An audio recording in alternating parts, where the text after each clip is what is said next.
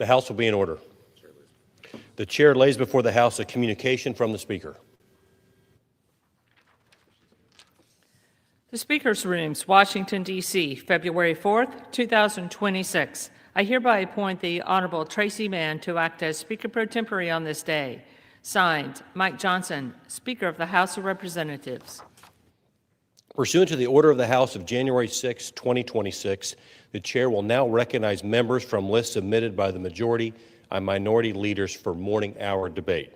The chair will alternate recognition between the parties with time equally allocated between the parties and each member other than the majority and minority leaders and the minority whip limited to 5 minutes, but in no event shall debate continue beyond 11:50 a.m. The chair recognizes the gentleman from New York, Mr. Kennedy, for 5 minutes. The gentleman from, Thank you, Mr. Speaker. Mr. Speaker, I rise today to condemn Islamophobia in the United States, an alarming and dangerous trend that goes against the most basic values of our country. Hatred and religious discrimination don't make us safer, stronger, or more united. They do just the opposite. When fear and division are used by people in power, families in our communities are the ones who pay the price. When national leaders single out and demonize an entire faith or culture, it tells people that intolerance is acceptable, that cruelty is strength. Too often, the loudest voices of hate hear that signal clearly. And across our country, Muslim Americans are feeling that impact. Mosques have been threatened, families have been profiled, children have been made to feel like they don't belong in the only country they've ever known. It's wrong, it's unjust, and it's profoundly un-American. As members of Congress, we have a responsibility to stand up for fairness, freedom, and basic decency, because Islamophobia has real consequences. Families are afraid to report crimes, workers lose opportunities, students feel isolated, and American citizens are treated differently because of how they pray, how they dress, or where their parents were born. In Western New York, from Buffalo to Niagara Falls to the city of Lackawanna and everywhere in between, we know what it means to face discrimination, hate, and division, and we know the power of standing together united. My district is home to one of the largest Arab American communities in the country.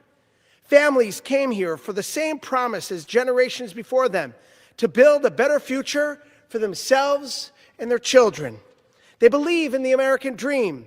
Neighbors in the city of Lackawanna came together in an act of love for the community and created Access of Western New York. Access helps families in crisis, supports young people, and gives immigrants and non-immigrants alike the tools they need to get on their feet. They bring people together instead of pushing them apart. That's what America looks like at its best. At a time when division feels constant, Western New York shows there's another way forward, one rooted in respect, compassion, and shared humanity. We all have a choice. We can allow hate to grow, or we can stand up and say it has no place here. I choose to stand against Islamophobia, and I urge my colleagues and all Americans to do the same. I yield back. The chair recognizes the gentleman from Texas, Mr. Luttrell, for 5 minutes. Mr. Speaker, I rise today to recognize and honor an extraordinary public servant, a trusted leader and dear friend, my Chief of Staff, Ms. Christina Lee, who is actually retiring after a distinguished career in public service. And in this chamber, we often speak about policy, votes, and headlines, but behind every office, behind every member, there are people whose work rarely show up in congressional record. People who make the institution function, who keep the mission on course, and who serve quietly with excellence every single day. For years, she has been the steady hand guiding our office. She brought clarity when things were complicated, calm when things were chaotic, and purpose when the days were long. She understood that public service isn't about credit, it's about responsibility. And she carried that responsibility with integrity, discipline, and grace. As Chief of Staff, she did far more than manage schedules and operations. She shaped culture. She built a team that worked hard, treated people with respect, and never lost sight of why we're here, to serve the American people, and especially the veterans and families who depend on us. She has an uncommon ability to see both the big picture and the smallest details. She could navigate complex legislative strategy while never forgetting the constituent on the other end of the phone who just needed help. That balance, the human side of governance, paired with professional excellence, is rare, and that's what made her indispensable. In moments of pressure, she was unflappable. In moments of disagreement, she brought thoughtfulness, and in moments of decision, she was always guided by principle. I have relied on her judgment more times than I can count, and when I needed honest counsel, she gave it, and when it wasn't easy, when the offices needed leadership, she stepped forward without hesitation, and when the mission demanded long hours and personal sacrifice, she never asked for recognition. She simply got the job done. That kind of leadership doesn't happen by accident. It comes with character, from experience, and from a deep belief in service before self.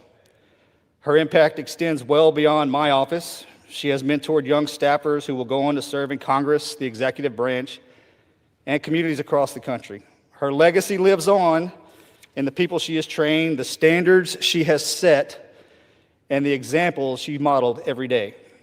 Public service is often described as thankless, and too often the people who give the most receive the least public recognition, and today we correct that.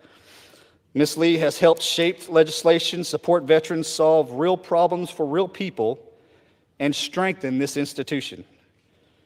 She has done so with professionalism, humility, and unwavering commitment.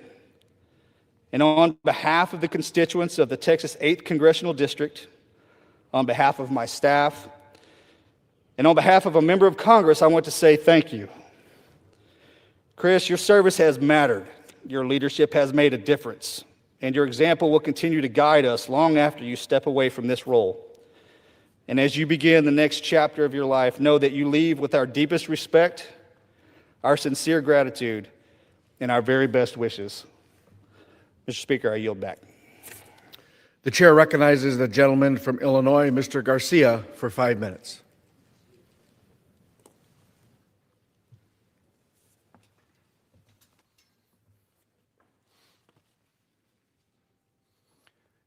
Mr. Speaker, I rise today to honor the life of Rick Garcia, a giant in the fight for equality in Illinois. I met Rick in the 1980s when being out, visible, and unapologetic came with real risk. We used to call each other primo, or cousin, because we shared the same last name. Rick believed that change didn't happen by accident and worked across political, religious, and community lines to build unlikely coalitions. He helped pass Illinois' landmark ban on discrimination based on sexual orientation.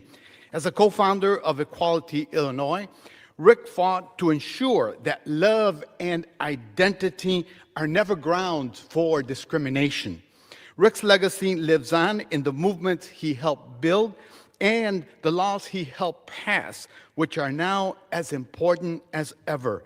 May we honor his legacy in action. Rest in power, Rick. I yield back. Mr. Speaker, the price of groceries keeps going up. And starting this week, 4 million people per month will be pushed off their food stamps. In Illinois alone, 360,000 people will lose those benefits, all due to cuts from the big, ugly bill. Americans are being forced to go hungry as the president can pay for his terror campaign in our cities. Children, people with disabilities, and veterans will lose their ability to put food on the table. Food pantries are already seeing longer lines for services. Local grocers warn that this will impact them too, as people will be unable to shop for food. SNAP benefits are not just a safety net, they also foster economic activity and community stability. The president has made his priorities clear by cutting food assistance for millions of Americans to fund his agenda while families are pushed closer to hunger. They can lie, tell us to ignore what we see and experience, but the American people will not forget. I yield back. Back. The chair now recognizes the gentleman from Texas, Mr. Arrington, for 5 minutes. First of all, Mr. Speaker, my Democrat colleagues, maybe not all of them, but what I just heard was a complete mischaracterization of the program integrity measures that Republicans put in the big, beautiful bill. And while the fraud, waste, and abuse is on display for all Americans, not only in Minnesota, but all across this country, we find it unacceptable. We believe that one of our first responsibilities here in the People's House is to steward the people's sacred treasure. And what we did was we put financial controls, anti-fraud measures, and again, program integrity reforms so that people who need these safety net programs can avail themselves, and they will not be drained anymore by people who are illegally in this country, ineligible, or who are able-bodied adults who just simply refuse to work. That's all. I mean, I think that's as we say, an 80-20 issue in this country. So no, people aren't starving and being thrown into the streets with no support who need it. We are protecting and preserving not only the tax dollar, but these important, critical safety net services for the American people who are eligible. And I'm grateful for that leadership from the president and from my Republican colleagues. And I can't imagine that most Democrats throughout this country actually support us protecting their tax dollars too. Now, Mr. Speaker, I rise today to honor a true West Texas giant and American hero, Mr. J.L. Stevens of Big Spring, USA, a World War II veteran who just turned 100 years old this past week. He is a living monument to the grit, courage, and quiet humility and service that define both West Texas and America's greatest generation. In 1943, at just 17 years old, Mr. Speaker, this gentleman enlisted in the United States Navy, serving as a gunner's mate aboard the USS Hamilton, where he directly engaged the enemy on D-Day while supporting the Allied invasion of Normandy. Despite suffering combat injuries in Europe, Mr. Stevens continued his service, which concluded in 1945 in the Pacific Theater, where he personally witnessed the signing of the Japanese Instrument of Surrender in Tokyo Harbor, bringing World War II to its official end. After the war, Mr. Stevens returned to his home in West Texas, where he worked as a carpenter, helping to build the firehouse there in Big Spring and the city's original VA hospital. Mr. Speaker, Mr. J.L. Stevens represents the very best of West Texas in his heroic service to our country and a lifetime of hard work, faith, and devotion to his family, to his community, and to this great country of ours. I ask my colleagues to join me in wishing him a happy 100th birthday and thanking him for a legacy of service that will long endure. Mr. Stevens, here's to many more. God bless you and God bless America. Gentleman yields back. The chair now recognizes a gentlewoman from Georgia, Ms. Macbeth, for 5 minutes.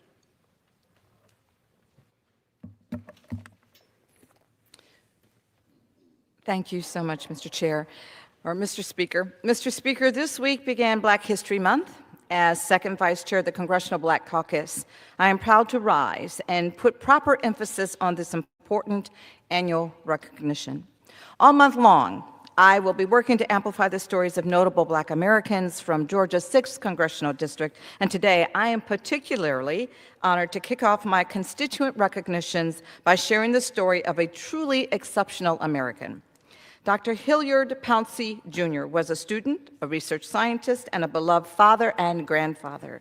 But perhaps most notably, he was one of the original Tuskegee Airmen during World War II. Dr. Pouncey's accomplishments in life seem almost too extraordinary to be true. Born in Pritchard, Alabama, Hilliard lived with his grandparents to support them for many years of his childhood, a glimpse of what life was like before the advent of Social Security. In segregated Alabama, he navigated the obstacles required to receive an education. Hilliard had to travel to a neighboring county in order to complete his high school education. This didn't faze Hilliard. He finished as the valedictorian of his class. After high school, he went to Tuskegee in search of work and the furtherance of his education. After seeing black cadets march on campus and watching them fly airplanes, Hilliard said he just knew he would become a Tuskegee Airman. He loved the look of their uniforms and the promise of what kind of doors could be unlocked as a Tuskegee Airman. Through advanced training, Bombardier School, and navigation training, Hilliard witnessed and experienced firsthand the obstacles and the challenges that men of color faced, even as some of the most highly skilled members of our nation's armed forces. Again, this did not faze him. He trained as a bombardier with the 477th Bombardment Group, and he was part of the remarkable history of the Tuskegee Airmen. Following his military service, Dr. Pouncey earned advanced degrees in chemistry, obtaining a PhD in organic chemistry. He enjoyed a long and distinguished career as a research scientist with Union Carbide, which took him all over the world. In retirement, Dr. Pouncey and his late wife, Ms. Maddie, retired to Austell, right in the heart of Georgia's 6th Congressional District. As a beloved resident at Presbyterian Village, he always took time to give back to his fellow residents and school children in our community. Dr. Pouncey passed away just before Christmas at the ripe age of 103. At his memorial service, I was struck by the stories that I heard of what a devoted public servant he remained long after he retired. Dr. Hilliard Pouncey truly represented the very, very best of us. Our nation has come a very long way since the days of Jim Crow, and I marvel at the progress of our American life seen through the eyes of a man, a truly original American citizen, the man of Hilliard Pouncey. And I yield. Gentlewoman yields back. The chair now recognizes the gentleman from Washington, Mr. Baumgartner, for 5 minutes. Thank you, Mr. Speaker. I rise today to recognize the 1984 Walla Walla High School girls basketball team and to celebrate their long overdue recognition of their state championship victory. The 1979 and 1984 Walla Walla High School girls teams remain the only state basketball champions in WaHi history. Yet for more than 4 decades, the 1984 champion team had no victory cup to mark their achievement. What began as a casual conversation last spring has turned into a long-awaited correction of that injustice. This Saturday, after 42 years, the 1984 team will finally be recognized with a ceremony and the presentation of a specifically made championship trophy. These remarkable women represent the best of our communities, perseverance, teamwork, and pride that will stand the test of time. And now, finally, they will have a victory cup to recognize their significant achievement. Mr. Speaker, I'd also like to give a shout out to the Walla Walla Union Bulletin for covering this story, a reminder that while we can sometimes be frustrated with the way media covers things politically, we always appreciate a local news source for these types of stories.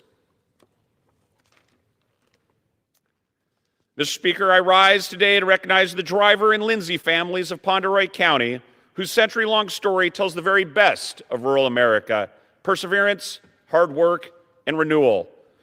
Their history stretches from a hand-built homestead in the 1920s through decades of loss and reclamation to today's 800-acre hay operation that continues to be an anchor in their community. This year marks 3 remarkable milestones: 100 years since the original home was built, 80 years since the farm was reclaimed, and 20 years since the current operation began. The Driver and Lindsay families embody stewardship and resilience. They have tilled the same soil for generations, adopting through challenge and change, and ensuring this family legacy. Pictured right to me, to the right of me today, is one of the fifth generation of the Drivers family, and we know that he has much to look forward to as he builds his community on this wonderful family farm.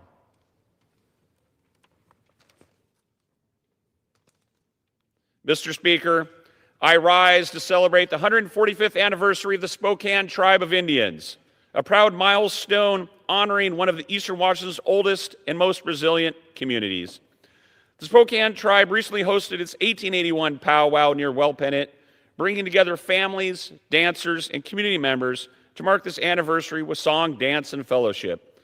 The day was filled with vibrant drumming, traditional ceremonies, and shared meals that reflected the enduring spirit of the tribe. As the American flag and the Spokane Tribe flag flew side by side, this celebration stood as a powerful symbol of unity, resilience, and the living heritage that continues to enrich the inland Northwest. Mr. Speaker, I am not a native tribal member myself, but growing up in Eastern Washington, I did have time to play basketball with the Nez Perce tribe of Indians in Lapway, close to my family home, and on several occasions was able to join and observe powwows. And if any of you in Congress or watching at home have not had the opportunity to attend a powwow, it truly is one of the best celebrations of our shared culture and history, and something that all Americans should attempt to do as we celebrate our 250th anniversary.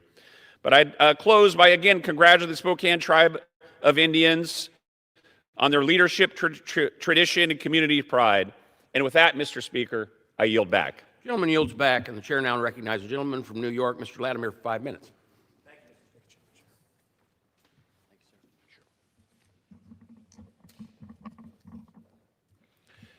Mr. Speaker, in the ever-changing landscape of community media, I am pleased to salute the 17th anniversary of the launch of Scarsdale 105.83, the online source for local news and information in the village of Scarsdale and in the neighborhoods of Hartsdale and Edgemont in the town of Greenburgh. Joanne Wallenstein, an advertising and marketing professional with a background in magazines and internet experience, is the driving force for this team that includes Wendy McMillan and Stacy Waldman. All three are committed Scarsdale volunteers for organizations like the local PTAs, the League of Women Voters, and numerous other community groups. This gives them the grassroots contact and the feel for what's happening every day that they report on regularly. And they report on what's happening by being there, in person, at event after event. The publication is truly local: high school sports stories, local meetings, recreational activities, neighborhood associations, and their activities. We recognize the hard work of Joanne and her colleagues, and from the floor of the House of Representatives, we salute this terrific effort to bring the whole of the community together. Mr. Speaker, I want to recognize the outstanding programs provided by the Village of Dobbs Ferry that benefit the senior citizens of that community. Under the able leadership of Abby Connett, in a new center designed for their use, the Dobbs Ferry Senior serves hundreds of seniors annually with a daily nutrition program at lunchtime, 5 days a week, and activities and programs to engage seniors of all ages. There are fitness classes daily, from Tai Chi and dance to chair yoga, and mental fitness programs, my favorite, sports trivia, and a variety of board games, Mahjong, Bridge, Rummy Cube, along with the classic senior staple, bingo. Abby and her talented crew host annual events such as an art show in May and the recent 20th annual Seniors Week in October with multiple activities. There are trips planned to shopping locales and tourist sites as well. From the floor of the House of Representatives, we salute the work of the Dobbs Ferry seniors, the active and energetic members who show that age is more than just a state of mind. Thank you, Mr. Speaker. Mr. Speaker, I rise today to recognize the outstanding work of the residents of the Bronx, who labor tirelessly on behalf of their neighborhood, active in Bronx Community Board number 10. Most of the area is represented by my colleague, Congresswoman Alexandria Ocasio-Cortez, places like Throgs Neck, Pelham Bay, Westchester Square, and the like. But Community Board 10 also includes the major complex of Co-op City in my 16th congressional district.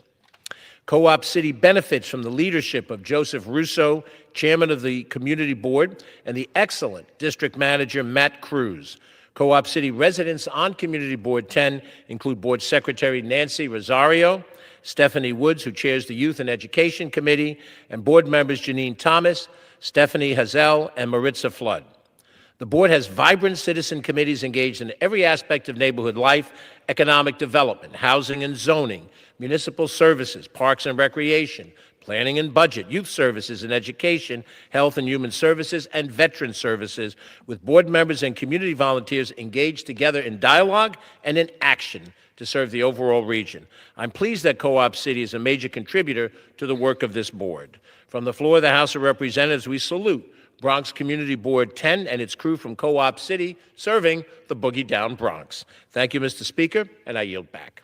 Gentleman yields back. For Chair now recognizes the gentleman from New York, Mr. Lawler, for 5 minutes. Thank you, Mr. Speaker. I rise today to recognize the extraordinary service and well-earned retirement of Cardinal Timothy Michael Dolan, whose leadership has profoundly shaped the Catholic faith in New York and across our nation. Since becoming Archbishop of New York in 2009, Cardinal Dolan has been a steadfast advocate for religious freedom, Catholic education, and the dignity of every person. He has led with both conviction and compassion and humor, reminding us that faith must always be lived out through service.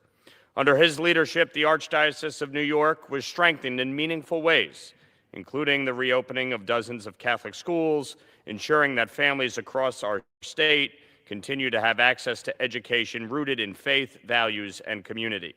Beyond New York, Cardinal Dolan has become a respected national voice for the Church, guiding conversations with clarity, humor, and grace, and bringing people together in moments of challenge and celebration alike. I am honored to call Cardinal Dolan a friend. While he will be deeply missed as the leader of the Archdiocese of New York, I wish him the very best in his retirement and have no doubt that his voice and his witness will continue to inspire for years to come. Mr. Speaker, I rise today to honor the life of Alfred Al Magnatta, who passed away just a week before what would have been his 101st birthday. At a young age, Al answered the call to serve his country during World War II, enlisting in the U.S. Air Force. Serving as a B-17 aerial gunner with the 8th Air Force was an experience that forever shaped his life. After returning home to New York, Al continued to serve his community by joining the Congress Fire Department, eventually serving as their fire chief, becoming the oldest fire chief in the department's history and its longest-serving member. Al continued to serve his community by providing leadership at the county level, helping guide emergency response efforts, mentoring future firefighters, and shaping fire service standards. Throughout his decades of service, he responded to countless emergencies and earned the respect of all who served alongside him. Al represented the very best of our community, and I extend my heartfelt condolences to his family, friends, and all who had the privilege of knowing him. His legacy will never be forgotten. May he rest in peace. Mr. Speaker, I rise today to recognize an extraordinary act of courage and public service by Ramapo Town Police Chief Daniel Dan Hyman, whose quick actions saved the life of a fellow neighbor. While off duty, Chief Hyman noticed smoke coming from a home, and after seeing a resident attempt to escape the fire, he immediately sprang into action. Without hesitation, he secured a ladder, climbed to the window the resident was attempting to escape from, and calmly coached the individual to safety. His quick thinking, bravery, and selfless action helped save a life from what would have been a tragedy. Chief Hyman joined the Ramapo Police Department in 1989 and has served his community with integrity, valor, and professionalism for more than 3 decades. His actions represent the very best of public service and our community. I commend Chief Hyman for leading by example and for reminding us what true heroism looks like in our communities. Mr. Speaker, I rise today to recognize the extraordinary career of Robbie Schlaff, a devoted public servant who has spent her career protecting women, children, and families across Westchester County. Since 2013, Robbie has served as director of the Westchester County Office for Women, overseeing critical programs that support victims of domestic and family violence. She also serves as executive director of the Westchester County Family Justice Center, where she helped build a coordinated, victim-centered model that has become a statewide example. Earlier in her career, Robbie practiced family law, representing children and survivors of domestic violence, and served as a mediator in family court. She has been instrumental in developing initiatives such as the Domestic Violence High Risk Team and the PACE Women's Justice Center, earning national recognition, including the End Violence Against Women International Game Changer Award. In addition, she worked alongside Pete Granis in the New York State Assembly and the Department of Environmental Protection. As Robbie retires from her role, I am proud to recognize her unwavering commitment to protecting our communities, and having worked with her and County Executive Astorino's administration, I am deeply grateful for her public service and her friendship, and I wish her all the best in her well-earned retirement. Mr. Speaker, I yield back. The gentleman yields back. The chair now recognizes the gentleman from California, Mr. Sonoris, for 5 minutes. Mr. Speaker, as every local business owner knows, every penny counts, especially during the holiday season. Elsa Dunez, owner of Paradise Gym in San Dimas, took this busy and valuable time to use their business to give back to the community by organizing a month-long fundraiser and toy drive to support the children and families of the City of Hope, one of the largest cancer research and treatment hospitals in the United States. Paradise Gym encouraged patrons and community members to donate new toys to children and their families, sharing the message that donating toys not only gives joy, but offers hope to those navigating cancer treatment and care for their loved ones. The support and community of Southern California is unlike any other, and I'm so proud to see our neighbors come together and give back. This is a true testament to the character of Paradise Gym and the power of community and service. Thank you to Elsa and the staff at Paradise Gym for your commitment to service. We are so grateful for you.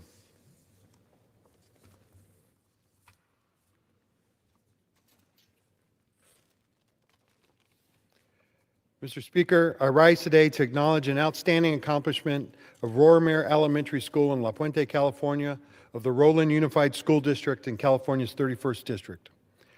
Roromere Elementary has been designated as a 2026 Seal of Excellence School by the California Association of Bilingual Education, one of only 4 schools in California awarded this designation, after undergoing an extensive review process. This award recognizes schools for their strong vision for biliteracy, multicultural competency, and educational equity. As a Spanish dual language immersion school, Roromere Elementary has demonstrated notable gains in academic achievement and bilingual proficiency among English learners using effective research-based instructional strategies. Roromere Elementary's success has been built through creation of a school-wide culture that embraces and celebrates developing students, bilingual language proficiency, and cultural awareness in grades TK through 6. The strong relationship built between Roromere's teachers, staff, and families has been central to the school's success. Congratulations to the team at Roromere Elementary for setting an amazing example for bilingual education.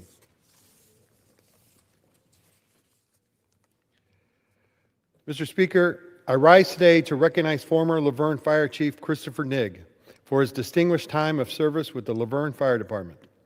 While in service at the department, he led significant operational and organizational advancements, strengthening emergency response, workforce readiness, and regional integration.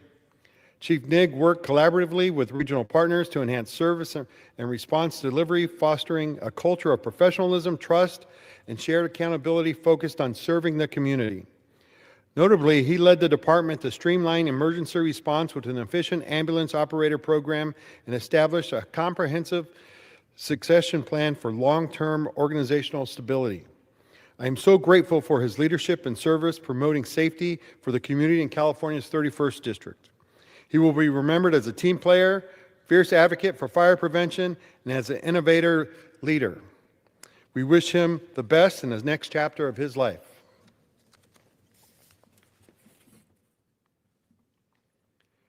Mr. Speaker, 2026 marks the 100th anniversary of the most famous road in the country, Route 66, and it travels right through the 31st Congressional District in California.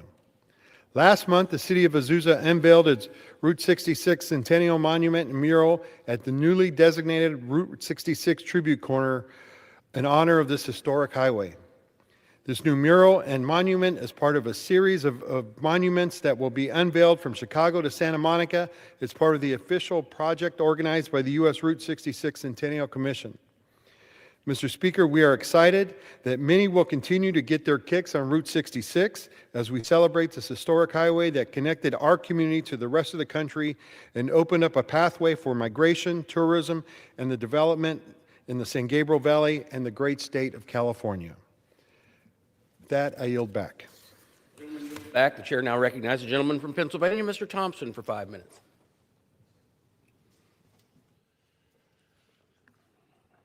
Thank you, Mr. Speaker. Mr. Speaker, I rise today to celebrate an organization that is near and dear to my heart, Scouting America. February 8th is National Scouting America Day, which recognizes the legacy of the organization and the young Americans who have gone from scouts to leaders in their communities. On May 17th, 1977, I became an Eagle Scout, myself as a member of Scout Troop 52 in Walker Township, Pennsylvania. Over the years, I've proudly held various leadership roles with Scout troops in Pennsylvania, including 2 separate stints as Scoutmaster for Troop 353 in Howard. During my time as Scoutmaster, I was honored to see many young men achieve the rank of Eagle Scout. Since the rank's inception, close to 3 million Scouts have earned Eagle Scout status. Scouting America, formerly known as the Boy Scouts of America, and actually it's still the name of the movement as chartered by Congress, was established in 1910 by William D. Boyce.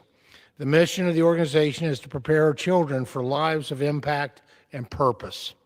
Since it was founded, more than 130 million young men and women have participated in Scouting America's programs. Mr. Speaker, at its core, Scouting encourages its members to leave our country and the world a little better than what they found it.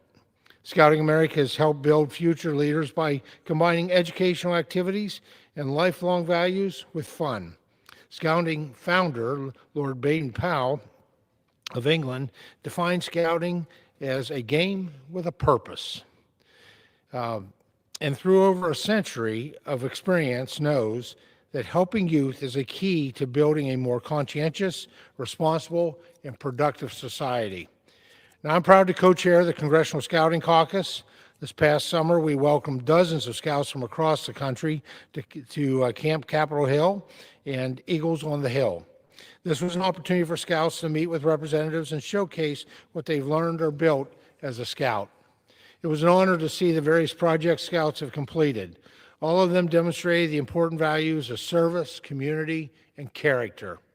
Scouting demands physicality, innovation, curiosity, and for participants to enjoy the outdoors. It gives Scouts the opportunity to try new recreational activities like mountain biking, kayaking, and camping. All these activities are owed to the beautiful landscapes across our nation, an experience that a Scout will never forget. Scouts explore their interests and improve their skills while working towards Scouting's highest rank, Eagle. By first imagining, planning, then doing their own service projects, Scouts learn the value of hard work and the experience, the thrill of seeing it pay off. Scouts are known as leaders within their communities. Approximately 15% of all military academy cadets and midshipmen across the United States service academies are Eagle Scouts. And I'm grateful for the longstanding partnership between Scouting America and the Department of War. I can think of no better recruitment tool for our military than the lessons learned through Scouting. Mr. Speaker, Scouting has touched the lives of so many, and I'm proud of the way it has shaped our youth. Happy 116th birthday, Scouting America. Thank you, Mr. Speaker, and I yield back the balance. Gentleman yields back. The chair now recognizes the gentlewoman from Maine, Ms. Pingree, for 5 minutes. Thank you, Mr. Speaker. Mr. Speaker, I rise today because of something deeply troubling that is happening to one of the most treasured cultural institutions in our country, the John F. Kennedy Center for the Performing Arts. And yes, it is the John F. Kennedy Center. Over the weekend, the president announced, on Truth Social, of course, that he intends to shut down the Kennedy Center for approximately 2 years for so-called renovations. Since then, he's talked about leaving the building's steel fully exposed, raising questions about whether this is a renovation at all or something far more drastic. Let's take a step back. The Kennedy Center is not a private real estate project. It's not a campaign prop. It's not a vanity playground for demolition. It is a national cultural institution created by Congress in 1958 and later dedicated to President John F. Kennedy after his death. It opened in 1971 as a living memorial to a man who believed the arts were essential to democracy itself. The name, the mission, the existence all come from statute, law. And no social media post, no board reshuffle, no personal declaration has the legal authority to change that. For more than 50 years, the Kennedy Center has been a place where Americans of every background could come together to experience excellence in music, theater, dance, and culture. It was built to foster national unity, artistic expression, and America's creative spirit, not to feed the ego of a single individual. Unfortunately, over the past year, we've watched the systematic takeover. Board members fired, loyalists installed, programming politicized, and artists walking away in droves. The consequences were immediate. Though Donald Trump's hand-picked leadership has been suspiciously tight-lipped about the center's finances, they reportedly oversaw an 82% decline in theater subscriptions, a 57% drop in ballet packages, and a $1.6 million loss in ticket sales in just a matter of months. The decline was not because the building suddenly became dangerous. It is because artists and audiences rejected what the Kennedy Center has been becoming. And now, rather than reverse course, the president's solution is to close it for 2 years? According to reporting this week, many board members, staff, performers, and even Trump-appointed officials were blindsided by this announcement. There is no plan presented, no consultation, no transparency. The New York Times reports that budget documents described needed maintenance, yes, but nothing that required shutting down the entire institution. In fact, the very official overseeing facilities said that just 2 months ago, there were no serious discussions about closing the center. So what changed? What changed is that the center could no longer sustain programming. Artists were pulling out. Performances were being canceled. Ticket sales were collapsing. With every bad story detailing what the center has become under President Trump's control, the more of a headache and source of embarrassment it became for the president. So now this renovation begins to look less like infrastructure work and more like a cover story for institutional failure. As the top Democrat of the Appropriations Subcommittee that oversees the Kennedy Center's funding, I can tell you this. We have repeatedly asked for financial information, for meetings, for transparency about what is happening inside the center. Our requests have been ignored. That should alarm every member of this body, because this is not just about a building. It is about whether Congress is going to allow a president to seize control of a congressionally created institution, run it into the ground, then unilaterally shut it down without oversight. Sadly, this is part of a much broader pattern. We have seen this administration's attacks on the National Endowment for the Arts, their attacks on the National Endowment for the Humanities, their interference in museums, including the Smithsonian, their political litmus test for cultural programming, and now the attempted transformation of the Kennedy Center into a monument to one man's personal brand.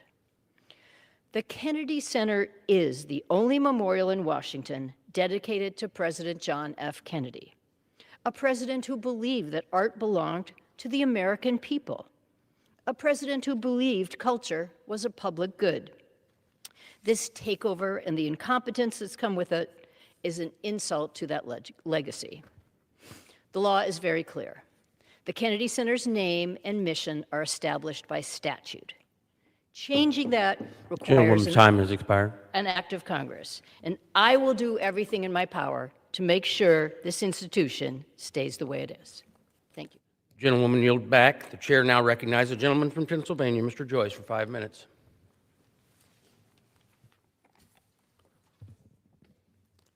Thank you, Mr. Speaker. I rise today to commend President Trump for taking decisive action to confront one of the most devastating public health challenges that currently face our nation, the disease of addiction. With the launch of the Great American Recovery Initiative, President Trump is elevating our national response by coordinating federal, state, and community resources. This action by President Trump will expand access to treatment, to prevention, to long-term recovery, and support millions of Americans and their families. This initiative recognizes what addiction truly is, a chronic, treatable condition.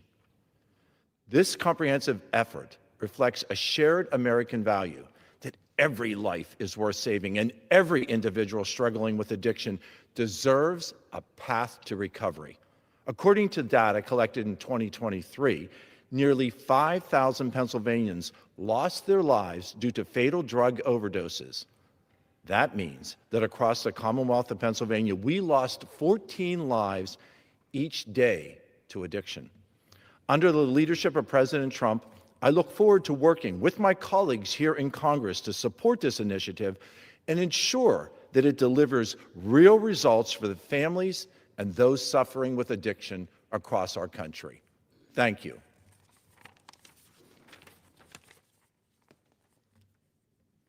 Mr. Speaker, I rise today to celebrate the 90th birthday of Sister Paula Del Grosso.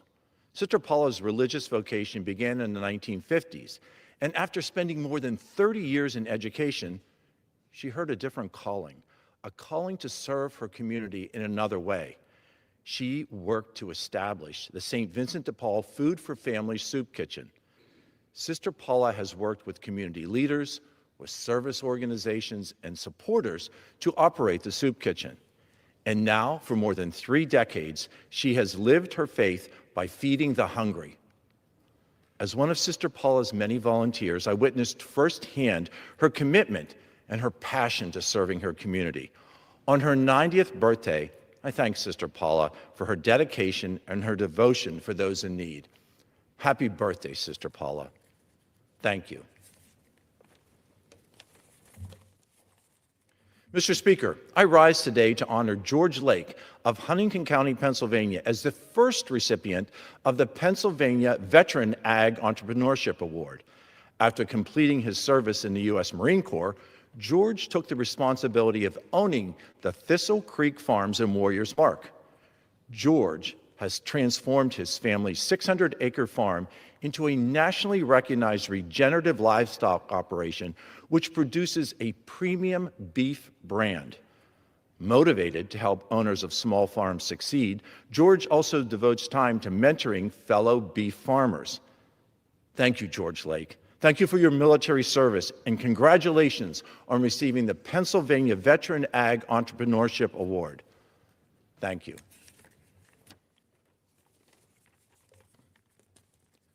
Mr. Speaker, I rise today to recognize the 75th anniversary of the de Gaulle Organization, which is headquartered in Altoona, Pennsylvania. The origins of the family-owned and operated enterprise date to 1950, when Bruno and Lena de Gaulle purchased a masonry plant in Cambria County. Today, the de Gaulle Organization includes 7D Wholesale, de Gaulle Carpet, 7D Window and Door, Hollidaysburg Rail Car Services, and the Scotch Valley Country Club. In addition to driving economic growth and facilitating job creation, the de Gaulle Organization has supported communities through the Bruno and Lena de Gaulle Family Foundation. The foundation's philanthropy has funded numerous capital improvement projects, education initiatives, and nonprofit programs. With a distinguished legacy of leadership, I congratulate the entire de Gaulle family on this milestone anniversary and offer best wishes for continued success. Thank you, Mr. Speaker, and I yield back. Gentleman yields back. The chair now recognizes the gentleman from Colorado, Mr. Neguse, for 5 minutes. Thank you, Mr. Speaker. I rise today to sound an alarm. To sound an alarm about something dangerous and dark and pernicious that is happening inside our government. And I recognize there are only a handful of my colleagues in the chamber to hear that alarm, a few folks in the gallery. but I pray that Americans writ large will hear it. George Orwell, in his famous book 1984, wrote of a time when the party told you to reject the evidence of your eyes and ears. It was their final, most essential command. His warning proved prescient because today, the Trump administration asks the American people to ignore what they see with their own eyes and what they hear with their own ears, which is the complete corruption of their government from the inside out. The Trump administration's pay-to-play schemes are literally ripping off hardworking American taxpayers as we speak. We see the evidence everywhere. A $10 billion payout that Donald Trump, the President of the United States of America, now demands from his own Treasury Department in a lawsuit that he filed against the IRS. And by the way, who does he demand pay him this $10 billion? The American taxpayer. Countless pay-to-play schemes, vanity projects that have consumed his administration, all paid by American taxpayers. They are stripping the pocketbooks of Americans to line their own. Last weekend, The New Yorker reported that the president and his family have raked in $4 billion in personal profits by leveraging the presidency. Think about that, $4 billion. And the most salient example of this, by the way, we just learned about in the last 7 days. An expose by the Wall Street Journal about a scheme that the Trump administration engaged in last year. The Trump family, according to these public reports, sold a 49% stake in their crypto company to a member of the Emirati royal family. They did so for nearly $500 million. We don't know every detail of this transaction. We do know that the Trump family received $187 million from that transaction, a payday, entangling the president's financial interests with a foreign country. And months later, we know that the Trump administration approved a crypto deal with the UAE that included transferring advanced U.S. technology and AI chips. Mr. Speaker, this is corruption, plain and simple. It is the prioritization of personal profit over the national security interests of our country, the country we all love so dearly. It is wrong. It is immoral. And my colleagues on the other side of the aisle say nothing. Worse, some of them defend this conduct, notwithstanding that they know it is unlawful, that it is violative of our Constitution. We have an emoluments clause, Mr. Speaker, for a reason. The Foreign Emoluments Clause was one of the few provisions to survive and be transferred from the Articles of Confederation to the Constitution in 1787. It was contemplated for precisely a scenario as this one.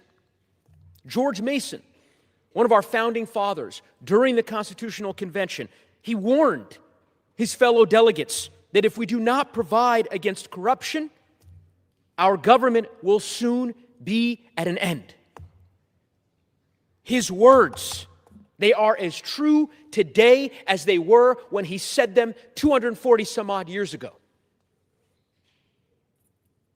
It is shameful, the lack of courage from my Republican colleagues. It is repugnant to the constitutional order that we all have been sworn to defend, to protect, to vindicate. So the question I have, Mr. Speaker, for my Republican colleagues, for every American of good faith is, when is enough enough? How many sweetheart Gentleman's deals time has will expired. Republicans refuse to Gentleman's condemn? time has expired. The corruption must end, Mr. Speaker. Expired. The corruption must end. Gentleman is no longer recognized. The chair reminds members not to refer to the persons in the gallery.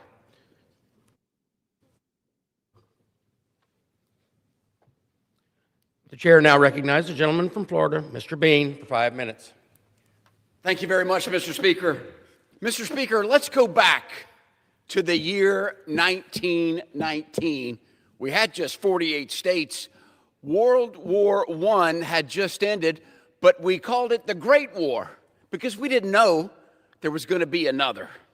Charlie Chaplin had just released a short silent film called Sunnyside. Before talking pictures would be all the rage, in this very chamber, the House voted to send the 19th Amendment, giving women the right to vote, to the states for ratification. Today, Mr. Speaker, I rise to celebrate the 106th birthday of someone born that year, an American hero named Hazel Wamble of Jacksonville, Florida, who is today one of our nation's oldest living veterans. Here she is, surrounded by friends and family. Born on Christmas Eve in 1919, Hazel would go on to serve her country with extraordinary courage in World War II. Hazel enlisted in the Navy Reserves and served as an operating room nurse at U.S. naval hospitals from Portsmouth to Newport and even overseas in Bermuda. In the darkest days of the war, she answered her country's call with the steady hands and a nurse's calm demeanor, holding the line not with a rifle, but with a life-saving skill and unwavering resolve. She earned the World War II Victory Ribbon and the American Theater Ribbon, continuing her service to our nation until her medical discharge in 1953. At 106 years young, Hazel is not a page in our history book. She's a living chapter of American courage. Her life reflects a generation shaped by sacrifice, strengthened by service, and sustained by quiet resolve. Mr. Speaker, we honor Hazel Wamble, not only for the years she has lived, but the example she has set. Today, we celebrate an American who continues to inspire us all more than a century after her journey began. Happy 106th birthday, Hazel. America is very proud of you.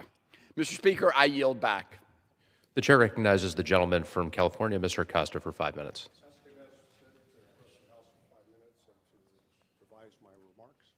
Without objection. Thank you very much, Mr. Speaker. I rise today to bring attention to a serious and I think growing public safety and public health concern that I think requires congressional action. That's the operation of illegal and unregulated biological laboratories that we see in communities throughout our country. I urge my colleagues to join me in supporting legislation that I've introduced that was responsible from the committee that made a series of recommendations, House Committee, preventing illegal laboratories and protecting public health and stopping health threats. Many of us became aware in the San Joaquin Valley about this issue when in 2023, an illegal biolab was discovered operating in my district in Reedley, California. Local officials uncovered a clandestine operation storing biological materials, laboratory equipment, and medical waste, and dangerous pathogens like malaria, like COVID, like HIV, and thousands of laboratory mice in unsafe conditions, all inside a warehouse located near residential areas. It was not a licensed facility. It was operating in the shadows without proper licensing or permits. And why?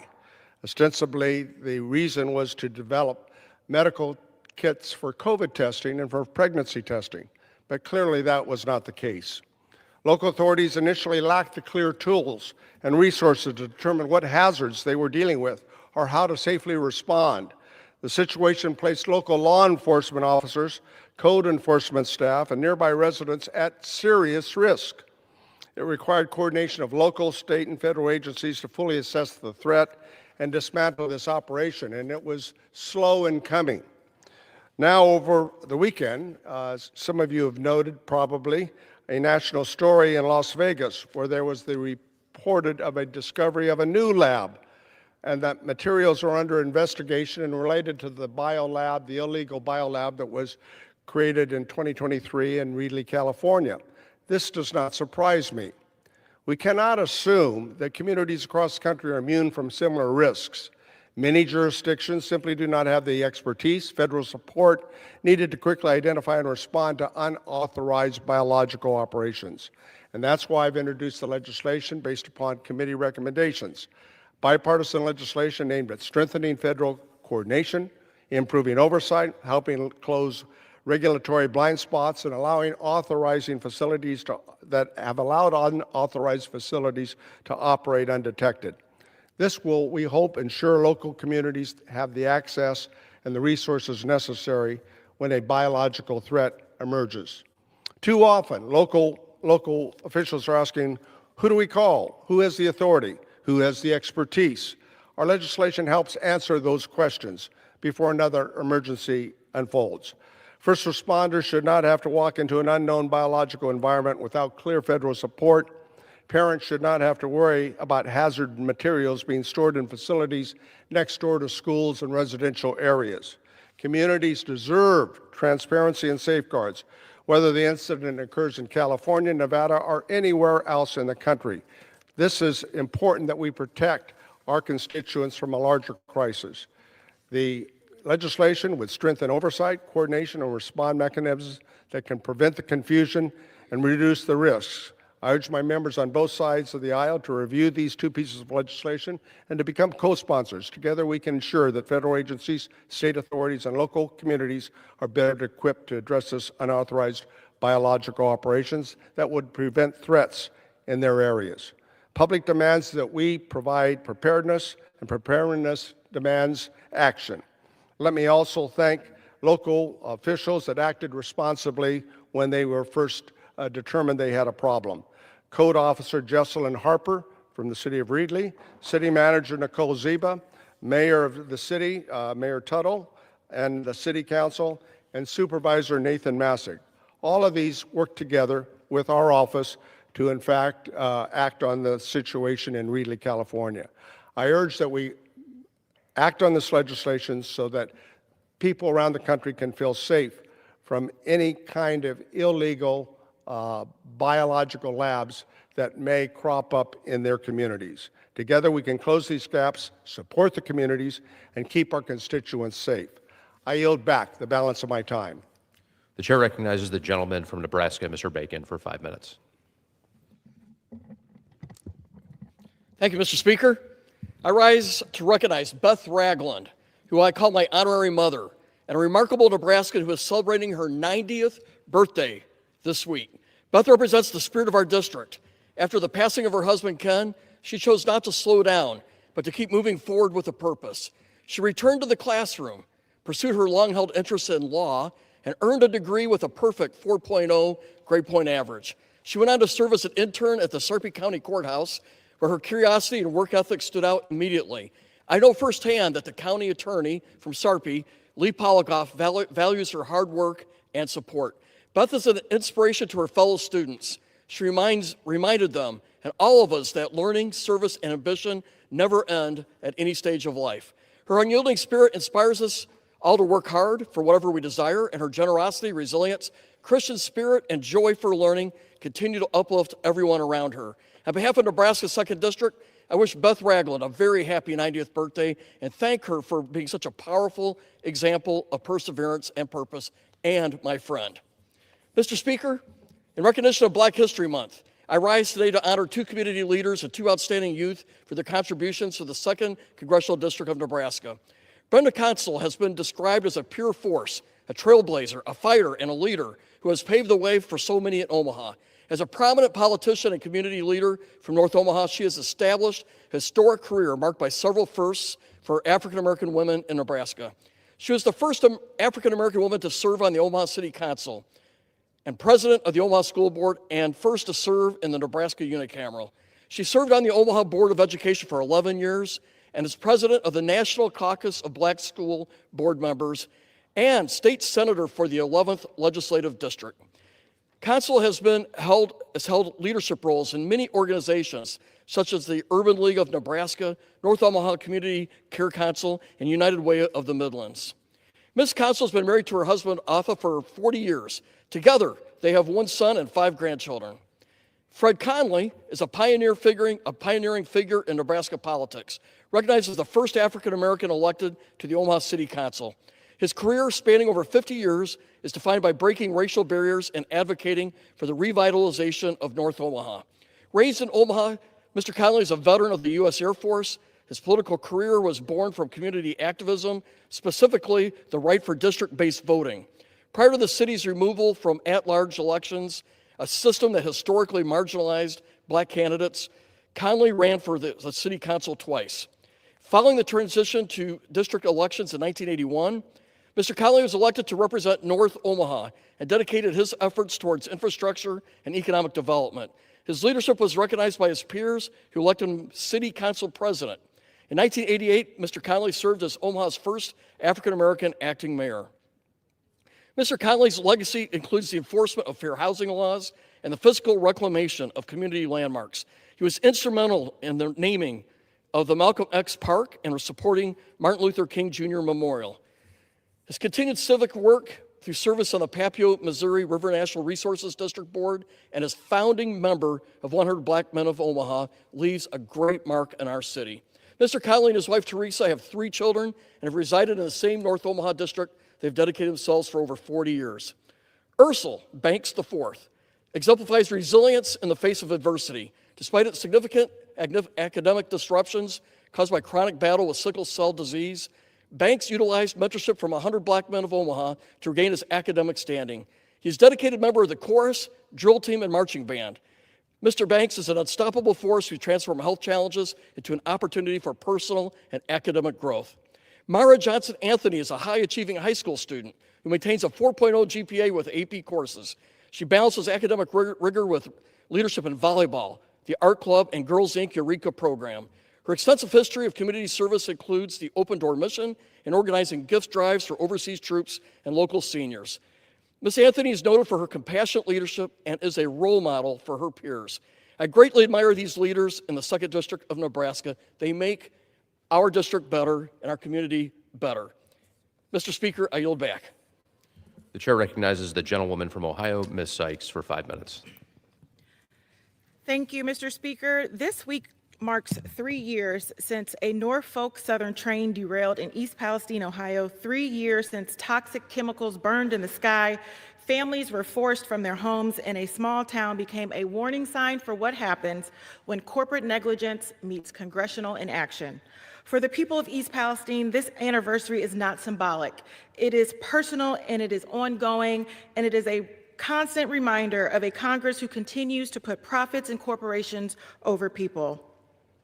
From the very beginning, I have shown up for this community.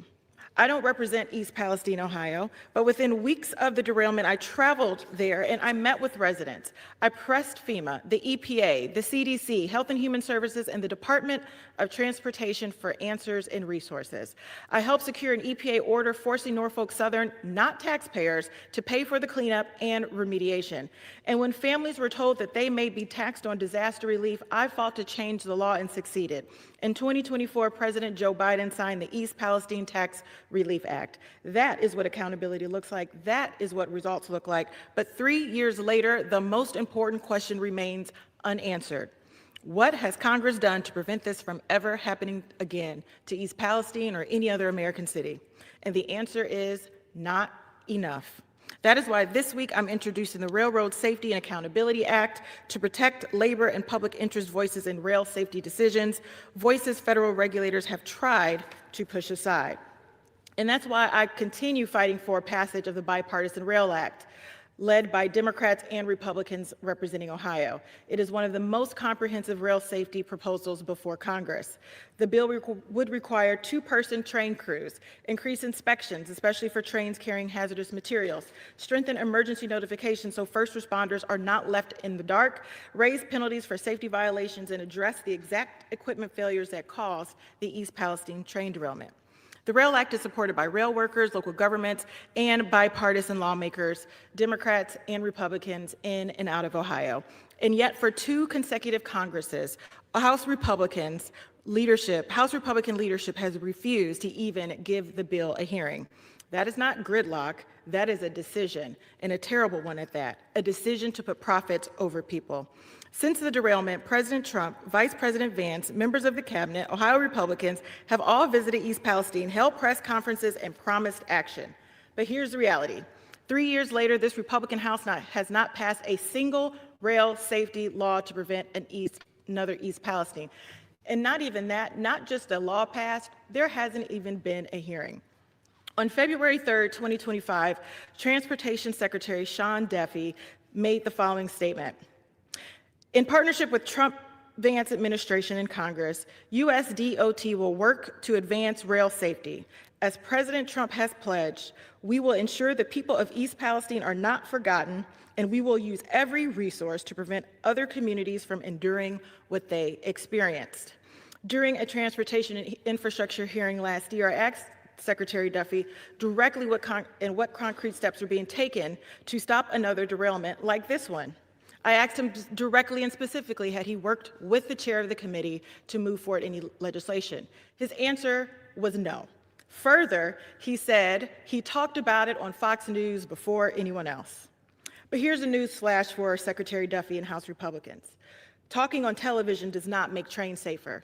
Talking on television does not make our community safer. Talking on television does not do what East Palestinian residents have access to do for over 3 years. Press conferences do not replace legislation, and communities cannot rebuild on empty words. Meanwhile, large corporations continue to resist stronger national safety rules and real accountability while pursuing massive corporate expansion and relying on congressional inaction to protect its bottom line. Monitoring the damage after a disaster matters, but monitoring alone is not prevention. Studying the aftermath is not the same as fixing the cause. And Mr. Speaker, the contrast is clear. I have legislated, I have shown up, I have questioned those in power and refused to let East Palestine be forgotten. Others have toured the site, issued statements, and moved on while blocking the very reforms that would keep another town from becoming another headline and a disaster. 3 years later, East Palestine has heard plenty of promises, many pledges, but Congress and the administration have not delivered the safety laws to stop the next disaster. East Palestine deserves action. America deserves action. We deserve accountability. We deserve a Congress that puts people over profits, and I will keep fighting until that happens. Thank you, Mr. Speaker. I yield back. The chair recognizes the gentleman from California, Mr. Kiley, for 5 minutes.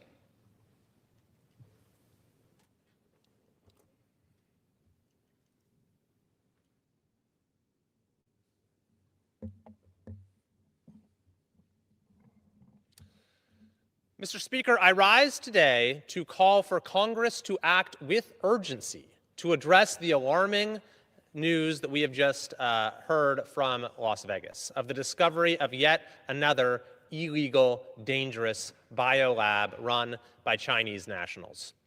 In 2023, when the secret lab in Reedley, California came to light, thanks to the tremendous efforts of local officials there, I gave several speeches on this floor calling attention to the danger this posed to all Americans. I noted that we don't know how many similar such labs might be out there. After I requested an investigation, the House Select Committee on the Chinese Communist Party reached a similar conclusion, that we don't know what other such labs might be out there. Well, unfortunately, it turned out to be true that we had reason for concern, because the lab that was just discovered in Las Vegas is run by the same individuals, but in the same sham LLC as the one that was uncovered in Reedley. What's more, officials described there materials and equipment that are consistent with the operation that was going on in Reedley. Commercial grade freezers and refrigerators, equipment for processing biological materials, thousands of vials, which are now under examination from the FBI. In Reedley, the pathogens that were discovered included E. coli, Ebola, malaria, HIV, tuberculosis, and we have every reason to believe that these same dangerous pathogens have been found in this latest Las Vegas lab. But the question still remains, Mr. Speaker, how many other such labs are out there? As my colleague from Fresno, Mr. Costa, just said on this floor, many local communities simply don't have the ability to uncover these things on their own. That's why we need a national framework. We need national resources. We need more national oversight, and that's precisely what my bill, co-authored together with Mr. Costa, a bipartisan bill, will do. So I'm calling today for an immediate markup of this legislation so we can get it passed through the House, signed into law, and protect our communities.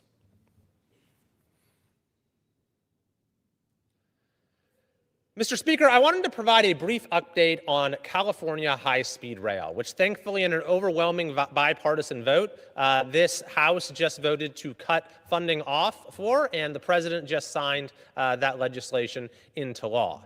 We are also now raising questions about what has happened to the $17 billion that has already been spent, and whether perhaps there might be fraud at issue, or at least waste or a lack of diligence in the use of taxpayer funds.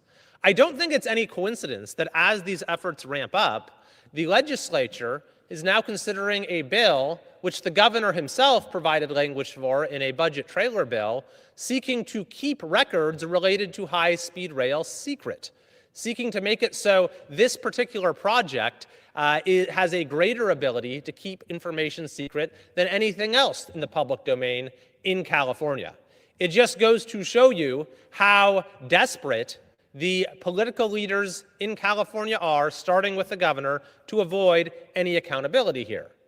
The governor, for his part, by the way, yesterday held a big ceremony with much hoopla about a supposed milestone for high-speed rail, which is to say the completion of a single railhead in Kern County. Now, I'll remind the governor that this is the year 2026. The high-speed rail project was supposed to be complete, having a full-fledged high-speed rail system from Los Angeles to San Francisco 6 years ago in 2020. And yet we're supposed to get excited about the completion of a single railhead in 2026? Mr. Speaker, after 17 years and $17 billion, there still has not been any track laid for this project.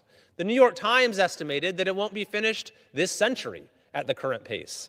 Even the rosiest, most optimistic projections of the authorities are that by 2045, almost 20 years from now, we might have a line that goes from Gilroy to Palmdale, which would mean that if you wanted to go from LA to San Francisco, you'd have to take one transit system 2 hours, get off that, get on the high-speed rail, then get off that in Gilroy and take another transit system 2 hours to get into San Francisco. A 6-hour trip with 3 transit systems in 2045 that you could do today in 1 hour on Southwest Airlines. Mr. Speaker, we have cut off federal funding for this boondoggle. It is time for the state to do the same and stop wasting the precious dollars of our hardworking taxpayers. I yield back.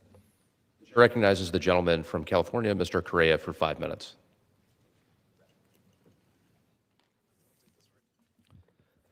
Thank you, Mr. Speaker. Mr. Speaker, I rise today to recognize the service of the Orange Fire Chief Sean Dimitropoulos, who is retiring from the city of Orange after 30 years of stellar service. Chief Dimitropoulos began his career in 1995 and worked his way up to be fire chief. In addition to serving our community, Chief Dimitropoulos also stepped up to serve our great country by serving on FEMA's Task 5 force that included a 20-day deployment to support Hurricane Katrina victims. Chief Dimitropoulos has always led by example by dedicating his life to keeping City of Orange safe. Sean, congratulations on your well-deserved retirement. And Sean, Thank you for your service.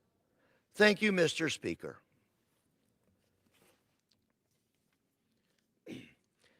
Mr. Speaker, I rise today to recognize the heroic actions of my neighbor, Otoniel Gomez. Mr. Gomez lives in Santa Ana with his family. On December 5th, tragedy struck. The Gomez family woke up to the smell of smoke. Otoniel jumped out of a second-story window to escape the fire. Then, without missing a beat, he grabbed ladders to help his wife, children climb to safety. Thanks to his bravery and quick thinking, the entire Gomez family, including their dog Laika, escaped without injury. That night, Mr. Gomez did show us what true bravery is all about. Otoniel, I pray that your family continues to recover from the loss of your home. Thank you, Mr. Speaker. Mr. Speaker, I rise today to honor the legacy of Doris Ann Hirota Derleth. Doris was a Santa Ana resident, the youngest of 7, and she was born at the beginning of the Great Depression in Rochester, New York in 1932. She went on to attend nursing school in Chicago, where she met her husband, Tomio, where they both began their life of service to others. In 1965, Doris and Tomio bought their home in Santa Ana, California, where they raised 8 children, countless grand and grandchildren. And it was in this same house on January 14th that Doris passed away at the age of 93. Doris was surrounded by her family, sending her back to heaven, where they all know she came. Doris, your legacy memory will live on with your family. Thank you, Mr. Speaker.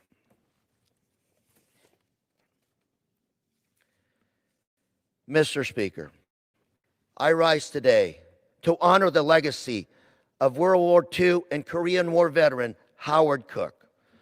During World War II, Howard served in the Army's elite 10th Mountain Division, America's only mountain and winter warfare fighting unit. This unit, the 10th Mountain Elite, was formed to defeat the Nazis who were entrenched high up in the snowy mountains of Italy. This unit, they were skiers, champions, mountain climbers, European mountaineers. And after intensive training atop the Colorado Rockies, they climbed Italy's Riva Ridge and defeated the Nazi troops in a surprise attack, but not without paying a heavy price. Nearly 1,000 soldiers from the 10th Mountain Division were killed, and some 4,000 were wounded. After 4 months of fighting the Germans, they were successful, and the Germans surrendered. Howard lived to be 101 years old, making his final journey to heaven just last month. And I say to you, Howard, my very good friend, your memory will live on, and your heroism will continue to inspire all of us. Thank you, Mr. Speaker, and I yield.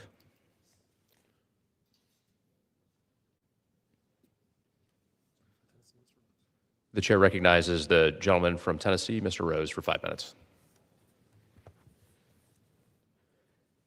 Mr. Speaker, yesterday, President Trump signed a funding bill into law that did more than just end a partial government shutdown. It corrected a serious wrong. Buried deep inside the funding bill that the Senate passed and sent to us last November was a hidden provision that never should have seen the light of day. It was quietly inserted without transparency, without debate, and without notice to House leadership. It allowed a handful of United States senators to sue taxpayers for the rogue actions of the last administration.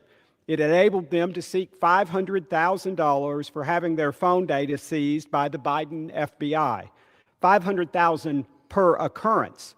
This could have resulted in millions of tax dollars lining the pockets of a select group of United States senators. No doubt they were the architects of this provision.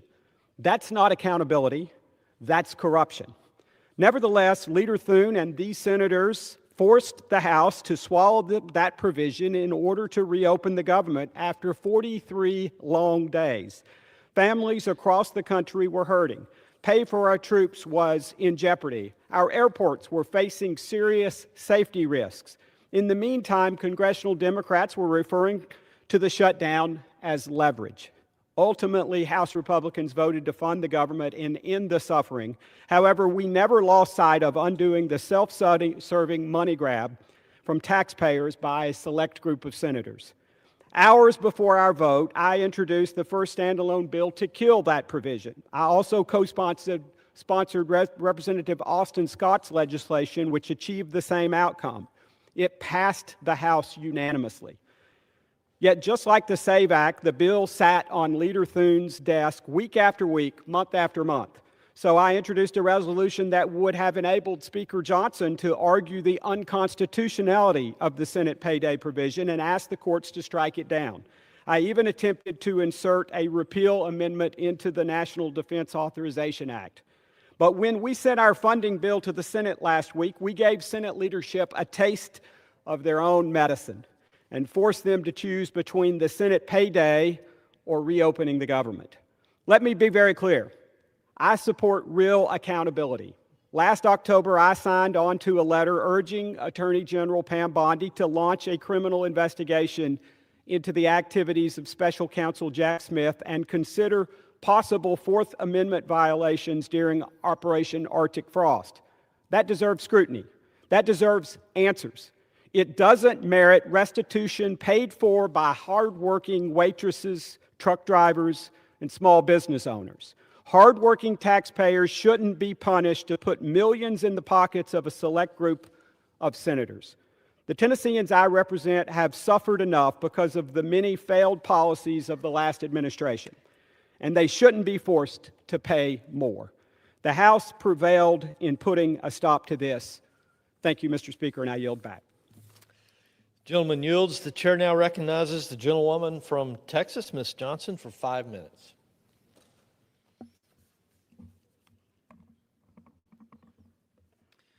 Thank you, Mr. Speaker. Today I rise to introduce the Qualified Immunity Accountability Act because no one is above the law or the Constitution.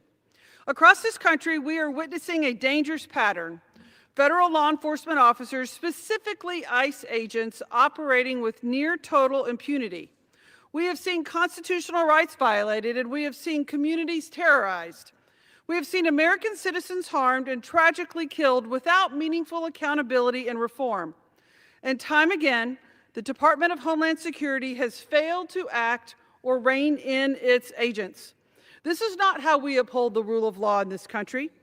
Qualified immunity protects government officials, including police officers, from being held liable in civil lawsuits. Qualified immunity was meant to be a good faith protection to protect good faith officers from frivolous lawsuits. But that is not how it functions today. In practice, qualified immunity has become a get-out-of-jail-free card, a legal shield that blocks accountability even when an officer violates someone's constitutional rights or uses excessive force when none was needed. And I know this because as an attorney, I have tried these exact cases in court. My bill changes that. The Qualified Immunity Accountability Act lowers the standard for prosecution so federal law enforcement can be held accountable when they violate an individual's civil rights. It makes clear that no federal agent, ICE included, is above the Constitution, and when rights are violated, there will be real consequences. This bill simply reaffirms what is in the Constitution. It protects law enforcement who act in good faith, while ensuring that those who abuse their power cannot hide behind a doctrine that was never intended to excuse misconduct. Accountability strengthens public safety. It builds trust between communities and police. Proper accountability does not weaken this. There are so many brave law enforcement officers who do their jobs, serve their communities with honor and distinction. But unfortunately, we have had some bad apples who are spoiling the bunch, and in doing so are actually making it unsafe for law enforcement to do their jobs. Across the country, ICE agents have conducted raids without warrants, detained U.S. citizens, used excessive force, and torn families apart, often with little oversight and no consequences. Communities are left traumatized, afraid to report crimes, afraid to seek medical care, and afraid to leave their homes to live their daily lives. This is not public safety. This is government-sanctioned fear. When an agency can violate the Constitution and face no accountability at all, that agency is not enforcing the law, it is undermining it. The Constitution guarantees due process. It guarantees equal protection. It guarantees freedom from unreasonable searches and seizures. Those rights are not optional, and they are not discretionary. They are not suggestions. They do not disappear because someone wears a badge.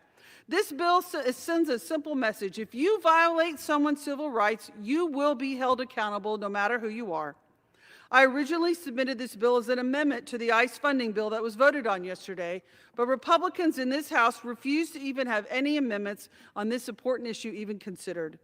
It is clear that they want to continue to give Kristi Noem and Donald Trump the green light to continue terrorizing our communities and have untrained ICE agents run rogue, killing American citizens. This is not how trust is rebuilt, and this is not how we restore faith in the rule of law. And that is not how we honor the oath that every public servant takes to support and defend the Constitution. Justice can never be conditional, and accountability can never be optional. I urge my colleagues to support the Qualified Immunity Accountability Act, pass the George Floyd Justice and Policing Act, and stand on the side of the Constitution, the rule of law, and the basic principle that justice must apply equally to everyone. Thank you, and I yield back. The chair recognizes the fine gentleman from Georgia, Mr. Carter, for 5 minutes.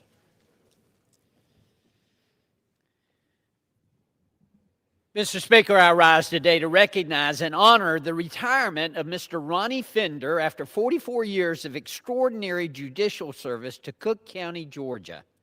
For more than 4 decades, Judge Fender has served with integrity, with patience, and an unwavering commitment to justice as a justice of the peace and as a magistrate judge. His courtroom has been a place not only of law, but of fairness and respect for all who appear before him. Beyond the bench, Judge Fender was an educator who shaped minds with the same care and wisdom he brought to the law. His influence extends far beyond written rulings. It lives on in the countless people he taught, mentored, and served. Though retiring from full-time service, Judge Fender will continue contributing as a senior magistrate judge on an as-needed basis and as a court bailiff. We are grateful for that continued dedication. Thank you, Mr. Speaker.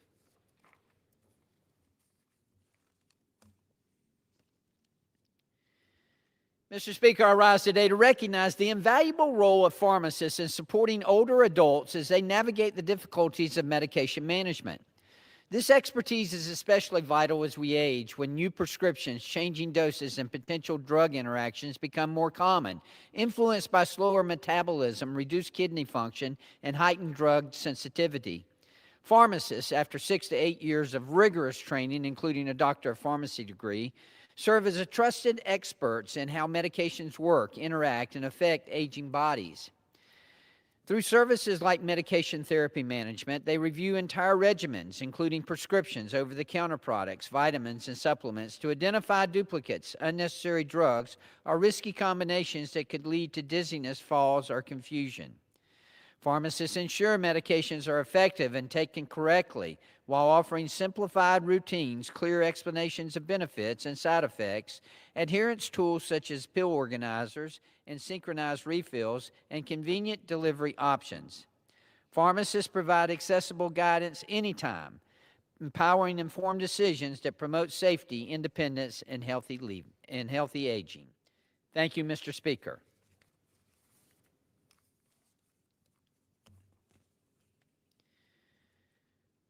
Mr. Speaker, I rise here today to recognize the monuments being dedicated to the ancient Scottish Rite Valley of Savannah, Georgia.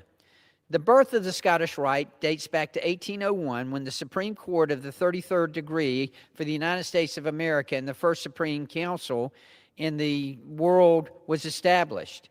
The Scottish Rite of Freemasonry seeks to better its members and strengthen their communities by teaching and promoting brotherly love, tolerance, and truth. The Rite embraces strong social, moral, and spiritual values that include compassion and dedication to God, family, and country. These monuments serve as symbols of all the values of Scottish Rite stands for.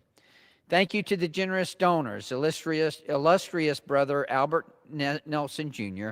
and Lady Nellie, Dr. and Sir Knight James Arnold and Lady Barbara, illustrious brother Charles White and Lady Nordine, and brother Morgan Durst and Lady Pam for their kind contributions. Thank you, Mr. Speaker.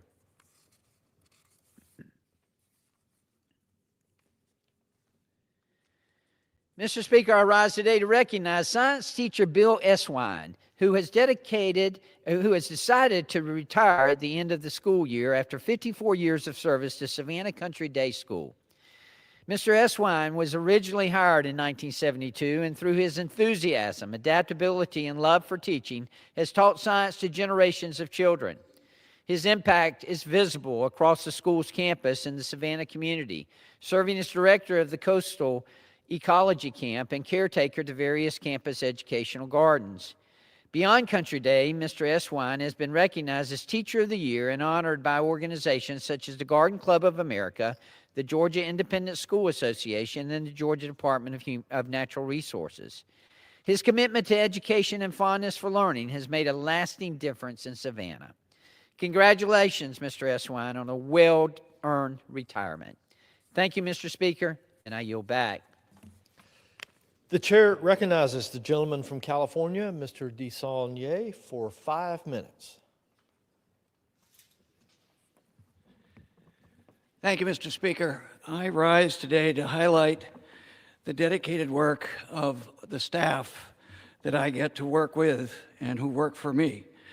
Mr. Speaker, I've served my community in the Bay Area as a city council member, a mayor, a county supervisor, a state assembly member, a state senator, and now as a member of the House of Representatives. In all of those years, one of the keys to our success and our engagement has been the dedicated public servants who have worked for me in all of those capacities. They are the people I want to talk about today. At community centers, healthcare clinics, schools, small businesses, town halls, and more, our staff and I encountered tens of thousands of Californians.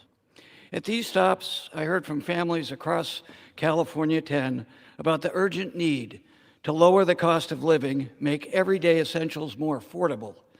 We heard from healthcare providers and patients about the looming harm of cuts from the big ugly bill to Medicaid, called Medi-Cal in California, and the Affordable Care Act. We heard from students and teachers about the growing need for federal support for education and specifically for special education. We heard from seniors worried about threats to their Social Security and Medicare. And overwhelmingly, we heard from constituents about the deep concerns of the actions of the current administration, both here in our communities, in our country, and abroad. Day in and day out, our team and I answered phones and read constituent emails and letters. Over the past year, we registered and responded to more than 170,000 constituent opinions in our district. When constituents call our offices here in Washington, in Walnut Creek, California, and Antioch, California, they speak to real people. We answer the phone. Sometimes that person is even me, which has led to some interesting conversations. Every single constituent receives a written response quickly. One of the statistics I am most proud of this year is that we hosted 23 town halls. Under the lawlessness and the chaos of the current administration, town halls and community meetings are more crucial than ever. Since coming to Congress, I have hosted almost 300 community town halls. And in 2025, we hosted more town halls than in any prior year and connected with thousands of constituents across our community at these events. Outside of town halls, our team is still crisscrossing our district. They attended more than 370 community events in 2025 alone. Sometimes the only people who ever interconnect with congressional congressional members' offices is because they need help desperately with a federal agency. We're the last people they call desperately for help. Thanks to our casework team's compassion and persistence, we helped nearly 1,500 constituents in 2025, assisting with everything from immigration to Social Security. Here in Washington, D.C., our legislative team was also hard at work. Last year, I authored 11 pieces of legislation and sponsored more than 200 bills. We used all of the tools at our disposal to hold the administration accountable in sending a voice for our constituents from 3,000 miles away here to this chamber, sending dozens of oversight inquiries, joining amicus briefs, and more to protect our constituents. Mr. Speaker, Tip O'Neill famously once said, "All politics is local." I want to thank my staff for living that admonition from Speaker O'Neill. Altogether, I hope this work helps people back home see that this House, that Congress, even in the minority with this administration, can work hard for you. We look forward to continuing to serve you this coming year. Thank you, Mr. Speaker, and I yield back. The chair recognizes the gentlewoman from Maryland, Ms. McLean Delaney, for 5 minutes. Mr. Speaker, I rise today as tensions across this country and in this very chamber have reached a boiling point. Yesterday, many of us, freshman members like myself, and those members with decades in this chamber, faced one of the hardest votes any of us will ever take. We were forced to decide on a bill that bundled funding for ICE and DHS with the remainder of our government appropriations. This is because we all know, Republicans and Democrats alike, that this administration is using ICE as a taxpayer-funded paramilitary force that's holding itself above the law with no transparency, accountability, or guardrails. And we see the carnage every day and the consequences everywhere. Federal immigration agents are terrorizing our communities, including last month in Minnesota, where two 37-year-olds, both Renee Good and Alex Preddy, were killed in separate shootings during the 9-week siege and occupation of Minnesota. Now, 2 weeks ago, I traveled with 27 other House members to Minnesota to hear at a field hearing firsthand the accounts from the victims and the advocates about ICE's abuses. And I was jarred, and I'm still troubled by their testimonies, including vans set up to stop all passerbyers for their papers, the dragging of a pregnant woman through the streets, the seizure of an elderly grandmother with asylum pulled from her car and leaving two grandchildren in a running car in ice-cold temperatures in the back seat, the shackling and detention of observers who merely honked horn or blew whistles or took pictures, and detention holding pens of up to 50 people without adequate food, water, or bathroom breaks. Now, I stand with Minnesota because what's happening in Minnesota has cruel consequences everywhere, including in my home state of Maryland.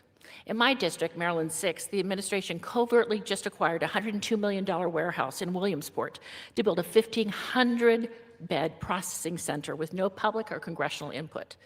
ICE Acting Director Todd Lyons likens these warehouses in Williamsport and nationwide to Amazon Prime, but for living human beings. Let me be clear. People are not packages. Let me say it again. People are not packages. I stand with Governor Moore and Maryland's Democratic delegation to fight these plans, and I laud community leaders and those across the U.S. who are mobilizing to block these warehouses and other detention centers, which are really private prisons. A viral video surfaced such ungodly conditions within ICE's Baltimore field office, a facility where my 6th District constituents and other Marylanders are being detained. For over 2 months, I sought to gain access to this facility to conduct a congressional oversight tour to see my constituents.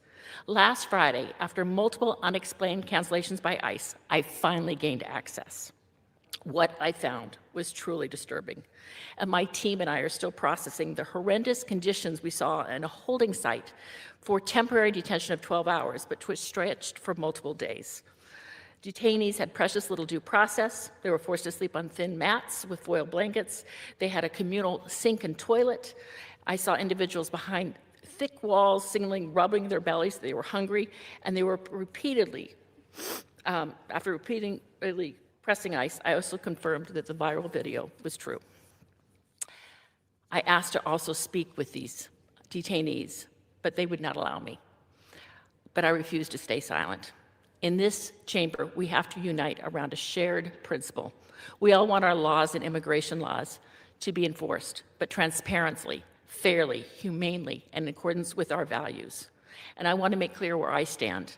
I did not and will not vote on any bill that funds ICE until the American people and Congress have clear answers and meaningful change. What we need is transparency and accountability, starting with the impeachment of Homeland Security Kristi Noem. Time and again, she has proved her incompetency. And I'm also joining with my colleagues to co-sponsor legislation including banning ICE agents from wearing masks, requiring body cams on law enforcement agencies, and not deporting American citizens, as well as respecting constitutional laws and due process. These are common sense measures we should and must support. In closing, this is not about values, but who we are as a country. On my exit from the ICE Baltimore facility, the career DHS employee said, "This is not who I am, but what I do." I retorted, "What we do is who we are." Our country deserves transparency, humanity, and a respect for our constitutional laws and individual rights. And I hope my Republican colleagues have the courage to stand up. Enough is enough. I yield back. The chair recognizes the gentleman from South Carolina, Mr. Wilson, for 2 minutes. Thank you, Mr. Speaker. As the April tax deadline approaches, I'm grateful that millions of Americans will keep larger tax cuts, thanks to President Donald Trump signing the Working Families Tax Cut Act into law. There will be, based on the great law, that big, beautiful bill, average tax refunds are projected to rise $1,000 this year in tax savings, with families keeping their own money. These savings come from no tax on tips, no tax on overtime, no tax on Social Security for most recipients, and a deduction for Made in America auto loan interest. With the leadership of President Donald Trump, with the leadership of Speaker Mike Johnson and Senate Majority Leader John Thune, Republicans allow families, workers, and seniors to keep their own earnings. In conclusion, God bless our troops as the global war on terrorism continues. Trump is reinstituting peace through strength, revealing war criminal Putin lies, insulting Trump and mocking Trump, as this is Ukraine Week across America, around the world, supporting Ukrainian patriots successfully succeeding as they keep and defend a sovereign Ukraine, defeating war criminal Putin from resurrecting the failed Soviet Union, as we also support the adoption and promotion of fair and free elections in the Republic of Georgia, and we rejoice for the people of Syria that the Assad dictatorship has been removed, and we thank President Donald Trump for his leadership to remove the dictatorship in Venezuela of Maduro. The people of Venezuela now have an opportunity for freedom and liberty. The people of Syria, because of Donald Trump, give Syria a chance. It's an exciting time in world history as we have a president who stands up for freedom and democracy, for peace through strength. I yield back. Pursuant to Clause 12A of Rule 1, the chair declares the House is in recess until noon today.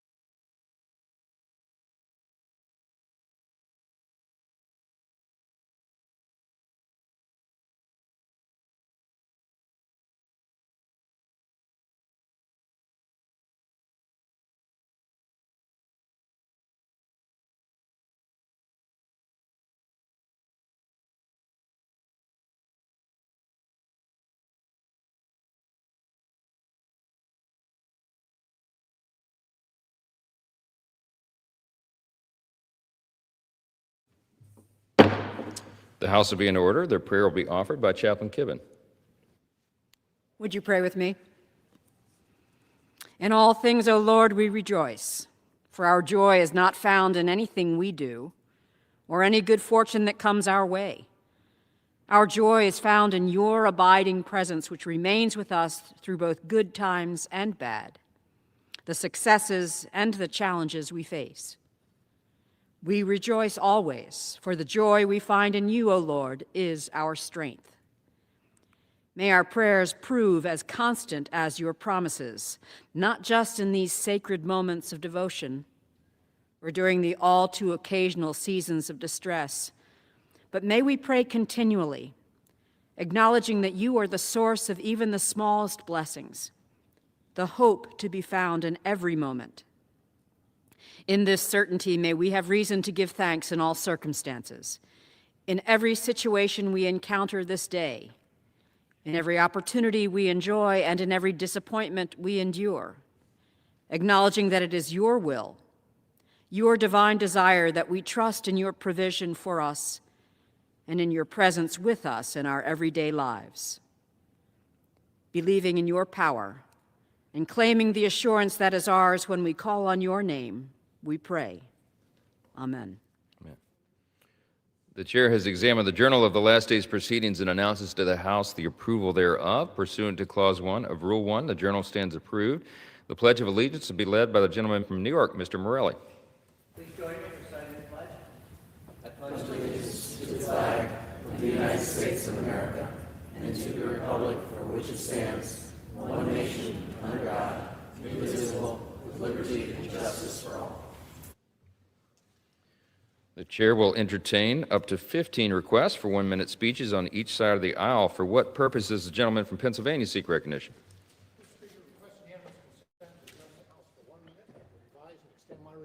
Without objection, the gentleman is recognized for 1 minute. Thank you, Mr. Speaker. I rise today to recognize the American Heart Month, observed every February, to raise awareness about cardiovascular health.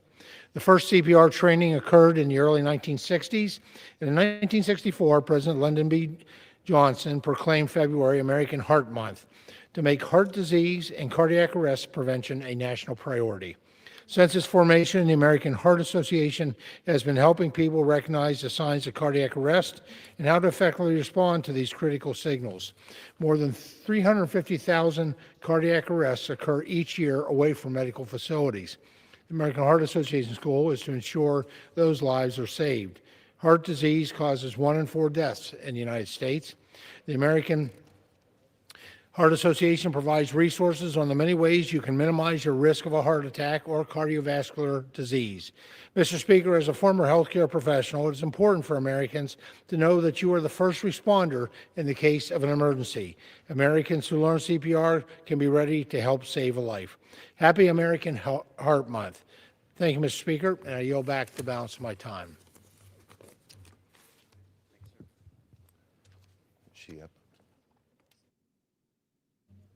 What purpose does the gentlewoman from Pennsylvania seek recognition? Without objection, the gentlewoman is recognized for 1 minute.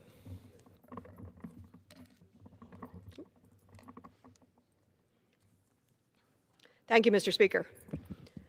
Congress shall make no law respecting an establishment of religion or prohibiting the free exercise thereof or abiding the freedom of speech or the press or the right of the people to peaceably assemble. I read these words today, the very first of the articles of our Bill of Rights, the First Amendment, because 250 years later, our president does not seem to recognize them. We were born from assembly. We live by free speech and a free press. These are the core tenets of our United States. Yet the president floods American cities with lawless, thuggish ICE agents. Their grotesque operations have killed 2 Americans in Minneapolis. It's hard to articulate the sheer brutality, the bone-chilling horror of Renee Good and Alex Preddy's murders, citizens shot dead exercising their First Amendment rights. 2 journalists have been arrested. Children have been taken from their homes. U.S. citizens have been unjustly detained. At this point, more than 35 people have died in ICE custody, 15 have been shot. If we allow this to continue, what does that say about our nation? Thank you. I yield back. For what purpose does the gentleman from Wisconsin stand? Without objection, the gentleman is recognized for 1 minute.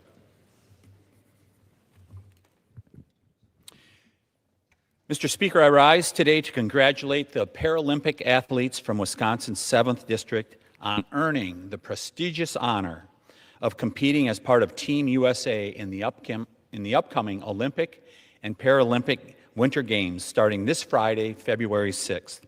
Liam Cunningham of River Falls competing in sled hockey, Dan Rose in Toma, Matt Toombs of Ogama both competing in wheelchair curling. They overcame tremendous obstacles and hardships to earn their position with Team USA. They are role models to young athletes everywhere, proving that with resilience and determination, you can achieve any goal you set your mind to. Keep up the hard work and good luck. Make Wisconsin proud.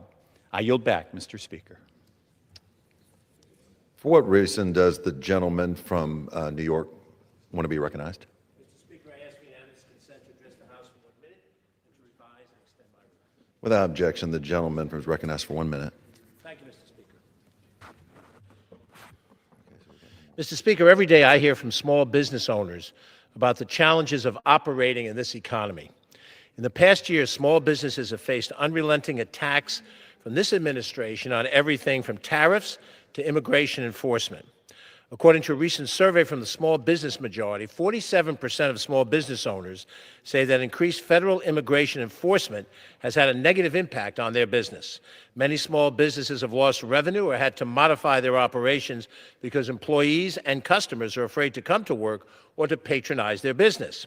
When masked ICE agents in full tactical gear inflict violence against American citizens and then show up at businesses without identifying themselves, small businesses pay the price. Most business owners support common sense immigration reform to modernize the legal immigration system to make it easier for qualified workers to come into the U.S. legally. But in Minnesota, following the tragic shootings, more than 60 Minneapolis-based business leaders called for cooperation to de-escalate tensions and achieve durable immigration reforms. It is important for this body to hold federal immigration officials accountable and ensure that small businesses do not bear the brunt of this immigration enforcement abuses. Thank you, Mr. Speaker, and I yield back. Without objection, the gentleman, without objection, for what purpose is the gentlewoman from Virgin Islands recognized? I seek recognition to address the House for 1 minute and to revise and extend my remarks. Without objection, the gentlewoman is recognized for 1 minute. Thank you, Mr. Speaker. This week, a federal judge paused the administration's plan to end temporary protective status for Haitians. While this ruling provides temporary relief, we must stay engaged. Now is not the time to end these protections.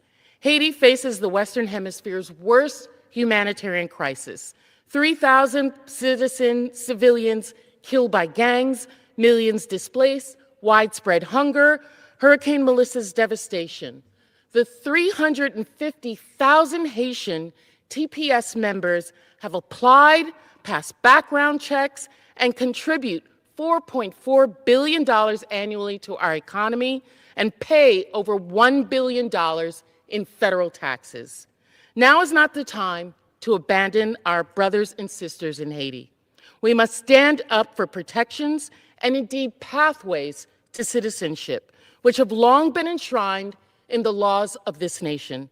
I call on this administration to extend temporary protections and urge my colleagues to join us in that fight. I yield back. For what purpose does the gentleman from New York seek recognition?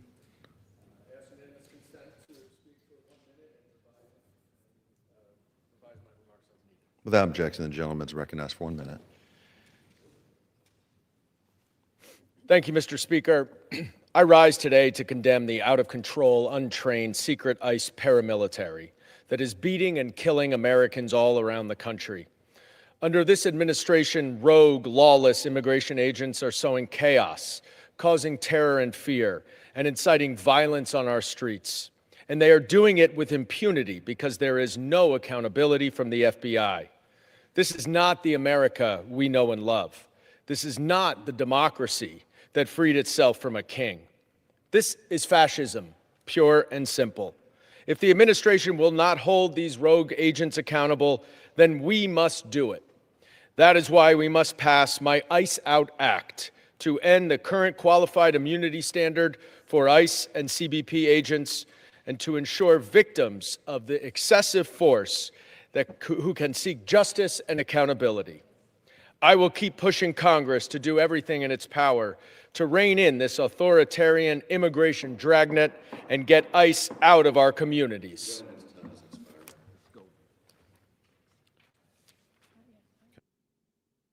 Does the gentlewoman from Oregon seek recognition? Unanimous consent to address the House for 1 minute. Without objection, the gentlewoman is recognized for 1 minute. Thank you, Mr. Speaker. I rise today to recognize the importance of the Older Americans Act nutrition programs. Providing nutrition assistance to seniors, it's one of the most fiscally responsible actions Congress can take, and it's also the right thing to do. An entire year of meals costs about the same as a single day in the hospital. Unfortunately, 1 in 4 Meals on Wheels programs around the country have wait lists. Many older Americans wait months or even years to access program benefits.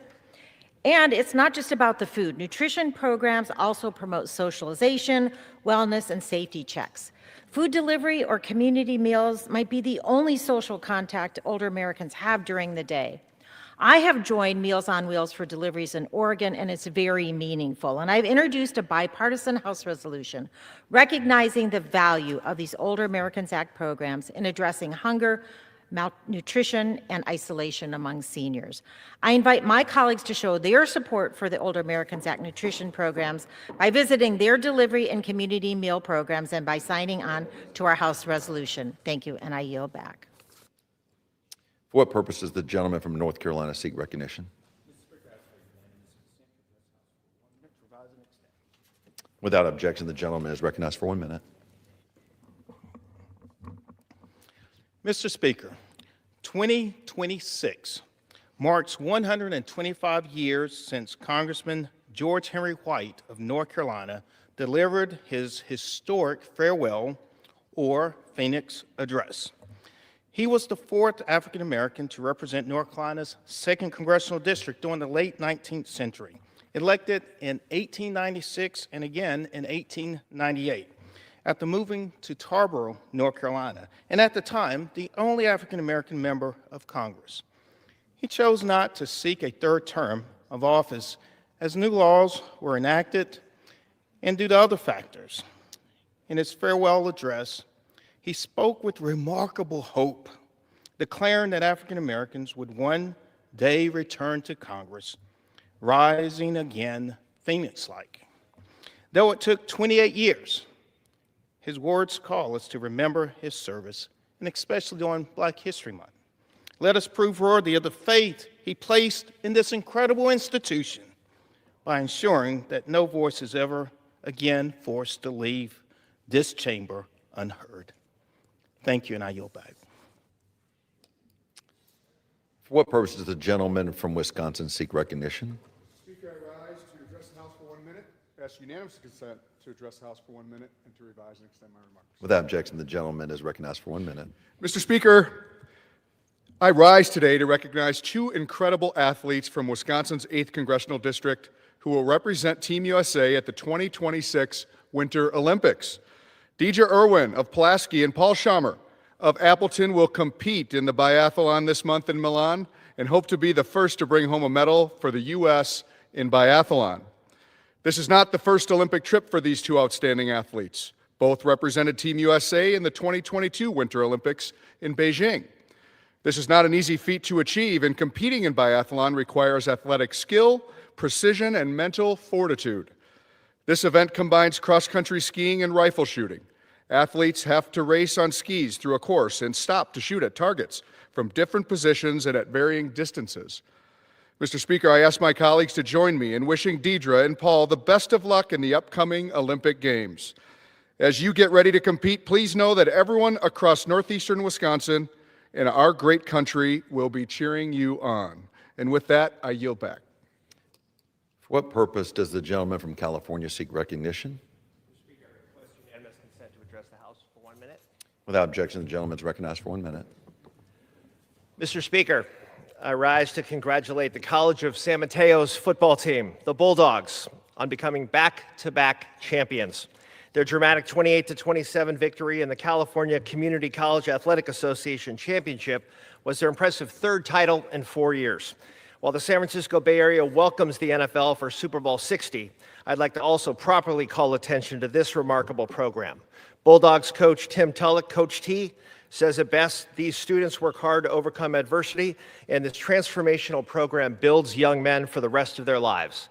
The team has a 3.4 GPA, and thanks to their academic achievements and talent on the gridiron, many earn scholarships to transfer to four-year universities.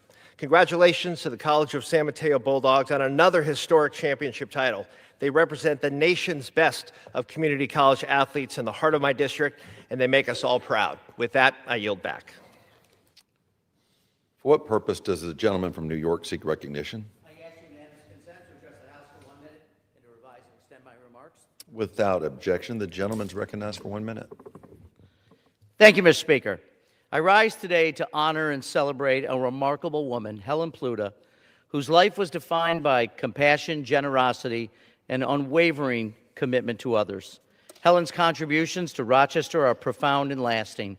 Alongside her late husband, Andy, she helped build the Pluta Cancer Center that began as a vision for compassionate, patient-centered care and continues today as a place of hope and healing that has served thousands of patients and families in our community, including my own.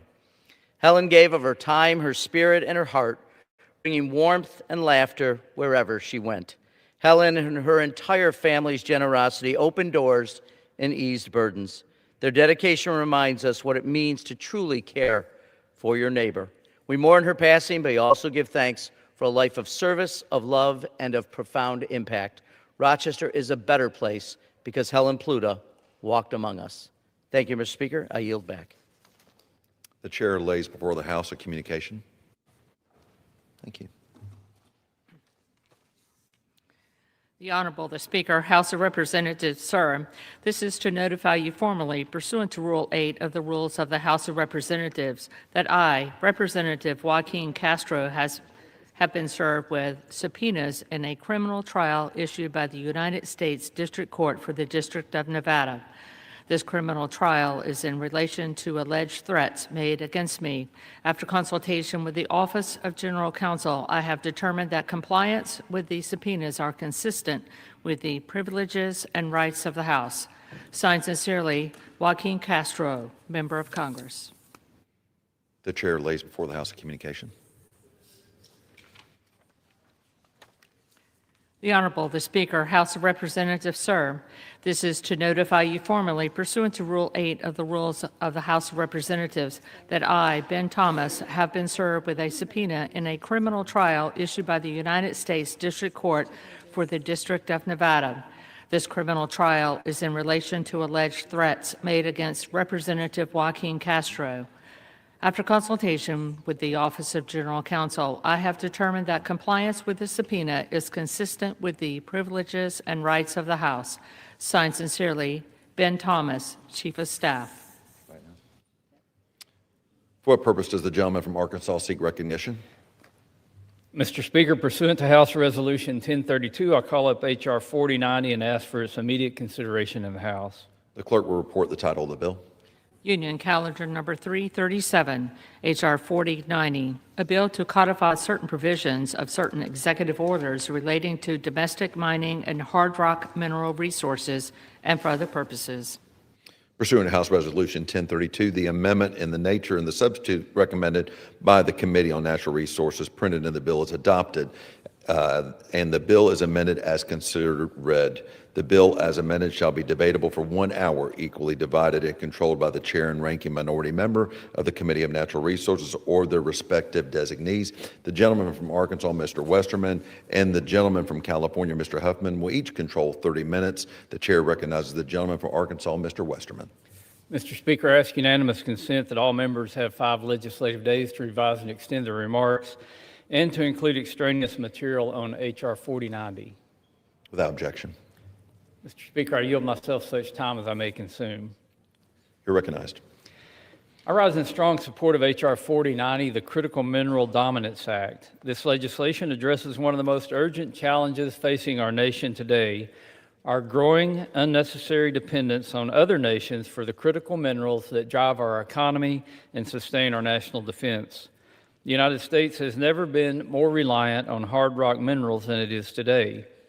Copper is the backbone of our electricity grid. Nickel, cobalt, and lithium go into the batteries that power our communications devices and back up critical infrastructure such as hospitals and data centers. Rare earth elements make possible the cutting-edge technologies that enable our economy to innovate and our military to keep us safe. The global mineral race is not optional. Over the next 15 years, demand for copper and rare earth elements is expected to rise by 50%. Cobalt, 150%, and lithium up to 500%. Shortages of all the above could be upon us within a decade. And yet, these minerals are right here under our feet. We have the safest, most sophisticated, efficient, and environmentally friendly mining technology and workforce anywhere in the world. The United States should be the world's mineral supply chain. The only reason we are not is because of our outdated, short-sighted federal policy that hinders domestic mining. President Trump recognized the dangerous gap between America's mineral needs and mineral production. Upon returning to office a year ago, he signed 3 executive orders to help close that gap. The first directed federal agencies to correct or rescind regulations that unduly burden domestic mining and instructed the Secretary of the Interior to accelerate geologic mapping. A second executive order required field agencies to prioritize mineral development on viable federal lands. The third directed federal agencies to assess the economic cost and national security risk of our dependence on foreign minerals. H.R. 4090, sponsored by the gentleman from Minnesota, Mr. Stauber, would codify the natural resources-related provisions of these EOs and require additional reporting from the Interior Department. The reports will, for the first time, reveal the true costs that mineral dependence imposes on the U.S. economy, and they will clarify the scope and location of America's vast mineral deposits. During markup, the Natural Resources Committee worked in a bipartisan manner to strengthen the bill, adopting 2 minority amendments that require DOI to report to Congress on barriers to byproduct mineral production on federal lands and to examine projects with the potential to produce hard rock minerals from coal ash and coal byproducts. Mr. Speaker, the alternative to American mineral dominance is buying foreign minerals from supply chains controlled by the Chinese Communist Party. That's where we are now, mineral dependence. Mineral dependence benefits no one except the CCP. Mineral dependence does not help the environment. It does not drive economic growth, and it doesn't make us or our allies safer. American mineral dominance will create thousands of new mining and mineral-related jobs. It will establish the United States as the hub of the world's mineral market, and it will secure critical minerals across the U.S. military, or access for the U.S. military and for our allies. Mr. Speaker, we need these minerals to build a better future. Our choice is whether to lead the world in meeting that need, as only we can, or to cede that responsibility to corrupt regimes, systems, and foreign enemies we know will abuse it. The American people have made their choice. It's time for us to honor it. I thank Mr. Stauber for his work on this legislation. I urge my colleagues to support H.R. 4090, and I reserve the balance of my time. Gentleman from Arkansas reserves. The gentleman from California is recognized. Thank you, Mr. Speaker. I rise in strong opposition to H.R. 4090, a bill that hands the mining industry, amazingly, the power to gut its own regulations while doing nothing to secure American mineral supply chains or help make life more affordable for the American people. It's more the same from House Republicans and this administration. More favors for their billionaire buddies and more ways to enrich themselves, all at the expense of the American people who are struggling. And if we asked everyday Americans right now, list 100 things that you care about, that you want Congress to be working on to make your life better, I promise you that giving more sweetheart deals to multinational mining corporations would not be anywhere on that list. I can think of 1,000 better ways to spend our time than debating this bill on the House floor. We could be reining in the out-of-control agency ICE, which is terrorizing communities around the country, murdering people in the streets. We should be addressing skyrocketing health care costs, which our Republican colleagues seem to have forgotten entirely about. We could be talking about how to lower energy prices, including the skyrocketing utility bills caused by Donald Trump's crazy war on clean energy. But no, we are back here once again talking about deregulation designed for and by the mining industry. H.R. 4090 would codify parts of President Trump's executive orders on mining. And I will say that we can agree on many of the bill's stated goals: creating good jobs, strengthening our supply chains, reducing the global influence of our adversaries, and safeguarding national security. But the stated goals are one thing. Then there's what actually is in the bill, what the bill does, and that's quite another thing. We should not confuse the mining industry's best interests with the public interest. This bill would direct the Interior Secretary to take all necessary steps to expedite and approve certain priority projects with no restrictions on who operates the projects, what they mine, or where. There's nothing to stop this administration right now from prioritizing mines owned and controlled by our foreign adversaries, and that loophole, that glaring problem, that national security threat is not corrected at all in this bill. There's nothing to require a focus on minerals actually needed for clean energy and national defense, nothing to prevent the administration from approving mines on sensitive public lands or even in our national parks. These are all simple safeguards that for some reason are not in this legislation. That is ripe for abuse and misuse of our public resources when you advance a bill like this. In prioritizing lands for mining, the bill makes no mention of minimizing conflict with neighboring communities, like tribes, or protecting other important natural resources and uses of public lands, like logging, grazing, and recreation. The bill also looks to the mining industry itself for direction on which regulations to roll back. Again, no public input, no tribal consultation. My colleagues across the aisle often tout the United States environmental and labor protections as the best in the world.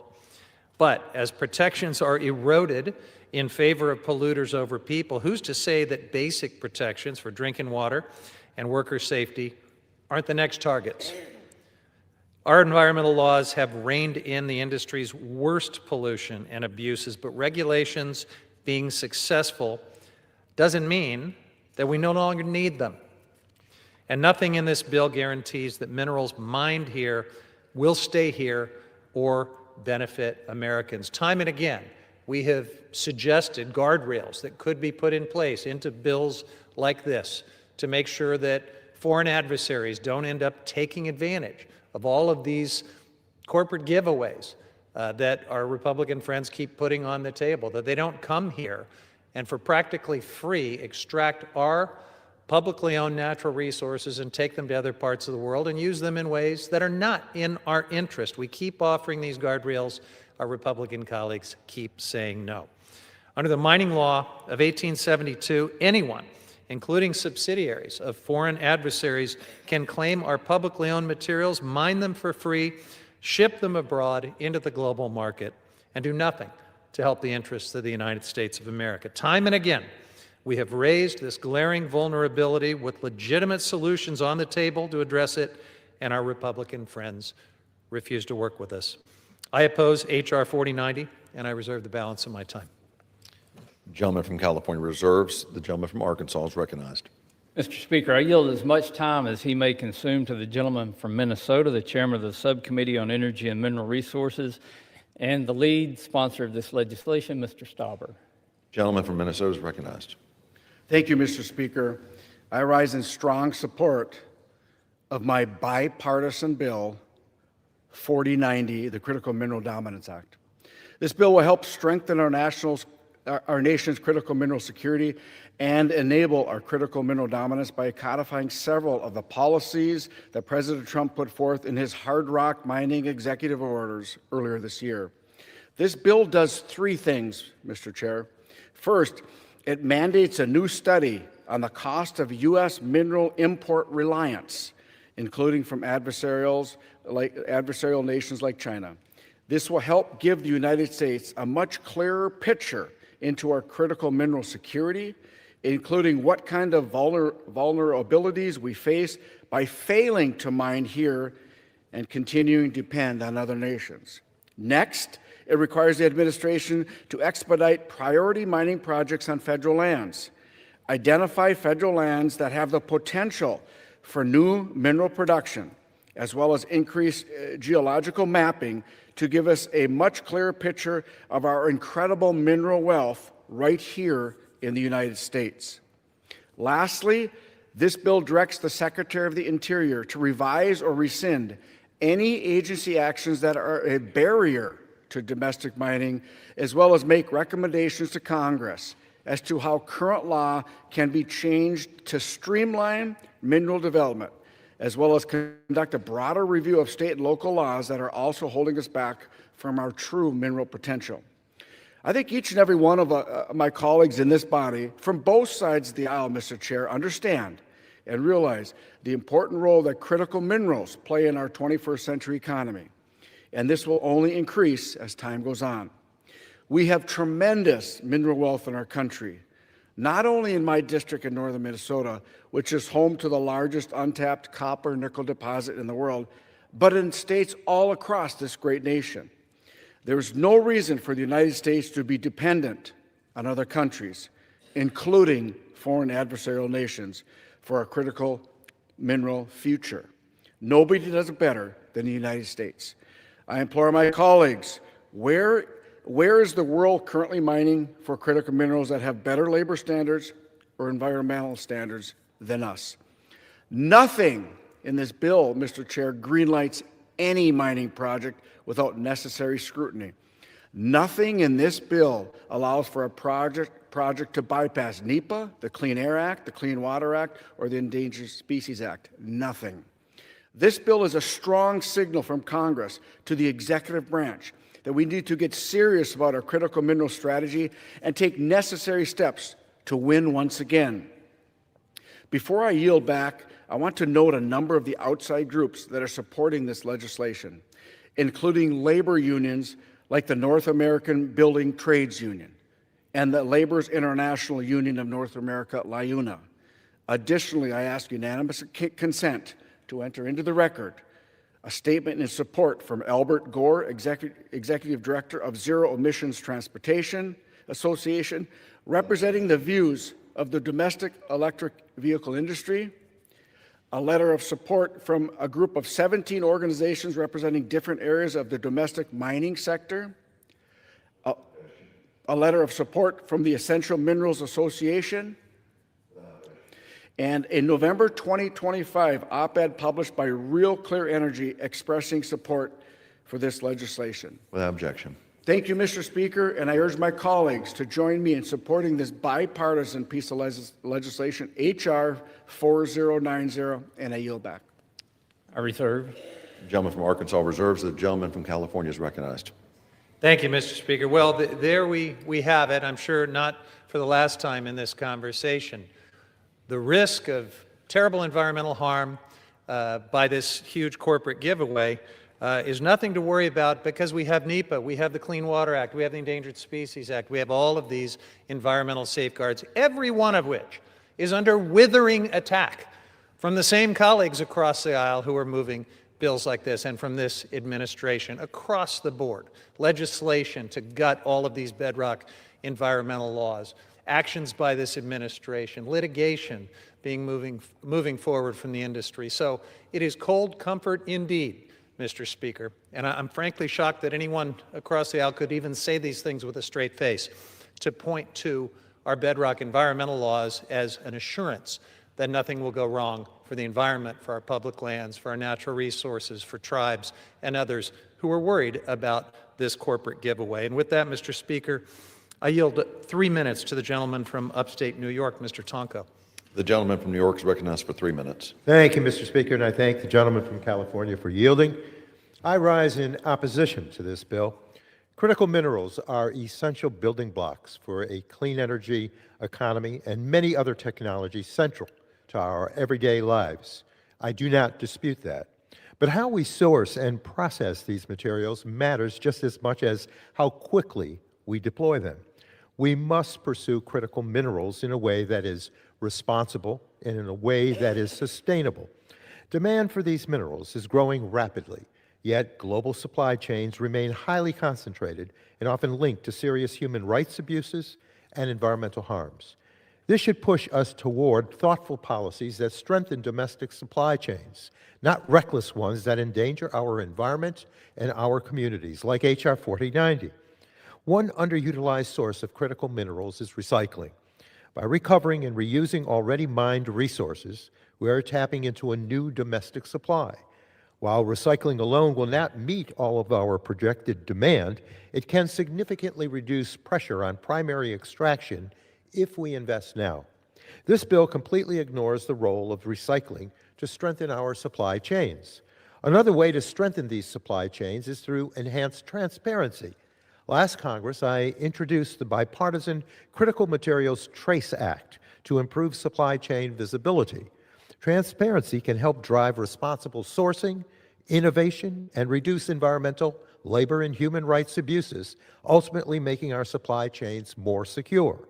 These are areas where bipartisan agreement is indeed possible, but H.R. 4090 is not that answer. This bill would make it easier to sell off public lands to polluting mining companies and weaken key protections that safeguard our drinking water and protect communities.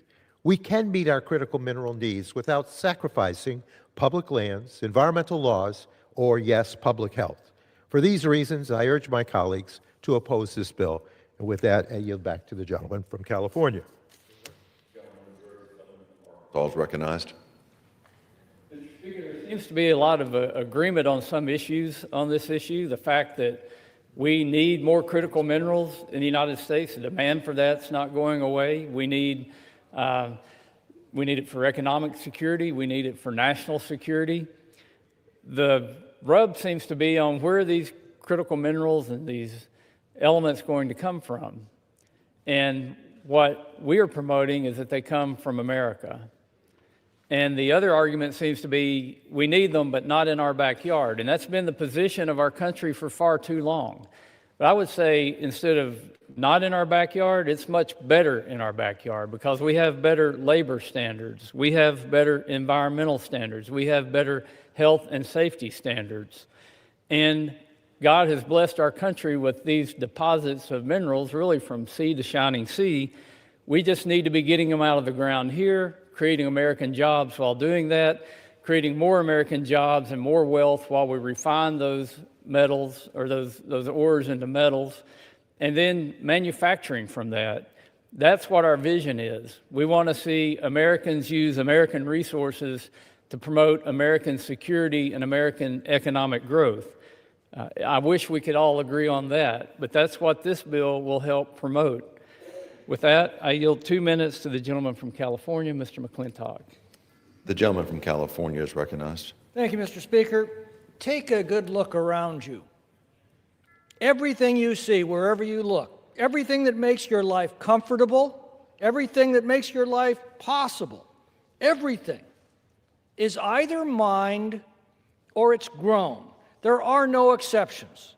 Everything you enjoy and depend upon is either mined from the ground or grown from the ground. Now, the generation that built our country understood this. Over the chair from which you preside, Mr. Speaker, is emblazoned the prayer from Daniel Webster. It says, "Let us develop the resources of our land, call forth its powers, build up its institutions, promote all its great interests, and see whether we also in our day and generation may not perform something worthy to be remembered." And yet, for 50 years, the environmental left has torn down these great achievements and waged war against everything that is mined or grown. They've piled tax upon tax, restriction upon restriction, regulation upon regulation, that have made mining and agriculture increasingly expensive and needlessly scarce. That's the heart of the affordability crisis. The left has turned abundance into scarcity. Well, finally, in our day, a new generation is discovering that this self-destructive lunacy is not going to end well. And that brings us to this bill, to reduce the regulatory burdens the left has imposed on our nation's ability to prosper and advance. It codifies President Trump's executive orders that identify the resources that we can develop and calls forth the powers of prosperity those resources promise. It restores freedom to meet the challenge that Daniel Webster set before us by realigning our institutions on behalf of the American people so that we, too, can perform something worthy to be remembered, to make America great again. I yield back. Reserve. Gentleman reserves. The gentleman from California is recognized. Thank you, Mr. Speaker. I yield 3 minutes to the gentlelady from Arizona, Ms. Grijalva. Thank you, Mr. Speaker, and thank you to thank you. Thank you, Mr. Speaker, and thank you to Ranking Member Huffman for yielding. I strongly oppose H.R. 4090. This bill hands the mining industry the power to gut its own regulations. It directs the Secretary of the Interior to expedite and approve any mine the administration deems a priority, and it tells the Interior and the Forest Service to identify any public lands that should be a priority for mining, without any public input or tribal consultation. In the eyes of this administration, mineral dominance means mining above all else, above protection of our public lands, above the people who will live with toxic pollution, and above the local community's interests. My home state of Arizona is all too familiar with the harms left behind from unregulated mining industry. Over a century of mining left polluted waters, poisoned land, and generations of families feeling the health impacts, including my own. Tribal nations had their land stolen and sacred sites desecrated by the mining industry. Some may argue that the mining industry is different now and our regulations are in need of change. I agree that we're in need of modernization, but H.R. 4090 is a move in the wrong direction. We need only look at the notorious track records of mining companies abroad to see what disaster will look like in the United States. BHP, one of the world's largest foreign mining companies and one of the co-owners of the proposed Resolution copper mine in Arizona, was responsible for the disastrous collapse of Brazilian tailings dam that killed 19 people and spilled tons of toxic waste into major river in 2015. This disaster has been called Brazil's worst environmental disaster. Rio Tinto, the other co-owner of Resolution Copper, blew up a 46,000-year-old sacred Aboriginal site in Australia in 2020. Now, just upstream from Phoenix, Arizona, BHP and Rio Tinto are pushing to destroy Oak Flat, a sacred site for multiple Apache tribes that is listed on the National Register of Historic Places, to build the Resolution copper mine, a mine that would create one of the largest toxic tailings dams and ponds in the world. Does that sound like an industry ready to responsibly regulate itself? Through the Save Oak Flat from Foreign Mining Act, I seek to reverse the giveaway of publicly owned land and the natural resources beneath it to this foreign mining conglomerate. It's clear we have to reaffirm that decisions about mining on public lands must respect tribal nations, local communities, and public health. Tribes and local communities most impacted by mining deserve more say, not less, in the future of their lands and waters. This bill is about making it easier for foreign entities to extract and take away America's resources and leaves the pollution forever scarring the land. We must fight back, we must listen, and we must be the advocates and fighters we were sent here to be. And we must protect our public lands for future generations. I urge strong opposition to H.R. 4090, and I yield back to Ranking Member Huffman. Thank you. Thank you. Reserve. Gentleman reserves. The gentleman from Arkansas is recognized. Mr. Speaker, if you read the bill, there's absolutely nothing in the bill about allowing foreign mining companies to come into the U.S. and exploit our federal lands, to bypass all federal regulations and create scenarios like may have happened in some other country.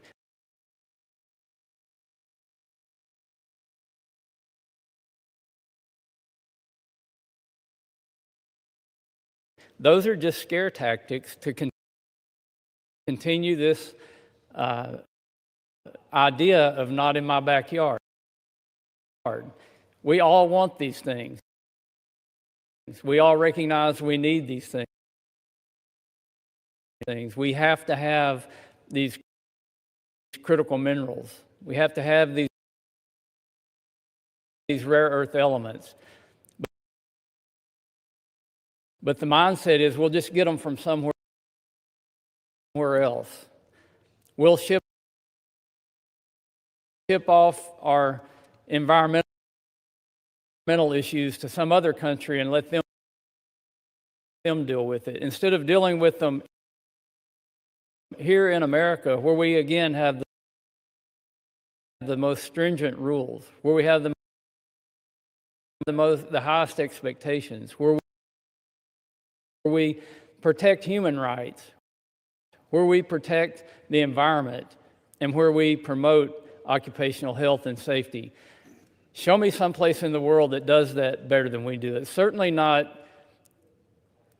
communist China, where all these rare earths and critical minerals are coming from right now. Mr. Speaker, I yield as much time as he may consume to the gentleman from Minnesota, Mr. Stauber. Gentleman from Minnesota is recognized. Thank you, Mr. Chairman. My good friends on the other side of the aisle, again, anywhere but America, any worker but the American worker when it comes to mining. Anywhere but America, any worker but the American worker. They're exporting their environmental guilt.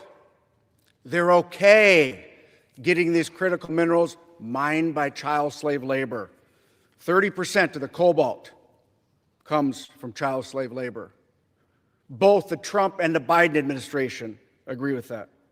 Mr. Speaker, there is nothing in this legislation that removes NEPA, nothing in this legislation that removes the clean water, nothing in this legislation removes the clean air in the decision-making, and nothing in this legislation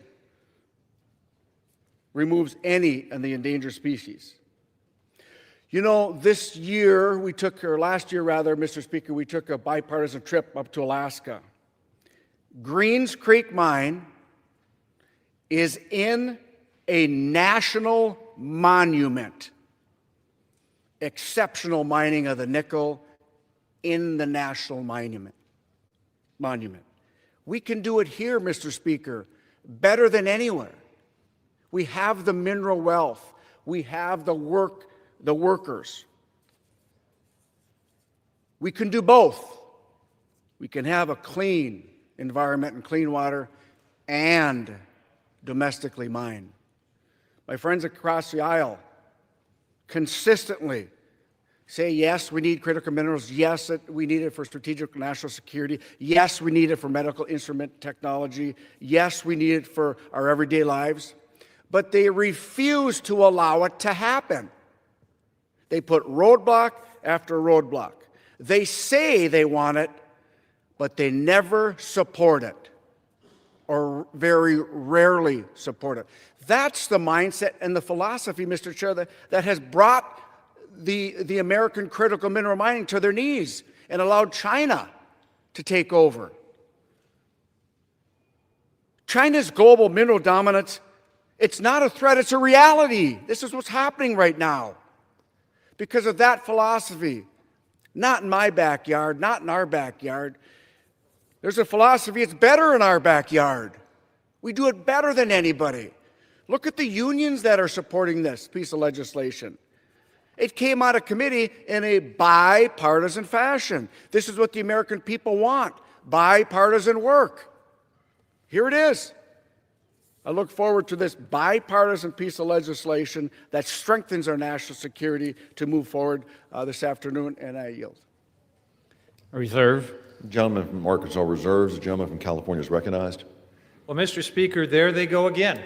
For the second time, we hear references to NEPA, the Clean Water Act, the Endangered Species Act, the bedrock environmental laws. They'll protect us from all of these terrible scenarios that they say Democrats are raising as scare tactics.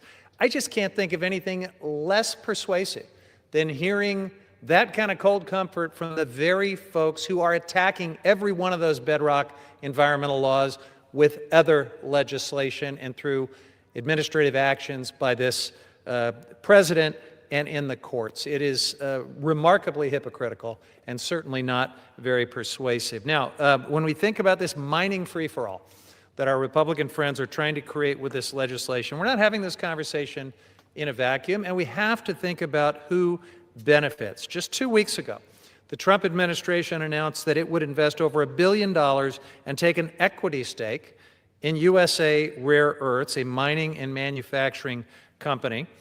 So much for concerns about socialism.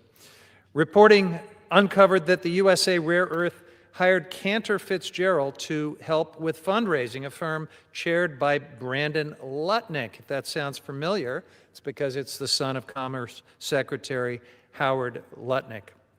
Now, in October, the Trump administration announced equity investments in the mining company Trilogy Metals, while simultaneously directing agencies to fast-track permitting for Ambler Road, the controversial project needed to access Trilogy Metals' proposed mine site. Trilogy Metals' third largest shareholder is John Alfred Paulson, a Trump megadonor and economic advisor. His Trilogy shares increased by $70 million in value after that announcement. A similar story for Trump advisor Stephen Miller, who personally sold shares worth between $50,000 and $100,000 in the mining company MP Materials following a July announcement of one of these lucrative equity deals. The administration is making a pattern out of picking winners and losers in the mining industry, and a suspicious number of those winners have close ties to Trump officials or Trump family members. This is an incredible grift that our friends across the aisle are playing into. These deals tie taxpayer dollars to corporate balance sheets and incentivize administration officials to prioritize individual corporate interest over the broader public good. Earlier this week, I, Ranking Member Robert Garcia of the Oversight Committee, and Ranking Member Martin Heinrich of the Senate Energy and Natural Resource Committee sent a joint letter to the administration demanding answers on Trump's taxpayer-funded mining spending spree. And to date, there's been no public disclosure of procedures or safeguards in place to ensure these ownership stakes do not influence permitting decisions, regulation, enforcement, contracting decisions, or other agency decisions relating to these mining and mineral projects before we give this administration even more power to enrich themselves and their friends at the expense of everyday Americans. Let's get some answers to these basic questions. Now, with that, Mr. Speaker, a lot has been said about China, the boogeyman of China, our adversary on the global stage, and yet we have a bill before us that my guess is the People's Republic of China would absolutely love, and here to tell us more about that is the gentlelady from New Mexico, Ms. Leisure Fernandez, to whom I yield 3 minutes. The gentlewoman is recognized for 3 minutes.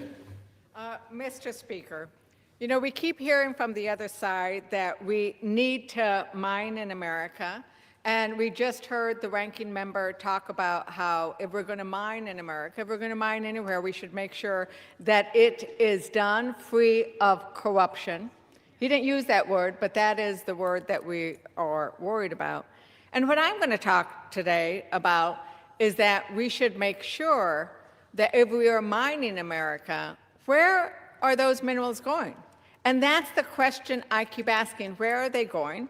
And the reality is, because they keep refusing amendments that I bring up, those minerals are going overseas, and those minerals are going to China. Under our outdated mining laws, a foreign corporation can set up a shell company to stake a claim. And guess what? They get U.S. minerals for free, zero royalty. The Critical Mineral Dominance Act, these titles that they have, they're always the opposite of what they do.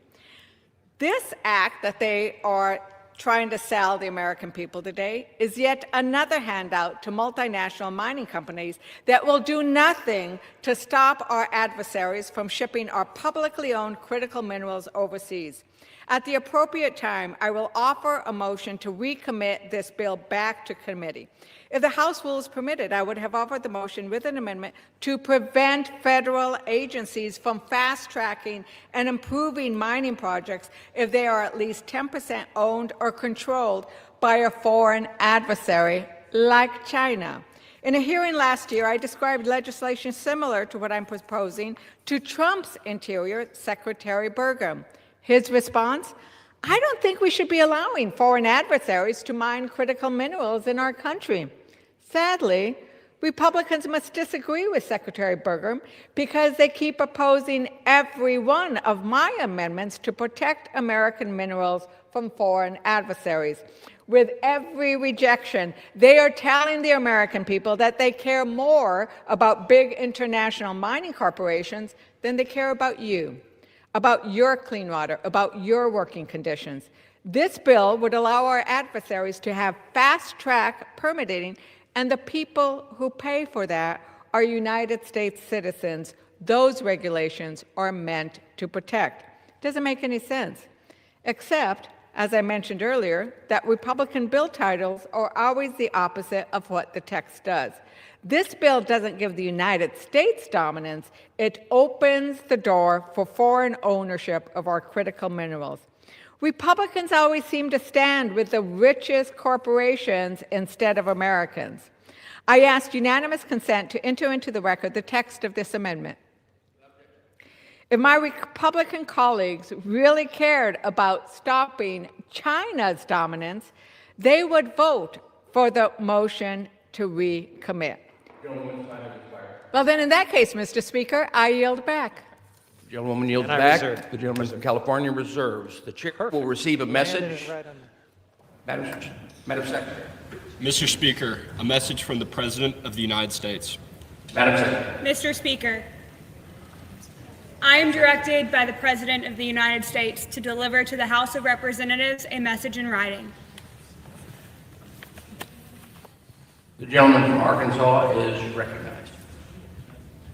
Thank you, Mr. Speaker. And you know, in preparing for this floor debate, I should have asked my staff to bring posters of smoke and mirrors, because it would be fitting for the arguments that we're hearing that seem to try to distract us from everything but the real issue. And that issue is that we're not producing the minerals and elements here in our country that we need for our economy and for our defense, and China is dominating those markets. Now, I agree with the gentlelady from New Mexico. We should be processing these mined materials here in the United States. We have to ask ourselves the question, why aren't we processing more minerals in the United States? Number one is we can't get new mines, so why do you need a processing facility if you can't get the material you need to go through the processing facility? And the other one is you can't permit a new processing facility in a timely manner and build it in a cost-competitive manner because of our overburdensome permitting and regulatory process and laws that we have here in the United States. This is the argument why we need permitting reform, why we need to speed up the process, why we need to give certainty to investors that we can build here in America again. You know, when we talk about refining metals, talk about copper.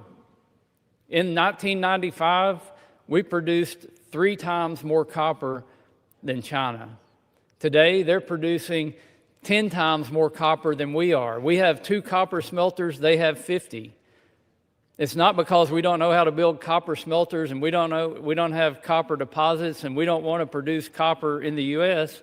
It's the fact that there's been so many obstacles and barriers put in place that it's driven that industry overseas to other places. It's time we bring it back here and we do it in a more environmentally responsible manner, again, with human rights protections, with health and safety protections, and with the environmental protections, with the standards of the United States.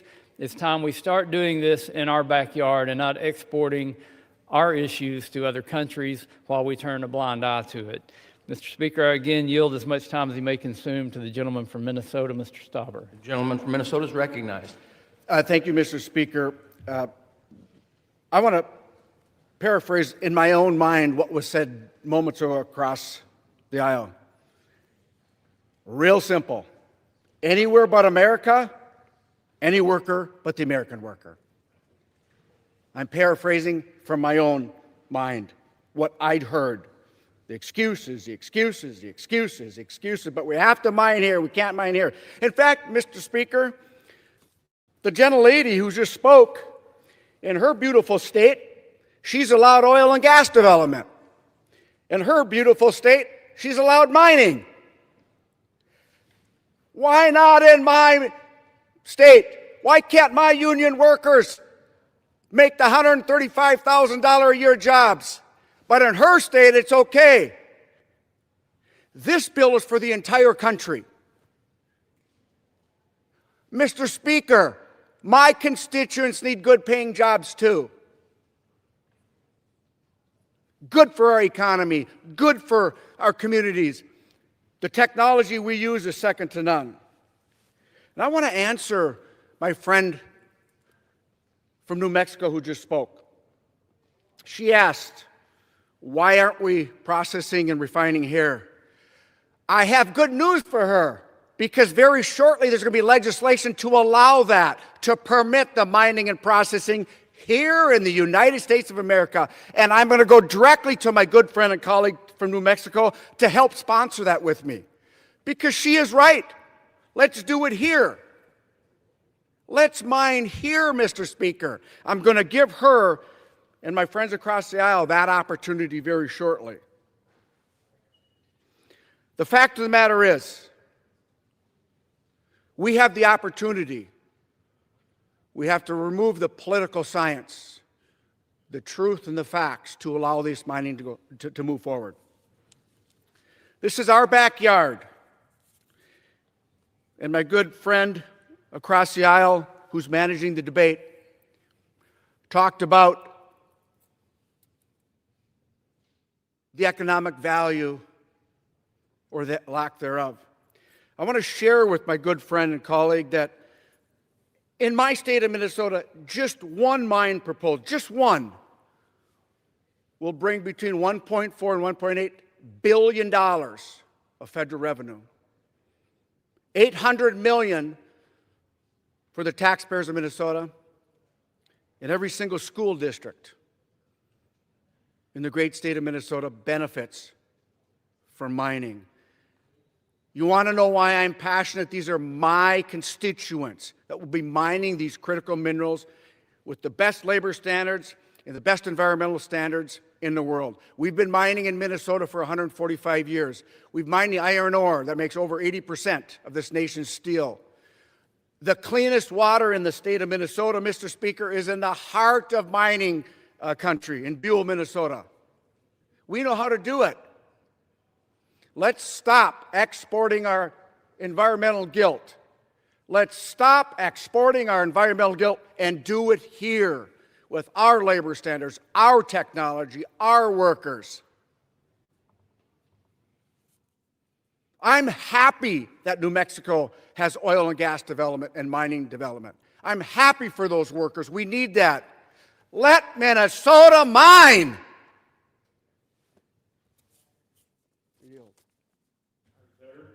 Gentleman from Arkansas reserves. Gentleman from California is recognized. Thank you, Mr. Speaker. If my friend from Minnesota actually heard us say the things that he just says he heard in his own mind, I'm genuinely worried that we need to get an audiologist in here. I am glad that we have a court reporter and that we have a video record, because we said nothing of the kind. But my friend Mr. Westerman did say something very important. I don't know if this was his intent, but he sort of made one of our points for us. We cannot mine our way to security with brute force because China controls 80% of the world's processing power, nearly 90% for rare earth elements. And if our only solution is to just have more and more mines and to open up this mining free-for-all in the United States, as Republicans seem singularly focused on, we're essentially giving a gift to our largest adversary. Because let me tell you what this bill does to address the lack of processing capacity here in the United States or anywhere outside of China. Nothing. Absolutely nothing. And that's what it's been throughout this Congress from our friends across the aisle. Crickets. about addressing the real problem when it comes to our competitive threat of China on processing, but a rush to open up our public lands and gut our environmental laws for the mining interests. Now, setting up safe, environmentally sound processing industry in the United States and with our allies does have some barriers right now, but rarely is the lack of raw mine materials one of those barriers. Take copper and lithium, for example. The Bipartisan Policy Center published a report last year that found that sourcing feedstock domestically or from free trade agreement countries was not a primary barrier to processing. Much bigger barriers are competition for labor and a lack of price competitiveness, which are major barriers across the board. And for some of the other essential minerals like cobalt, nickel, and rare earths, while feedstock is a challenge, it certainly isn't the only one. It is naive to think that fast-tracking mines alone will secure our supply chains and fix these problems. Instead, we should support a responsible processing strategy, build a more circular economy, and innovate around low-impact mineral sources like byproduct recovery from mine tailings and recycling, as Mr. Tonko from New York talked about a moment ago. We need to train the highly skilled American workforce that we need to do all of these jobs. These are things that we could be working together on, but instead it's always the rush to open up public lands and give more corporate giveaways for new mines. Now, it has been suggested that there's some sort of a spiteful agenda behind all this, a NIMBY interest where I guess some states allow oil and gas extraction, but they don't want it done in Minnesota and other places. And so to speak about some of those accusations that have been made, I yield 2 more minutes to the gentlelady from New Mexico, Ms. Ledger-Fernandez. The gentlewoman from New Mexico is recognized for 2 minutes. Thank you, Mr. Speaker. And I came into the floor to offer an amendment so that we could prevent our foreign adversaries from mining American resources for free and taking them across the ocean to their lands. Because when we let our foreign adversaries take our resources away for free, it doesn't do any good for American dominance or for American taxpayers. But my opponent in this argument has decided to attack New Mexico's oil and gas and mining interests. But let me remind him that in New Mexico, and I am pleased that in New Mexico we have a lot of oil and gas production, including in my district. We have wind and solar production, including in my district. We have mining, including in my district. But we do it with sensible regulation so that our clean water and air and the economic interest of our citizens are protected. And what I am suggesting to him is that the environmental protections that we have in New Mexico apply across the country, because there was a time when it wasn't like that. I can tell you that in my backyard, where I played and where I drank water and where we fished as children, those waters were destroyed by mining because there wasn't enough regulation. And guess who had to clean up that mining? Taxpayers. Taxpayers in the state and not so much the federal government. So what we're trying to do is protect the taxpayers from these mining companies who will put profit above planet, who will put profit above the interests of the communities that live there. Because when they mined irresponsibly, they destroyed water, they destroyed jobs. Can I have some more time? Yield the gentlelady another minute. They The gentlewoman is destroyed, recognized for 1 more minute. and they destroyed things I care about. They destroyed fishing. They destroyed farming. I am downstream. I own land. I own farmland that's downstream from those mining companies' destruction. And I am trying to protect that. I'm trying to protect everybody who relies on clean water that is downstream from mining companies. And let me tell you, there are 50 million gallons a day of contaminated water that is put into our groundwater and our streams from mines that didn't have regulation. So that's what we are trying to do, is to avoid an increase in that 50 million gallons a day of dirty water. because we cannot afford to destroy our water. We cannot afford to fast track mining companies who aren't going to do the right thing by the American people. We cannot afford to send our resources overseas to China. And with that, I yield back. Gentleman yields back. Reserve. The gentleman from California reserves. The gentleman from Arkansas is recognized. Mr. Speaker, let's look at the issue at hand here. And I want to address the policy issue and the weakness in the argument that we could restrict mining companies to 10% Chinese ownership. That's a bad policy decision. It's a bad policy decision because if you're the Chinese Communist Party and you see a mine's getting ready to happen in the United States, and it's going to be done by a company that's traded publicly, you could go buy 10.1% and you could stop the project. We don't need that kind of policy, and plus that policy doesn't apply to the jurisdiction of this bill. If a policy like that needs to be designed, that needs to go through the Financial Services Committee. Also, don't think that our opposition on this, being China for the most part, will not play dirty. What they do is when they see any kind of mining project or a processing facility considered in the United States, they dump product onto the global market, driving the price down to make the economics such that nobody would invest in that project. Now, fortunately, that's being addressed. Just this week, the administration announced something called the Vault, which will be a repository for critical minerals, and it'll be similar to our strategic oil reserves. We'll have strategic critical mineral reserves. We need to be able to produce those critical minerals here in the United States to put in that reserve, which will insulate against foreign bad actors from dumping in our markets to drive the prices down to make projects not economically viable. Again, the real issue here is we need this material in America, sourced by American mining companies, processed in America, going into American manufacturing, and we can partner with our allies around the world to help make this happen. But when you look at where the deposits are, they're here in America. You know, you have to produce oil and gas where the oil and gas deposits are. You have to mine copper where the copper deposits are. Again, we're blessed to have all of those things here in our country, but we're not utilizing them. And because we're not utilizing them, we're allowing our adversaries to control the markets, and it's not just an economic issue, it is a national security issue. That's why we need legislation like this legislation. That's why we need permitting reform.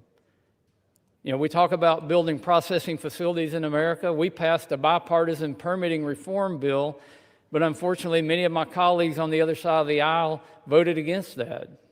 The Senate is considering that now.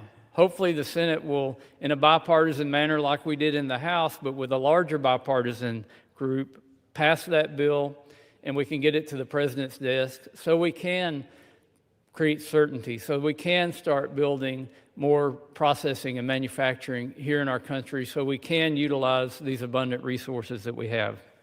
Mr. Speaker, I have no further requests for speakers. I'm prepared to close, and I reserve the balance of my time. The gentleman from Arkansas reserves. The gentleman from California is recognized. Thank you, Mr. Speaker. In closing, I oppose H.R. 4090 for all the reasons that have been discussed. This is a bill that directs the administration to prioritize and approve mines, any mines that it wants, even ones owned by foreign adversaries, giving them an expedited path to mine our publicly owned minerals and to export them, usually straight to China. Now, Republicans have named it the Critical Mineral Dominance Act, but they forgot to make sure that it was America that would benefit. Democrats have tried again and again to add common sense guardrails to stop foreign adversaries from benefiting from our minerals. Republicans have repeatedly blocked these efforts with creative new excuses every time. So let's drop the facade. This bill is not about American mineral dominance. It is not about critical minerals either, because nothing in this bill limits the special treatment to strategically important minerals. Nothing in this bill would stop the administration from declaring a gold mine a priority and fast-tracking it. We've already seen them give millions of taxpayer dollars away to a gold mine in Nevada. Gold has never been critical, except when it comes to, I guess, decorating the White House.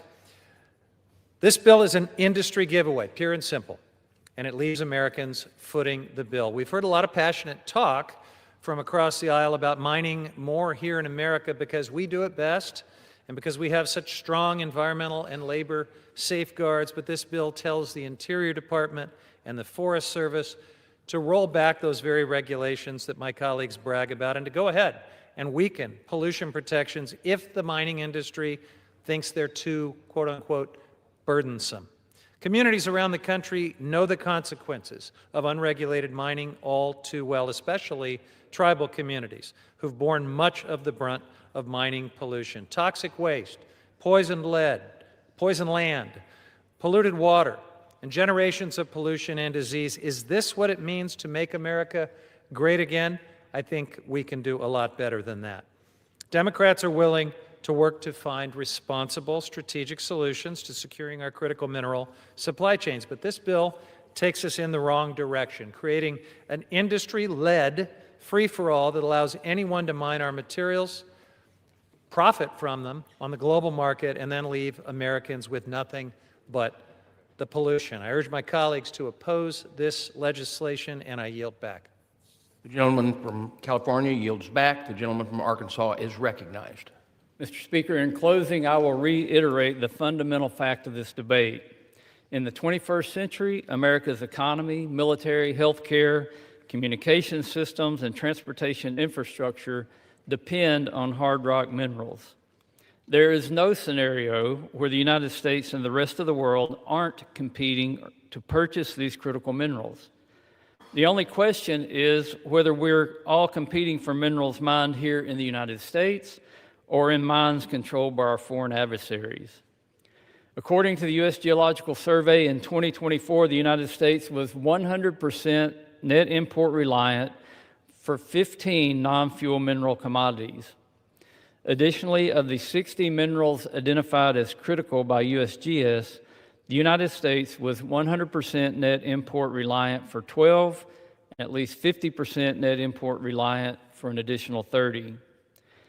Mining them here is better for our economy, our national security, for our allies, and for the environment. H.R. 4090 will help close America's mineral production gap and begin to end our dependence on foreign minerals. I urge my colleagues to support this common sense bill, and I yield back the balance of my time.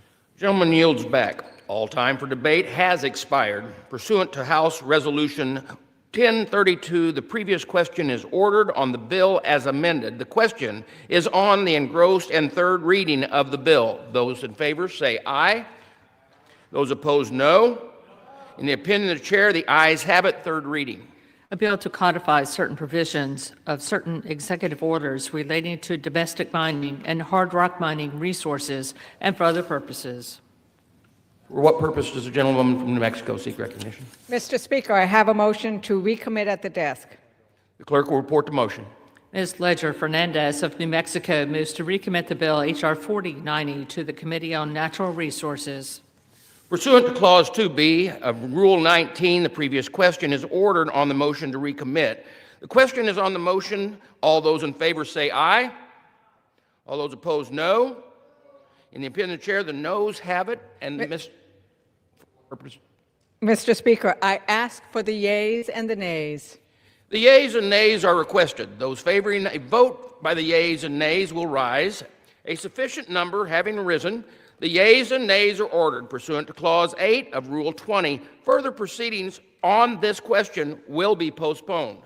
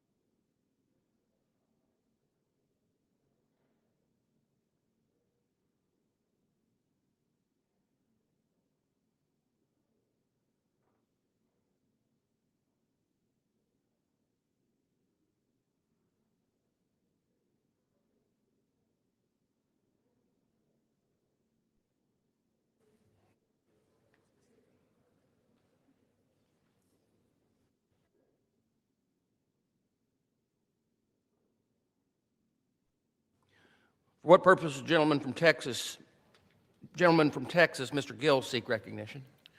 Mr. Speaker, pursuant to House Resolution 1032, I call it the House Joint Resolution 142, disapproving the action of the D.C. Council in approving the D.C. Income and Franchise Tax Conformity and Revision Temporary Amendment Act of 2025 and ask for its immediate consideration. Clerk will report the title of the joint resolution. House Joint Resolution 142, joint resolution disapproving the action of the District of Columbia Council and approving the D.C. Income and Franchise Tax Conformity and Revisions Temporary Amendment Act of 2025. Pursuant to House Resolution 1032, the joint resolution is considered read. The joint resolution shall be debated for 1 hour, equally divided and controlled by the chair and ranking minority member of the Committee on Oversight and Government Reform or their respective designees. The gentleman from Texas, Mr. Gill, and the gentleman from Florida, Mr. Frost, will each control 30 minutes. The chair now recognizes the gentleman from Texas, Mr. Gill. Mr. Speaker, I ask unanimous consent that all members have 5 legislative days to revise and extend their remarks and include extraneous material on the measure under consideration. Without objection. Mr. Speaker, I yield myself such time as I may consume. The gentleman is recognized. Thank you, Mr. Speaker. I rise in support of House Joint Resolution 142, a resolution disapproving the action of the District of Columbia Council in approving the D.C. Income and Franchise Tax Conformity and Revision Temporary Amendment Act of 2025. Congress has the constitutional right to review legislation passed by the D.C. Council under the D.C. Home Rule Act. It also has the authority to block such legislation. In this case, it should do just that. In December of this past year, the D.C. Council enacted, without the mayor's support, legislation that denies tax relief from D.C. residents and businesses that was afforded to them by the Working Families Tax Cut. While D.C. taxpayers still enjoy the benefits of such tax relief with their federal tax filings, they're being stripped of corresponding relief that should also be afforded to them at the local level. In other words, the D.C. Council has rejected tax provisions that help relieve the burdens faced by D.C. residents and businesses. There are 9 tax provisions that the D.C. Council has completely opted out of in the D.C. Income and Franchise Tax Conformity and Revision Temporary Amendment Act of 2025.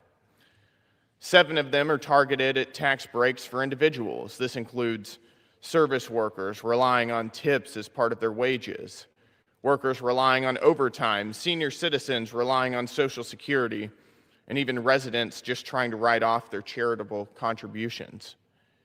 They're all being targeted by the D.C. Council.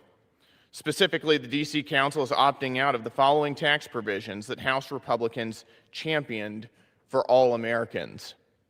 No tax on tips, no tax on overtime, no tax on Social Security for senior citizens, no tax on auto loan interest for certain personal car loan deductions, and even the increased standard deduction, meaning that D.C. taxpayers who do not itemize their tax deductions will not be able to claim the full amount of the federally expanded standard deduction in their local tax returns.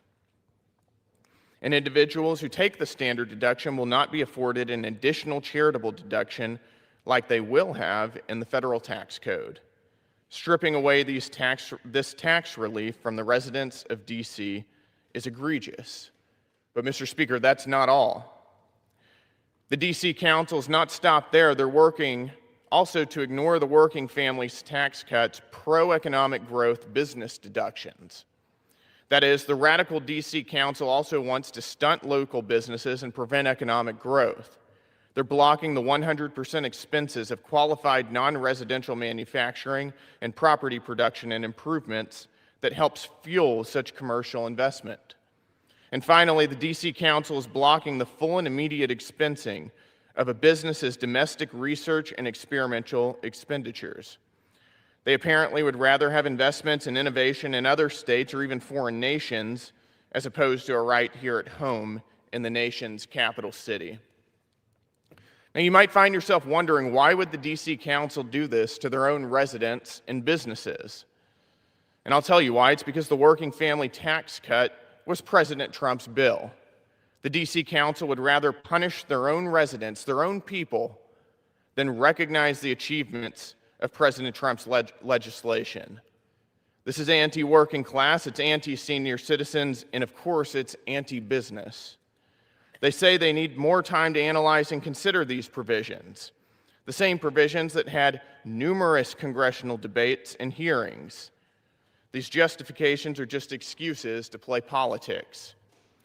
And it's all at the expense of local residents and businesses who want to and should be able to keep their hard-earned money in their pockets to reinvest in their families, communities, and businesses. The House must swiftly exercise its constitutional responsibility to oversee the District of Columbia and reject this misguided legislation from going into effect. I urge my colleagues on both sides of the aisle to unite in support of D.C. taxpayers and businesses and support this necessary resolution of disapproval. I reserve the balance of my time. The gentleman from Texas reserves. The gentleman from Florida is recognized. I yield myself as much time as I may consume. The gentleman is recognized. Mr. Speaker, I am strongly opposed to H.J. Res. 142, which would repeal provisions of a law enacted by the District of Columbia because D.C. deserves the right to govern itself. The Supreme Court has held that Congress can delegate full legislative authority to D.C. for local matters, but Republicans in Congress choose not to do so. Last year, President Trump and congressional Republicans passed the One Big Betrayal Bill, a deeply unpopular law that is the single largest transfer of wealth and resources from the working class and the working poor to the ultra-wealthy billionaires and corporations in our nation's history. The law ripped health care coverage away from millions of Americans to give tax breaks and tax giveaways to billionaires and megacorporations. Not only that, but for states across the country, it has caused a revenue shortfall that has thrown state budgets into chaos, threatening services like health care, child care, schools, elder care, and emergency response. To protect against this, numerous states have passed laws to decouple their tax code from the tax provisions in the so-called Big Beautiful Bill Act. This includes states like Maine, Virginia, Pennsylvania, Michigan, Colorado, and Alabama. This also includes the District of Columbia. To avoid more than $600 million budget loss over the next 4 years from the Big Betrayal Bill tax changes, the D.C. Council enacted a decoupling law. As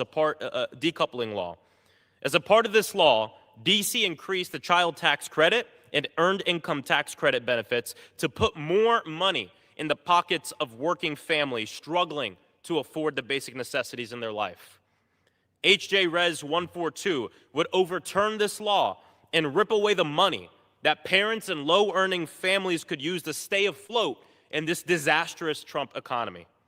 Today is just another day in Congress where instead of being here on the floor debating legislation on health care, instead of debating legislation on bringing down the cost of groceries, instead of debating legislation on making sure we can make this country more affordable for working people, congressional Republicans want to use this time to attack working families in the District of Columbia.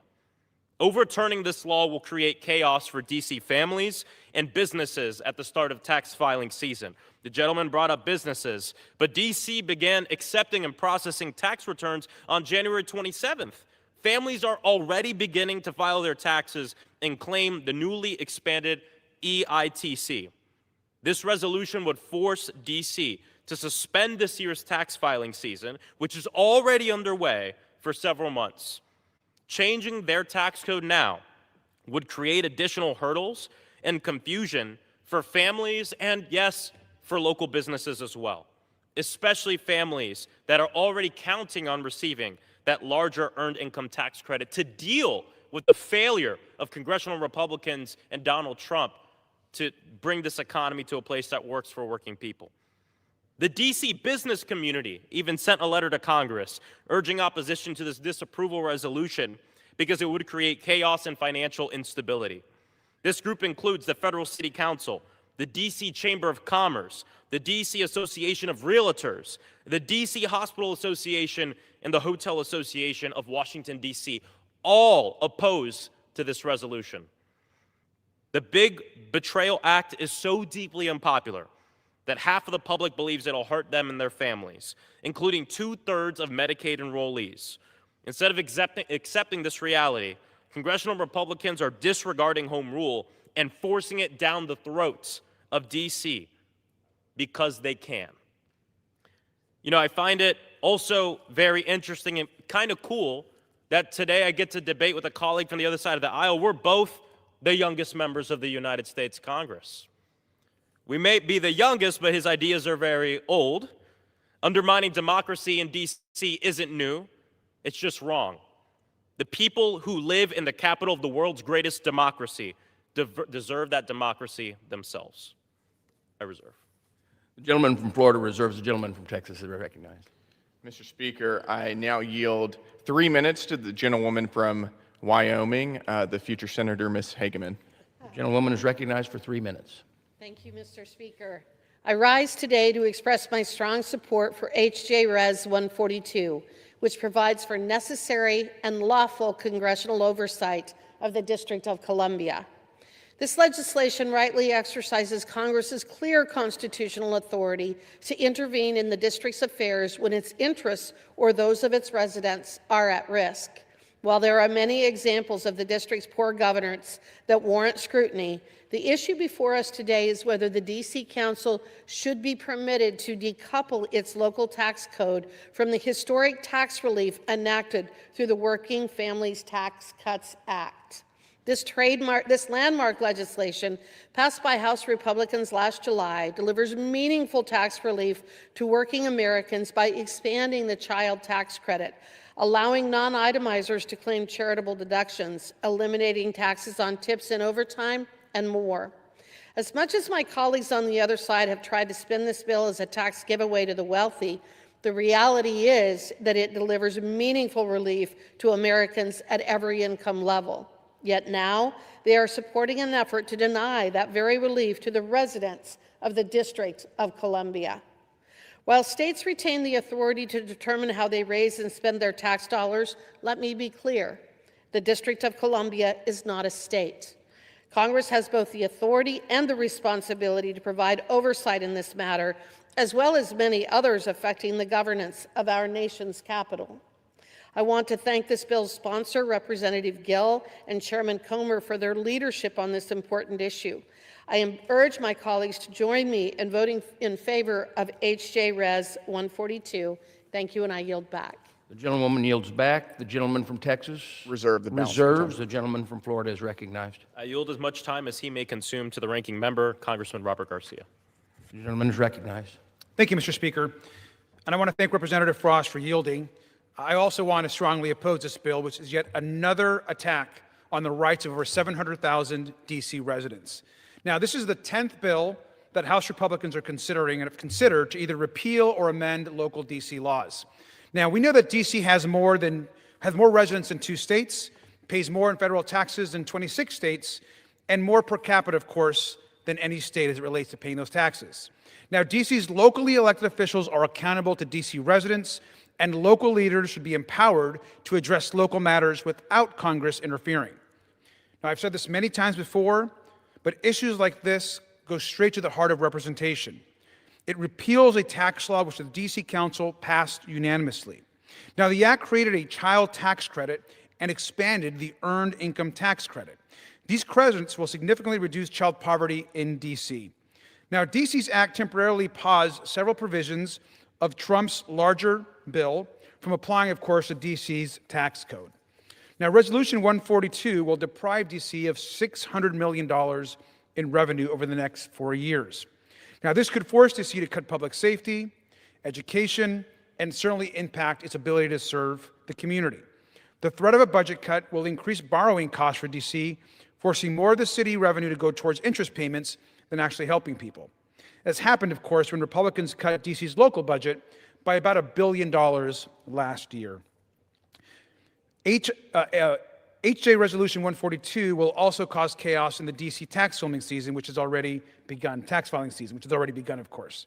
Now, Trump's Department of Homeland Security, of course, is doing horrific things across the country. The DOJ is defying the law withholding the Epstein files. We're dealing with the lost cost of living crisis across the country. And instead, today, we're debating to vote to actually increase child poverty within the District of Columbia.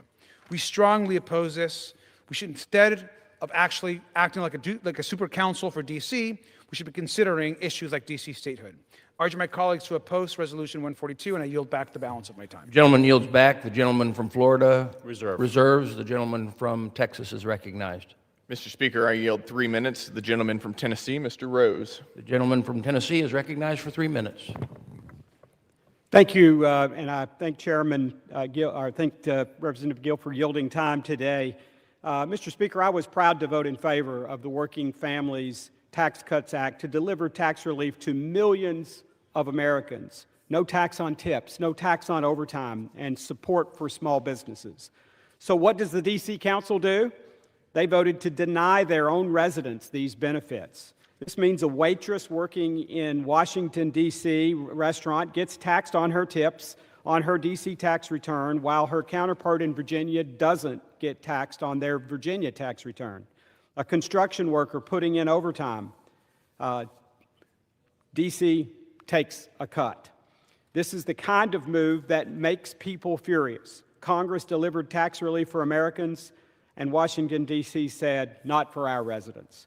The district claims they need the revenue.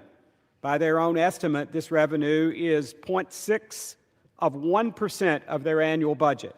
They're squeezing every penny out of working families over less than 1% of their budget because they can't spend responsibly.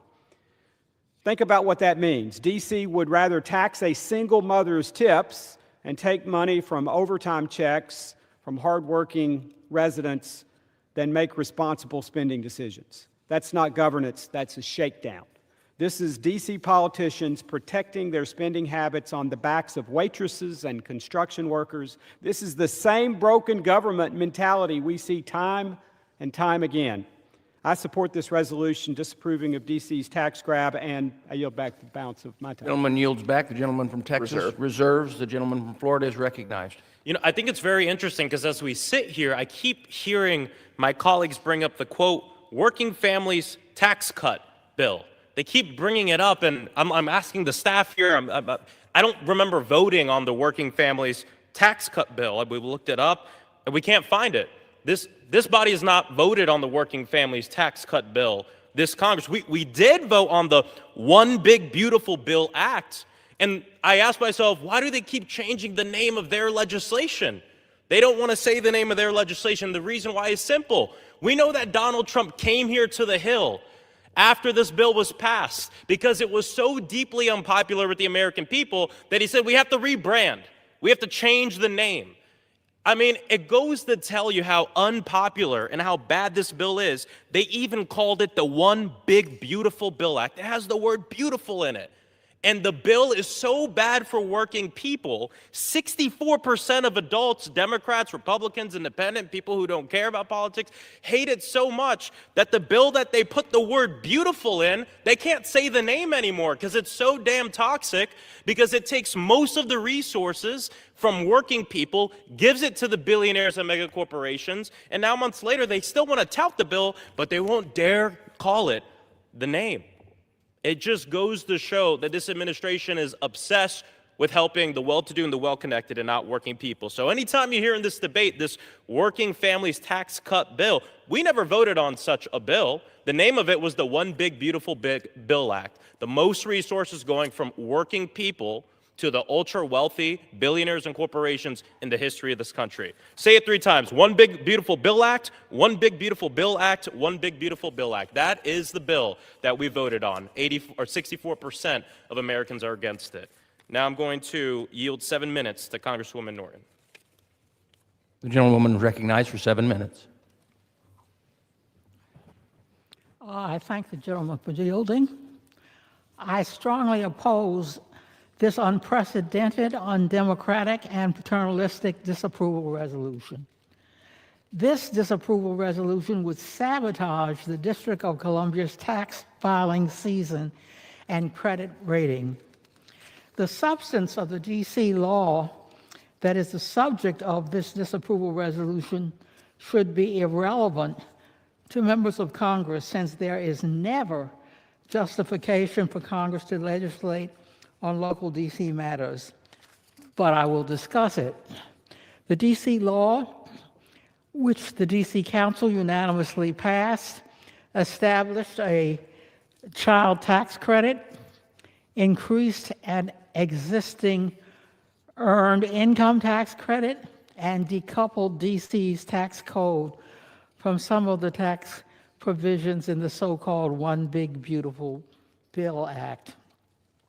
This disapproval resolution would repeal the D.C. law. Let it be clear, the D.C. law changed only the D.C. tax code. It did not and could not change the federal tax code. The D.C. tax filing season began last week. This disapproval resolution would change D.C.'s tax code during the current tax filing season, causing an administrative nightmare for D.C. and tax software companies.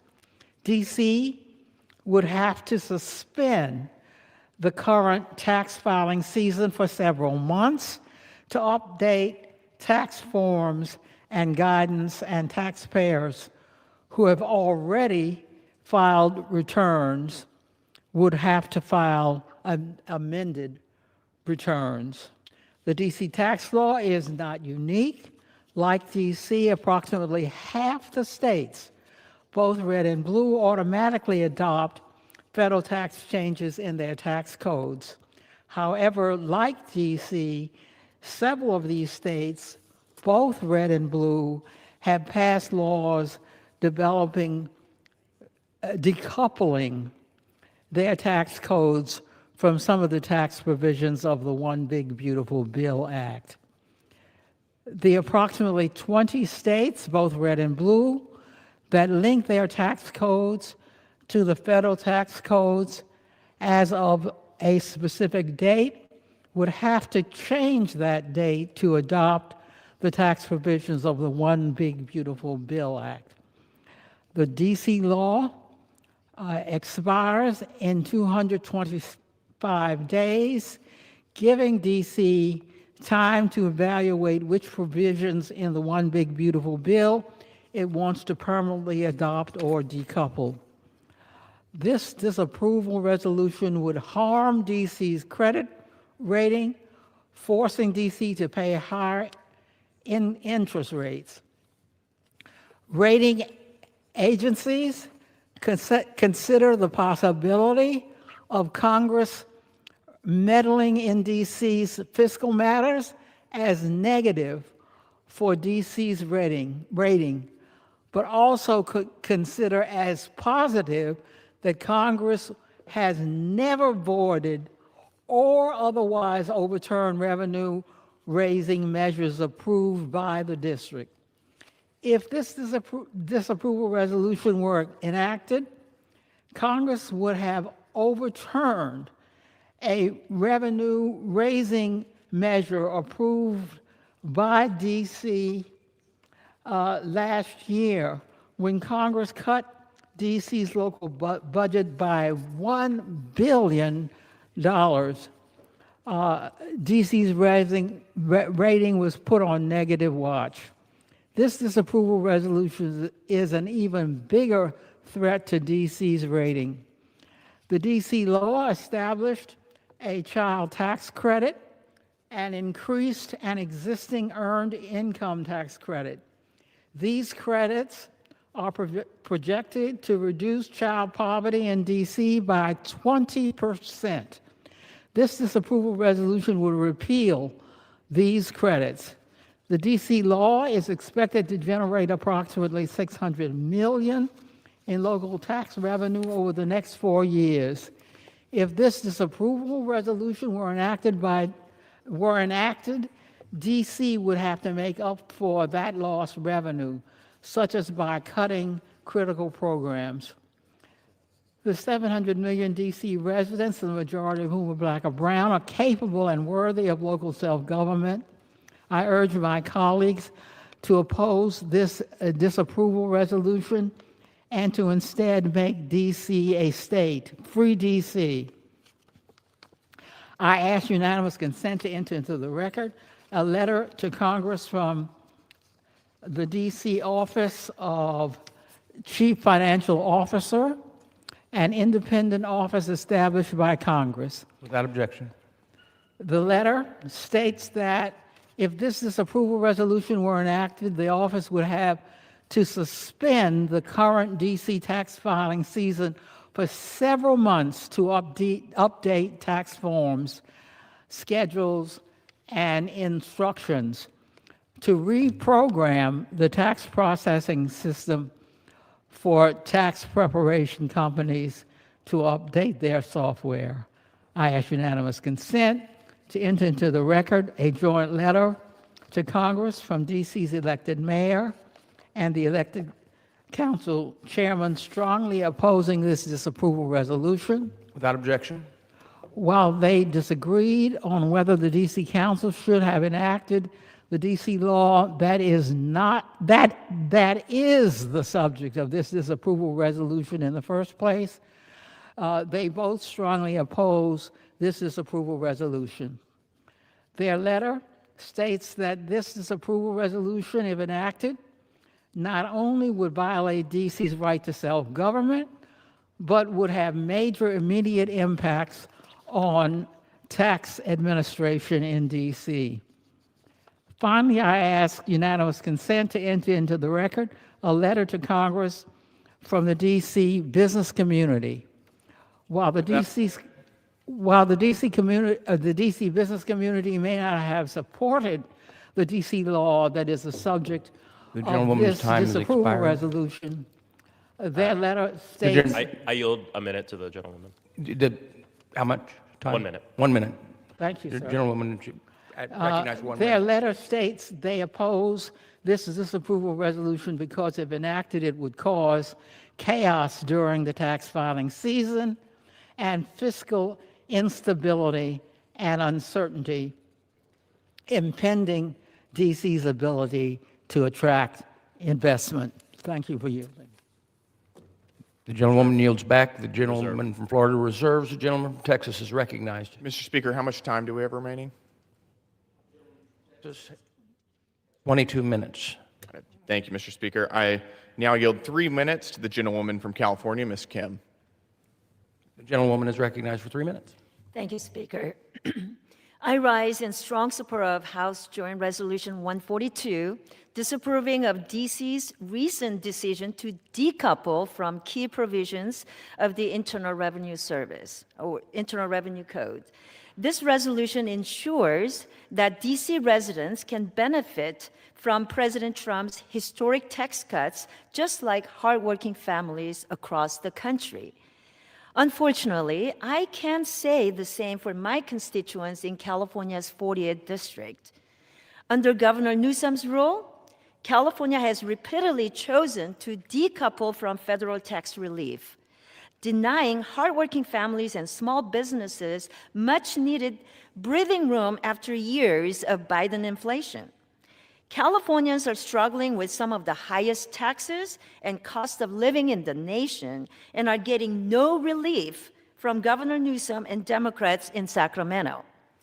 I'm proud to support this bill because workers and families in D.C., California, and across the country deserve a chance to get ahead. I hope this bill inspires California leaders to come to their senses and allow the full relief of the important wins in one big, beautiful bill that provided the working families tax cuts to take effect for Californians. With that, I yield back. The gentlewoman yields back. The gentleman from Texas reserves. The gentleman from Florida is recognized, but also should know that he has 14 minutes left. 14 minutes. Thank you. Thank you, Mr. Speaker. And I'm glad to hear the gentlewoman say loud and proud, one big, beautiful bill, a bill that 64% of Americans don't like and believe give more resources to the rich, the well-connected, the wealthy, the billionaires, and the corporations than them. So say it out loud, and I'm glad to hear that after I pointed out this fake name that my Republican colleagues keep bringing out. And as we're talking about the One Big Beautiful Bill, my colleagues continue to bring up the fact that they worked hard to write and pass it. They worked hard to pass the One Big Beautiful Big Act. They said they, quote, had numerous debates in Congress, end quote. But D.C. didn't get a vote in the One Big Beautiful Bill Act. They bring up that they've put this bill forward. They're running from their offices over here to the House floor to debate on this bill to overturn a local law passed by members of the D.C. City Council that were elected by the people who live here. They claim to care about the taxpayers of D.C., but I guess they don't care enough to give them the real representation they deserve, a vote in the United States Congress. That alone shows us what this is all about. They don't care about the taxpayers of D.C. They have no problem taxing them without representation. They care about using D.C., the people who live and work here year-round, as a pawn, as a political punching bag, so they can go home and say that maybe they actually did something. If they truly care about the taxpayers of D.C., they'd put this bill aside and pass H.R. 51, free D.C., and make sure that we have D.C. statehood. That is making sure that you care about the taxpayers of D.C. I reserve. Gentleman from Florida reserves. Gentleman from Texas is recognized. Mr. Speaker, I yield 3 minutes to the gentleman from Missouri, the chair of the House Ways and Means Committee, Mr. Smith. The gentleman is recognized for 3 minutes. Thank you, sir. Mr. Speaker, I rise today in support of Joint Resolution 142, legislation to reverse a District of Columbia law that bars the citizens of our nation's capital from seeing the benefits of the working families tax cuts enacted by Republicans and signed into law by President Trump on July 4th. Instead of seizing the opportunity to provide relief to the working families and small businesses in their community, the elected leaders in D.C. are going out of their way to deny their own citizens tax relief. That includes policies like no tax on tips, no tax on overtime, an increased standard deduction, which 91% of Americans use to file their taxes. They say they're the party of the working class. They're the party of the taxing class because they do not want the people waiting their tables in Washington, D.C. to have no tax on tips because they believe they can spend your hard-earned dollars better than you can. That's the difference between the Republican Party and the Democrat Party. We're the party of the working class. No tax on tips, no tax on overtime, tax relief for seniors. Under the working families tax cut, a family of four who makes less than $73,000 will pay $0 in federal taxes. And every single Democrat in the House and the Senate voted against that provision. We also increased the child tax credit to $2,200 and made it permanent. And every single Democrat voted against it. We created Trump investment accounts for every new child born in America, $1,000 seed money to transform their life, and every single Democrat voted against it. They are the taxing party. They are not the party about affordability. They're not the party about working families. I yield back. Back. The gentleman from Texas reserves. Reserve, and Mr. Speaker, we're prepared to close. The gentleman from Texas reserves. The gentleman from Florida is recognized. Thank you, Mr. Speaker. There it is again. From one of the highest-ranking people of the Republican Party on the other side, Working Families Tax Cut Bill. No bill exists. We haven't voted on a bill called the Working Families Tax Cut Bill. We voted on the One Big Beautiful Bill Act. So even one of the guys that's most instrumental in passing this bill that they're here blatantly lying about, saying that helps working people when it really helps the most rich, wealthy people in this country, he won't even call it by the name. Because most adults in this country know the truth. They know that it is the largest transfer of wealth from them to the billionaires, from them to the corporations, from them to people like Donald Trump and his friends.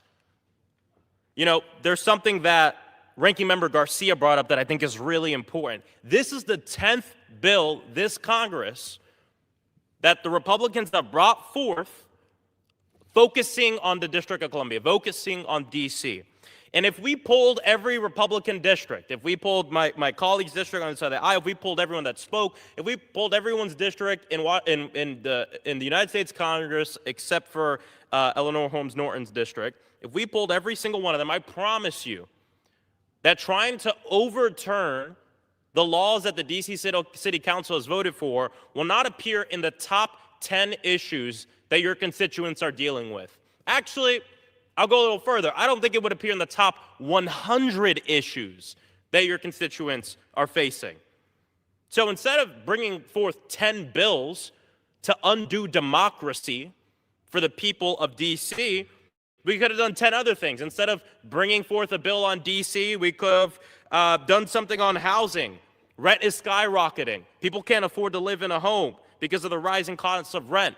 Number two, instead of bringing the second bill on D.C., we could have done something about utility prices, the power of heat, the power of AC, the power of power. It's up 6.7%. Donald Trump had said that he would cut utilities in half. That hasn't happened. They've gone up. When the third bill to do something on D.C. came to the floor, we could have done something about health care.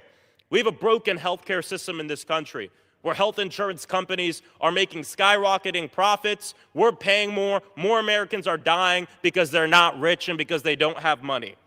When the fourth bill on D.C. came to Congress, we could have done a bill to lower grocery prices for Americans. Donald Trump ran saying he'd do something about it. Donald Trump said when he was elected as the President of the United States that he would lower grocery prices on day one.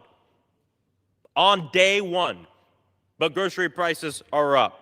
When the fifth bill came to the House floor on overturning a D.C. city law, we could have done something on corruption, something on Congress. We could have banned members of Congress from buying and trading stock. We could have done something to put some guardrails on the presidency so no president can make money off of being the president of the United States. We know being president is one of the most lucrative things that Donald Trump has done. We could have handled corruption in the Supreme Court. When the sixth bill came to the House floor on the D.C. laws, we could have done something on campaign finance reform.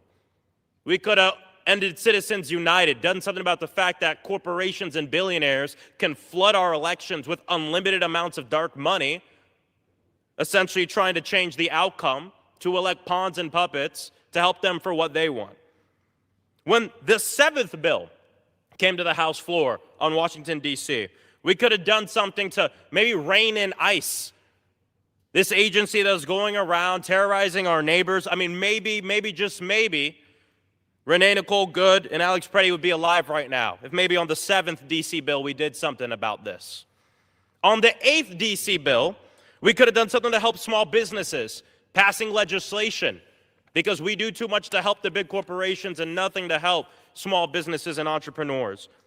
On the ninth bill that Republicans brought to the floor this Congress, maybe we could have done something on reversing the One Big Beautiful Bill Act that they passed, and we could have taxed the billionaires. The gentleman was saying we're the tax party. I want to tax the billionaires more. I want to make sure that they're paying their fair share. Hell, if a teacher, if a nurse, if someone who works at a grocery store is paying their fair share, how come billionaires aren't? And on the 10th time, which is this time, maybe we could have done something about the tax that the Republican Party and Donald Trump have put on working families, which are the Trump tariff taxes, which are part of the reason why costs are skyrocketing across this country from housing to groceries. 10 bills to undo the democracy of people who live here in D.C. 10 issues and 10 solutions we could have worked on to help working families. I'm prepared to close.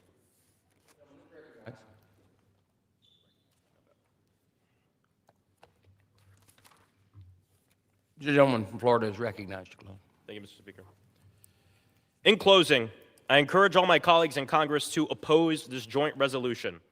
Voting no means that we refuse to support this congressional Republican effort to end child tax credit in Washington, D.C. Voting no means that we oppose the fact that Republicans are using important time in Congress that should be spent on making life better, safer, and more affordable for American people instead of attacking the residents of Washington, D.C. with higher prices, lower budgets for the D.C.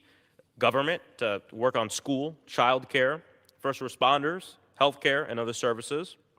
Voting no means supporting D.C. home rule and defending D.C. against bullies in Congress. The so-called One Big Beautiful Bill Act is an attack on the working people of this nation and across this entire nation. It cuts health care and food assistance from working families to give massive tax breaks for billionaires and mega corporations. Republicans in this chamber need to work on accepting the unpopular and damaging nature of the law that they passed, which it sounds like they're almost there because they've even gone so far to rename the bill called the One Big Beautiful Bill Act that they passed that 64% of Americans believe are bad for them. So once again, I encourage all my colleagues to vote no, and I yield back the balance of my time. The gentleman from Florida yields back. The gentleman from Texas is recognized. Mr. Speaker, I'm prepared to close. The gentleman's recognized. Mr. Speaker, it's, as my colleague pointed out, it is good to be here and floor debate with the other youngest member of the House of Representatives. I think, I don't want to put words in his mouth, but I suspect we would both agree that we do need more representation in Washington in this body from younger Americans, even though he and I disagree on many things, including this bill. Mr. Speaker, we've heard a lot from the other side of the aisle about how they support working families. Mr. Speaker, this is a bill that would provide no tax on Social Security, no tax on tips, no tax on overtime, provisions that specifically help working families, working class families in this country, and yet they're opposed to it. Mr. Speaker, we've heard a little bit about fiscal responsibility. That's something that Republicans have championed for quite some time. In fact, it's been pointed out that our ideas are old, and I would point out that my colleague is right. Our ideas are old in a sense, and that individual liberty and fiscal responsibility are ideas that have withstood the test of time. That is something that conservatives recognize. But the city of Washington, D.C. does not adhere to those ideas. If they would like to pursue a more responsible budget, I think that we would all be thrilled. And yet, what are they spending their money on? Recently, the city of Washington, D.C. gave almost a $500,000 grant to the Central American Resource Center, which advocates for local rent supplement programs to go to non-citizens, in other words, illegal aliens. They gave almost $1 million, over 2 grants, to Georgetown University, a university whose endowment is about $3.6 billion. In fiscal year 2025, D.C. spent approximately $434,000 to establish a reparations task force. That same year, they spent $40 million for the Office of Migrant Services to, quote, ensure migrants arriving in the district are treated humanely and have the resources they need to reach their destination or resettle. In other words, taking money out of the pockets of working class families and giving it to illegal aliens. In fiscal year 2025, again, D.C. spent almost $2.3 million on the Office of Lesbian, Gay, Bisexual, Transgender, and Questioning Affairs. That same year, they spent $7 million for the Green Bank. And in fiscal year 2025, they spent $441,000 for the Medical Cannabis Social Equity Fund. Mr. Speaker, we support fiscal responsibility. This is not fiscal responsibility. This is taking money from working class families to fund left-wing social programs and pet projects. Mr. Speaker, in closing, I strongly support this joint resolution disapproving the action of the District of Columbia Council in approving the D.C. Income and Franchise Tax Conformity and Revision Temporary Amendment Act of 2025.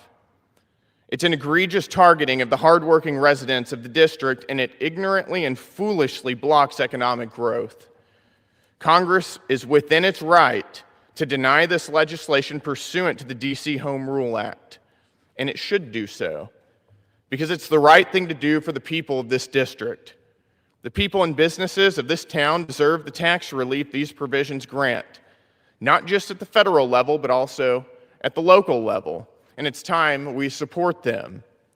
And the following organizations have endorsed this resolution, including AMAC Action, America First Policy Institute, the DC Police Union, Heritage Action, the Independent Women's Forum, the International Franchise Association, the National Association of Convenience Stores, the National Association of Wholesale Distributors, the National Restaurant Association, the National Taxpayers Union, the Small Business and the Small Business and Entrepreneurship Council, and the U.S. Chamber of Commerce. The House must swiftly exercise its constitutional responsibility to oversee the District of Columbia and reject this misguided legislation from going into effect. I urge my colleagues on both sides of the aisle to unite in support of D.C. taxpayers and businesses and support this necessary resolution of disapproval. And I yield back the balance of my time. The gentleman yields back. All time for debate has expired pursuant to House Resolution 1032. The previous question is ordered on the joint resolution. The question is on the engrossment and third reading of the joint resolution. All those in favor say aye. All those opposed, no. In the opinion of the chair, the ayes have it. Third reading. Joint resolution disapproving the action of the District of Columbia Council and approving the D.C. Income and Franchise Tax Conformity and Revisions Temporary Amendment Act of 2025. The question is on the passage of the joint resolution. Those in favor say aye. Those opposed, no. In the opinion of the chair, the ayes have it, and the resolution is passed. Mr. Chair, For what I request the yeas and nays. The yeas and nays are requested. Those favoring a vote by the yeas and nays will rise. A sufficient number having arisen, the yeas and nays are ordered. Pursuant to Clause 8 of Rule 20, further proceedings on this question will be postponed. The chair lays before the House a message.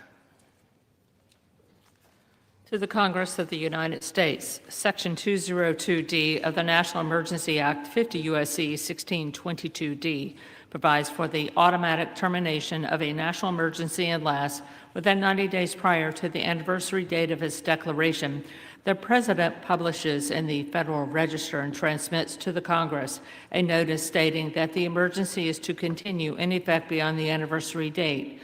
In accordance with this provision, I have sent to the Federal Register for publication the enclosed notice stating that the national emergency with respect to the situation in and in relation to Burma declared in Executive Order 14014 of February 10, 2021 is to continue in effect beyond February 10, 2026.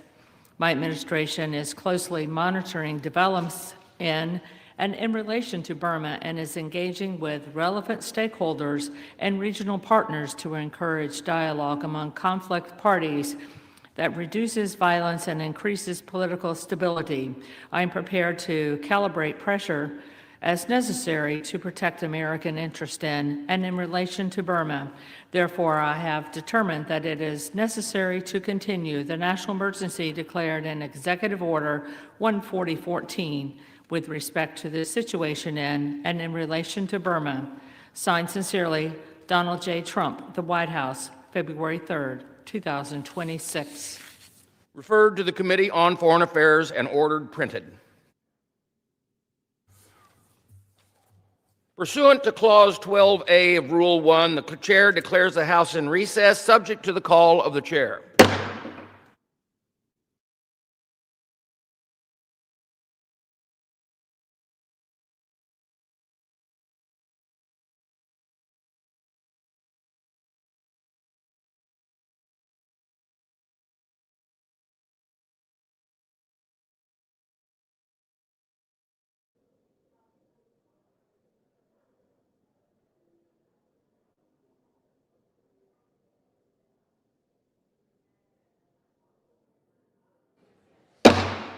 The House will be in order. Proceedings will resume on questions previously postponed. Votes will be taken in the following order: the motion to recommit on H.R. 4090, passage of H.R. 4090 if ordered, and passage of House Joint Resolution 142. The first electronic vote will be conducted as a 15-minute vote. Pursuant to Clause 9 of Rule 20, remaining electronic votes will be conducted as 5-minute votes. Pursuant to Clause 8 of Rule 20, the unfinished business is the question on agreeing to the motion to recommit on H.R. 4090, offered by the gentlewoman from New Mexico, Ms. Leger Fernandez, on which the yeas and nays were ordered. The clerk will redesignate the motion. Motion to recommit H.R. 4090, offered by Ms. Leger Fernandez of New Mexico. The questions on agreeing to the motion to recommit, members will record their votes by electronic device. This is a 15-minute vote. I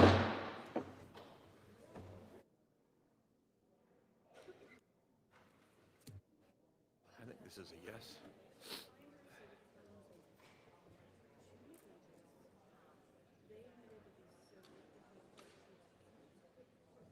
Oh, good. I'm glad I checked. 1 second.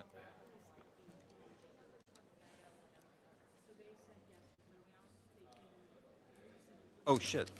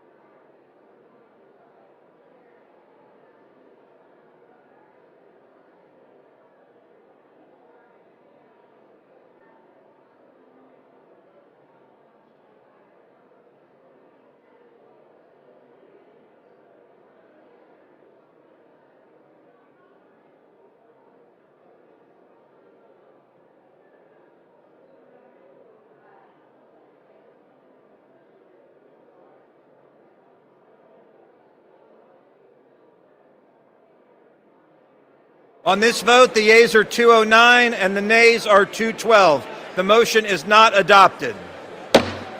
The question is on passage of the bill. Those in favor, please say aye. Those opposed, please say no. The ayes have it.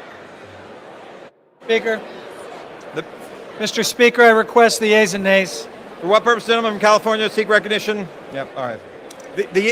The gentleman requests the yeas and nays are requested. Those favoring a vote by the yeas and nays will rise. A sufficient number having risen, the yeas and nays are ordered. Members will record their votes by electronic device. This is a 5-minute vote.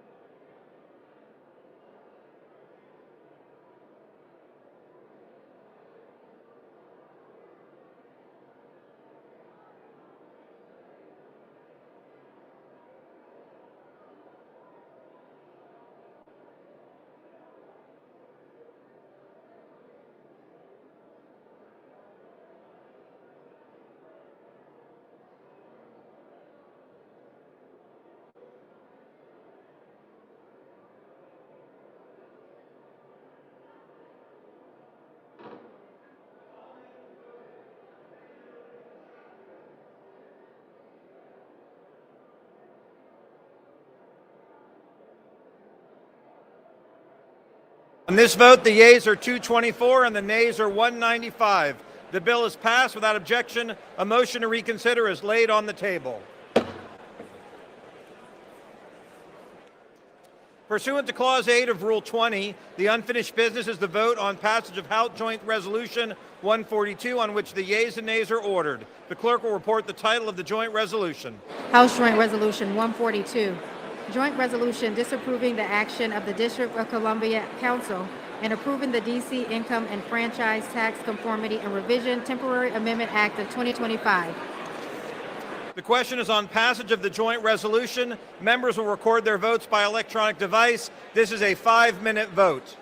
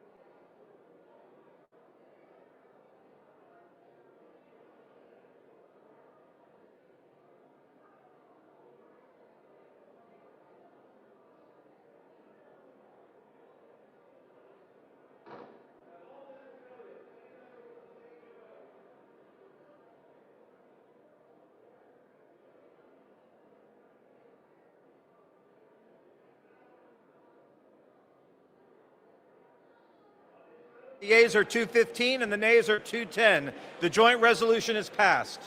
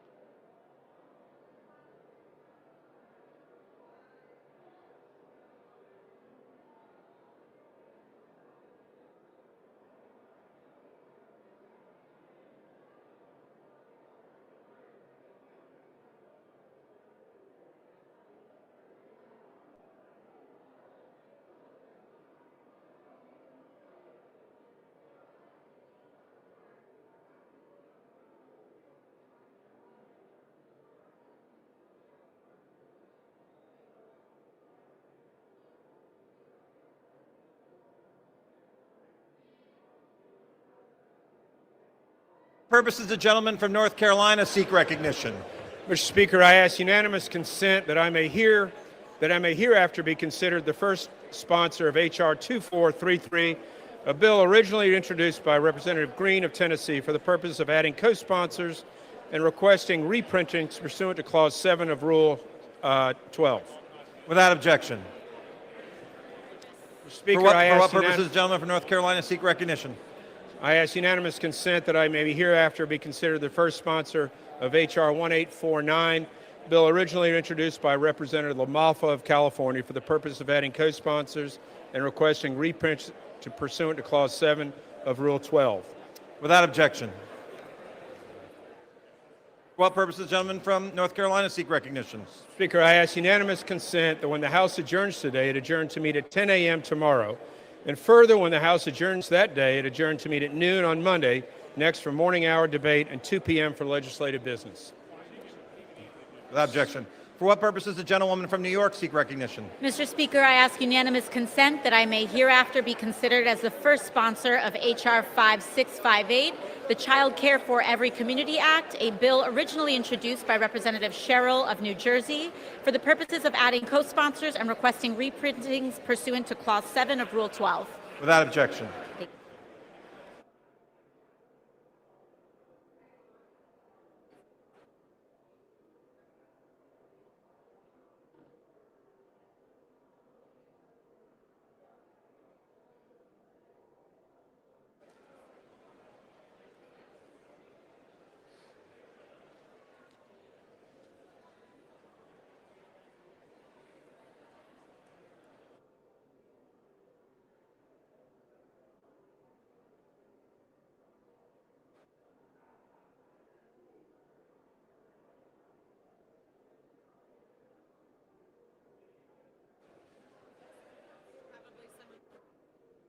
I'm set.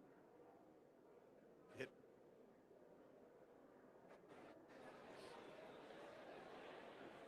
You can go ahead and sit up.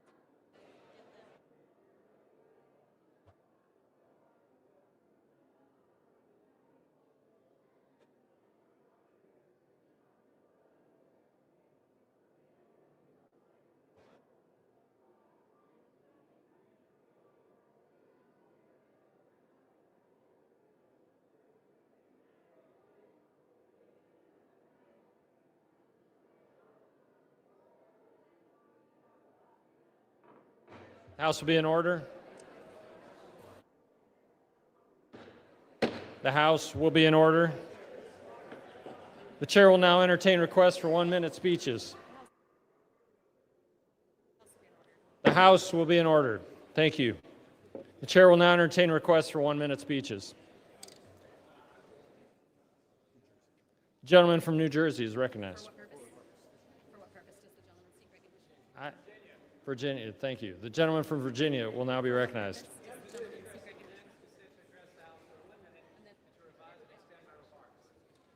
Objection.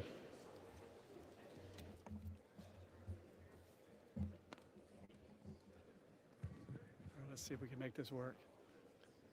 All right, Mr. Speaker, I'm honored to recognize Edith Younger Edmonds of Halifax County, an artist who uses her quilts to celebrate African American history.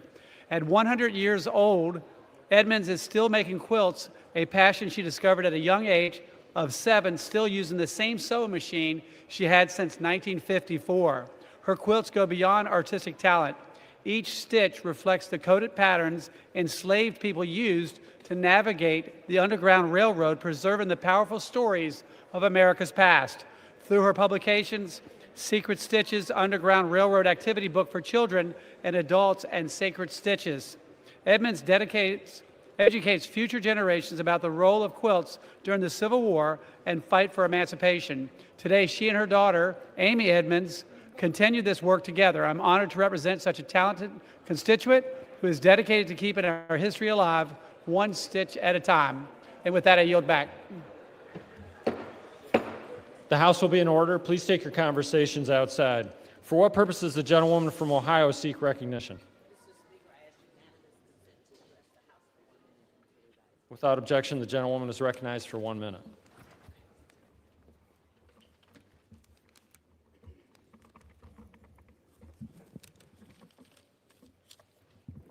Mr. Speaker, I rise today to say Happy Black History Month and to remind all that Black history is American history.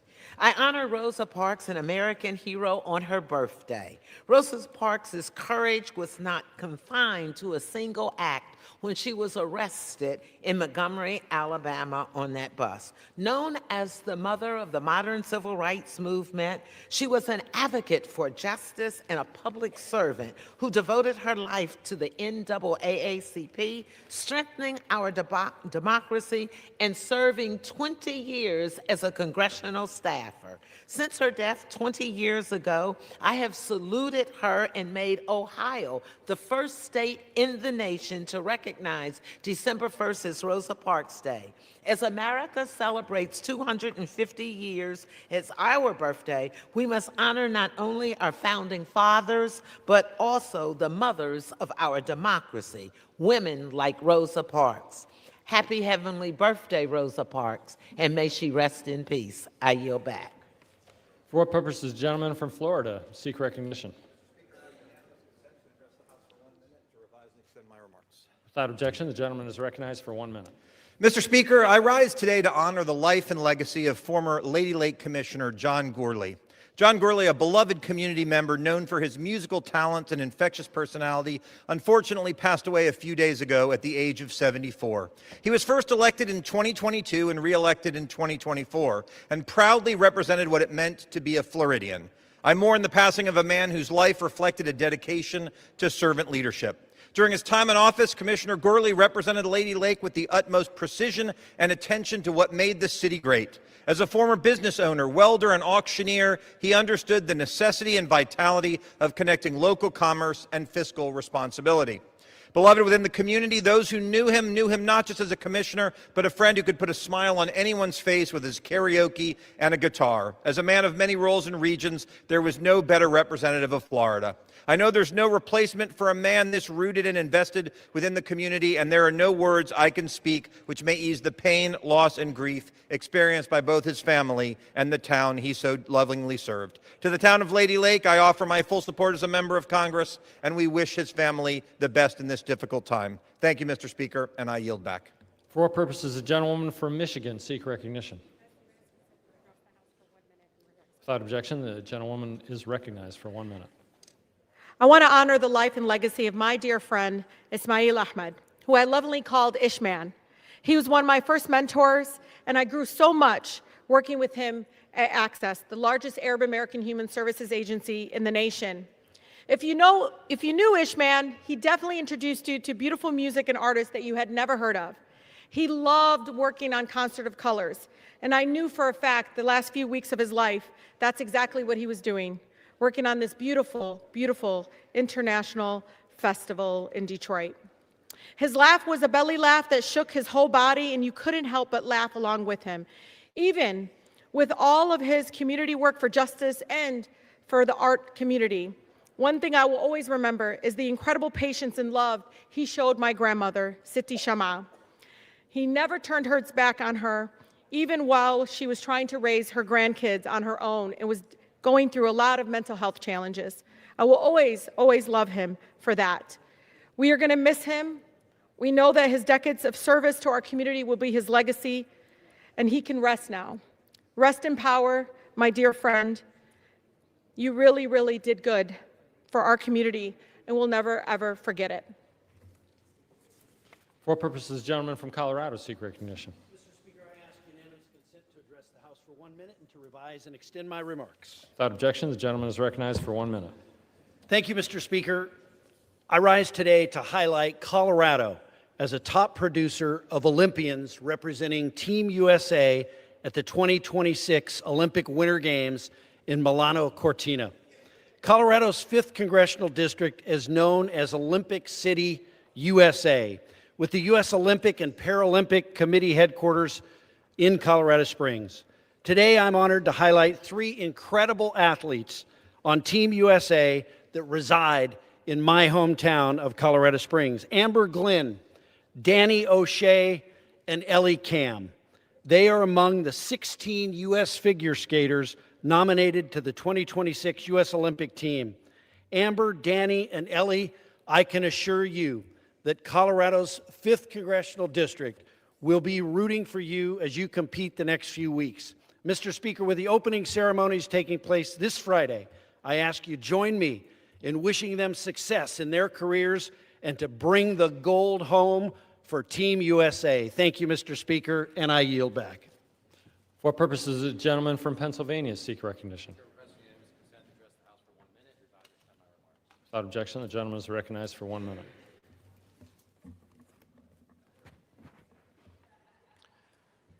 Thank you, Mr. Speaker. I rise today to celebrate the life and memory of my constituent, Daniel Kinross, who passed away recently at the age of 82. Dan loved his family, his community, and his country, and he lived a life of service to them all. He proudly served our great country in the United States Coast Guard, and throughout his life, he focused on his community, serving as a Ross Township Commissioner and coach of youth sports teams. Service was in Dan's bones, and in Western Pennsylvania, a life like Dan's, devoted to family, community, and country, shows exactly who we are. Humble, proud, always ready to do our part, Dan embodied the very best of our Western Pennsylvania values: hard work, patriotism, and sacrifice. I'm holding the Kinross family in my heart as we celebrate Dan's life and we mourn his passing. Thank you, Mr. Speaker. I yield back. For purposes, the gentleman from Colorado seek recognition. Without objection, the gentleman is recognized for 1 minute. Mr. Speaker, I rise today to recognize and celebrate 3 extraordinary athletes from Colorado's 3rd District who are headed to the 2026 Olympics to represent our country. A half-pipe skier from Aspen, Alex Ferreira, already has 2 Olympic Games under his belt, and I'm confident that his experience will lead to success. Charlie Mickle is a men's freestyle skier who specializes in moguls. Hailing from Durango, his dedication to competitive skiing has led him to this incredible milestone, and we are very proud of his journey. Haley Swerble began cross-country skiing in her hometown of El Jebel at just 10 years old. She made her Olympic debut in 2022, and we can't wait to see her back in action. For Haley, the best is yet to come. On behalf of Colorado's 3rd District, I congratulate Alex Ferreira, Haley Swerble, and Charlie Mickle, and I wish them the very best as they make our nation proud in Milan this month. Thank you, Mr. Speaker. I yield back. For purposes, the gentleman from Massachusetts seek recognition.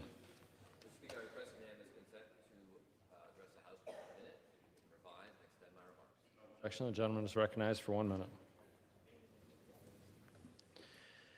Mr. Speaker, I rise today in honor and in somber recognition of the 7 crew members of the Lily Jean who were lost at sea when their trawler sank off the coast of Gloucester, Massachusetts, last Friday.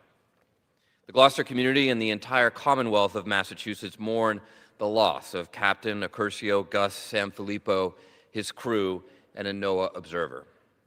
Captain Gus was more than just a seasoned mariner. He was a mentor, a leader, and a beloved figure in the Gloucester fishing community.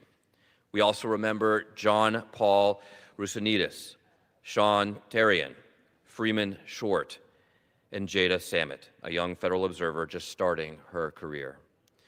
We also think of the families who, devastated today, live with the constant anxiety that comes with having loved ones away at sea. We also extend our deepest gratitude to the U.S. Coast Guard for their relentless efforts searching more than 1,000 square miles to try to find the crew. Fishing is not just an occupation. It is a way of life built on the hard work, risk, and an enduring love for the sea. Fishermen often say they have salt in their blood. My thoughts and prayers are with the families and loved ones of the crew of the Lily Jean, and we stand with the entire Gloucester community during this heartbreaking time. Mr. Speaker, I yield back. For what purpose does the gentlewoman from North Dakota seek recognition? Mr. Speaker, I ask permission to address the House for 1 minute to rise and extend my remarks. Without objection, the gentlewoman is recognized for 1 minute. Thank you, Mr. Speaker. Today, I rise to recognize a remarkable North Dakotan, this handsome young man, Ray Curtis of Minot. On February 11th, Ray will turn 109 years old. He is the oldest living World War II veteran in North Dakota and one of the oldest in our entire country. Ray served our nation during one of the most defining moments in world history. Like so many from his generation, he answered the call without hesitation and helped secure freedom. Ray now resides at Minot Lodge Senior Living, surrounded by family and caregivers. North Dakota is so proud of Ray Curtis. We are grateful for his service, his sacrifice, and his example. Happy birthday, Ray. Congratulations on a life well lived in service to our country. Mr. Speaker, I yield back. For what purpose does the gentlewoman from Ohio seek recognition? Request unanimous consent to address the House and to extend and revise my remarks. Without objection, the gentlewoman is recognized for 1 minute. Thank you, Mr. Speaker. Today, I rise to recognize the Akron Rites of Passage as the Ohio's 13th Congressional District Champions of the Week. Led by 13 elders in the community, AROPI, as it is also known, is an African-centered organization established with the purpose of educating, training, and empowering its participants in African-centered rites of passage, processes, rituals, customs, and practices. Its further purpose is to promote all aspects of healthy growth and development of individuals, families, and the community of African descent in the Akron, Summit County, and surrounding areas.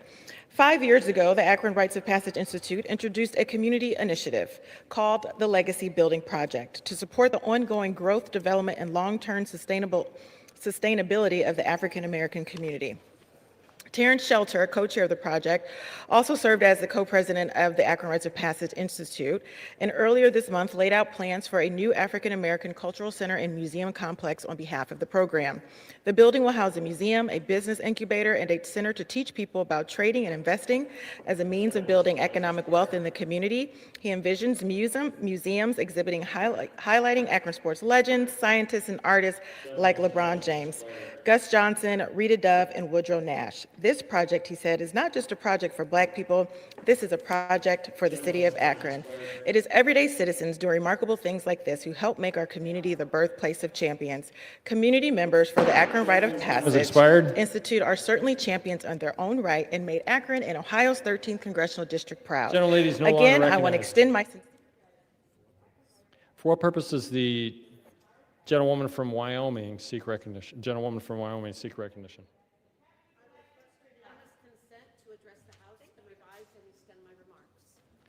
Without objection, the gentlewoman is recognized for 1 minute. I rise today to recognize and congratulate Lou Talbert Ranch Outfitters of Casper, Wyoming, for being named one of the 50 best clothing stores in America by the New York Times. Lou Talbert Ranch Outfitters first opened its doors in 1919 after being founded by C.W. Talbert, an immigrant from Germany who grew enamored with the cowboy spirit and the allure of the West. From its beginnings as a hardware store catering to the local agricultural community, Lou Talbert Ranch Outfitters has grown to be a cornerstone of the Casper community. Now, over 100 years later, it does not matter whether you are a rancher, a cowboy, or a tourist passing through, you are treated to the authentic spirit of the West at Lou Talbert's. Please join me in recognizing and celebrating the accomplishments of Casper, Wyoming's Lou Talbert Ranch Outfitters. With that, I yield back. For purposes, the gentleman from California seek recognition.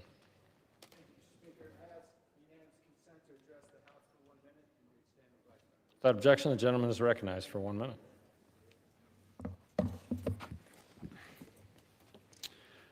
Mr. Speaker, I rise today to recognize Marianne Neihart, whose life of commitment to healing and community uplifted countless neighbors across Pacifica, California, and beyond. Marianne's career in nursing and mental health spanned 4 decades.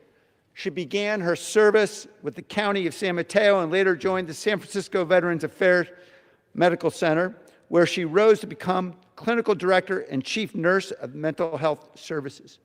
Her excellence earned her Nurse of the Year and Distinguished Service Awards from the American Psychiatric Nurses Association, among many other honors. While caring for thousands of veterans, she also inspired and guided younger professionals pursuing careers in the practice of psychiatric nursing. Marianne's dedication to the community didn't stop with her day job. She also served on the Pacifica City Council, and for 2 terms as Pacifica's mayor, she was a hands-on visionary leader who championed public engagement and collaborative governance.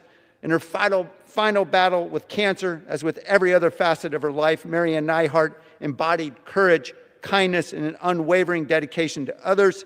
Though we mourned her loss last Saturday, we will be celebrating her inspiring legacy for many years to come. Thank you, Mr. Speaker. I yield. For purposes, the gentleman from South Carolina seek recognition. Without objection, the gentleman is recognized for 1 minute. Mr. Speaker, I rise today to recognize and honor Department of Natural Resources Officer Charles Ruth for 31 years of exceptional service to the state of South Carolina. For more than 3 decades, Charles devoted his career to protecting our natural resources and preserving the outdoor traditions that make our state unique. During his time with South Carolina Department of Natural Resources, he served as the state's big game coordinator. He helped oversee the management of deer, wild turkey, and black bear populations across our state. Over the years, Charles helped shape over 100 laws, engaged directly with the public of South Carolina, and ensured our wildlife policies were based on sound science and respect for landowners and sportsmen. Thanks to his commitment, South Carolina's approach to wildlife management remains one of the strongest and most respected in the country. His work will continue to benefit our state for generations. Thank you, Mr. Speaker, and I yield back.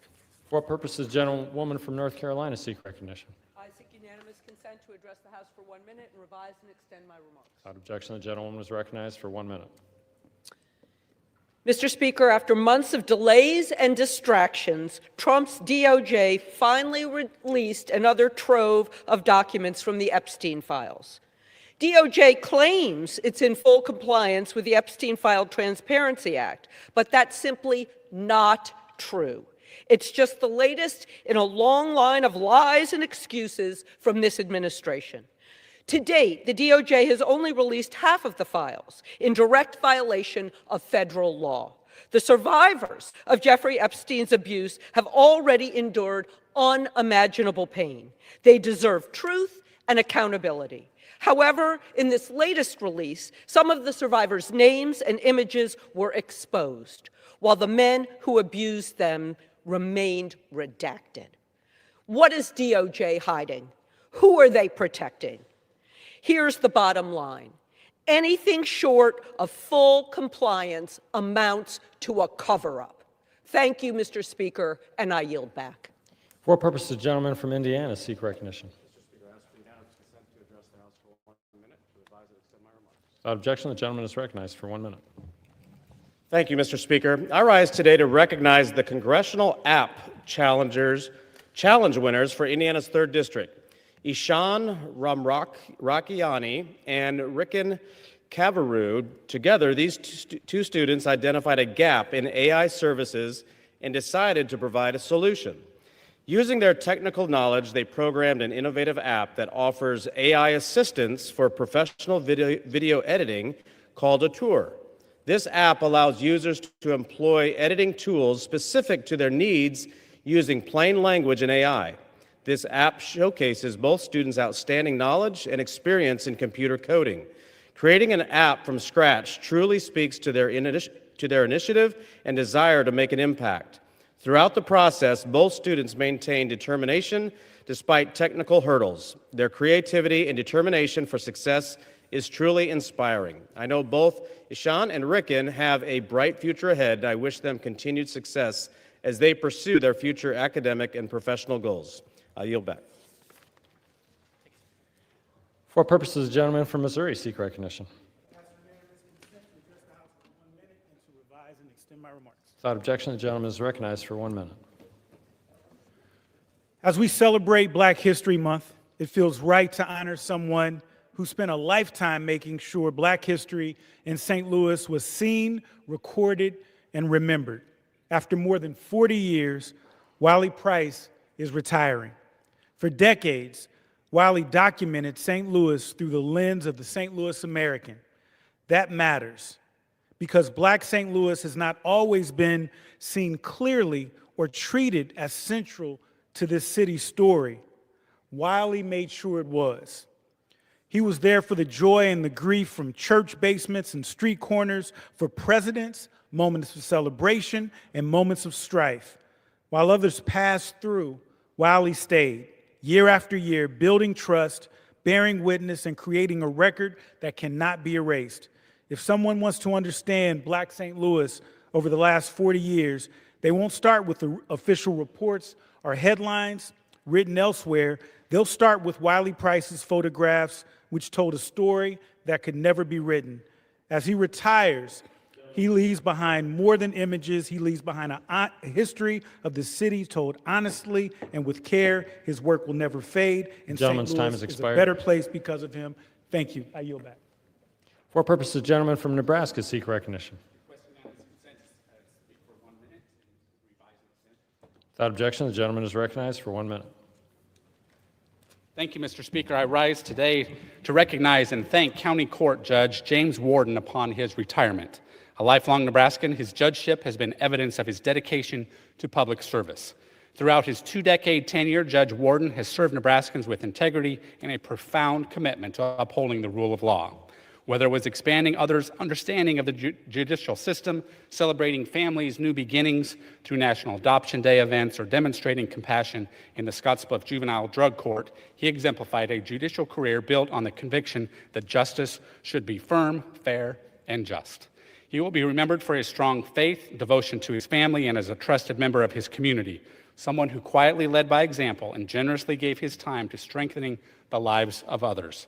Thank you, Judge, for your faithful service to the state of Nebraska. I wish you, Joni, and your entire family all the best in the years ahead, and congratulate you on a career defined by respect, service, and lasting impact. Thank you. I yield back. For purposes, the gentleman from Ohio seek recognition. Without objection, the gentleman is recognized for 1 minute. Thank you, Mr. Speaker. I rise today on behalf of all of the NIOSH workers around the country, including the 400 in my district. NIOSH for 50 years has been helping workers all over the country, making sure that workers are safe and healthy. And during all of the DOGE cuts, 1,500 NIOSH workers lost their jobs, and we got to worked with labor and others, 100 members of Congress, and we started getting those jobs reinstated. And we asked Secretary Kennedy to work with us and to make sure that every single one of these workers got their jobs back. And just a few weeks ago, we found out that every one of them did get their jobs back. So I just want to thank the NIOSH folks for their ongoing support, everyone in labor for working with us, and the work of this Congress to stand up for workers, especially my colleagues over here. So thank you all very much. I yield back. For purposes, the gentleman from Georgia seek recognition.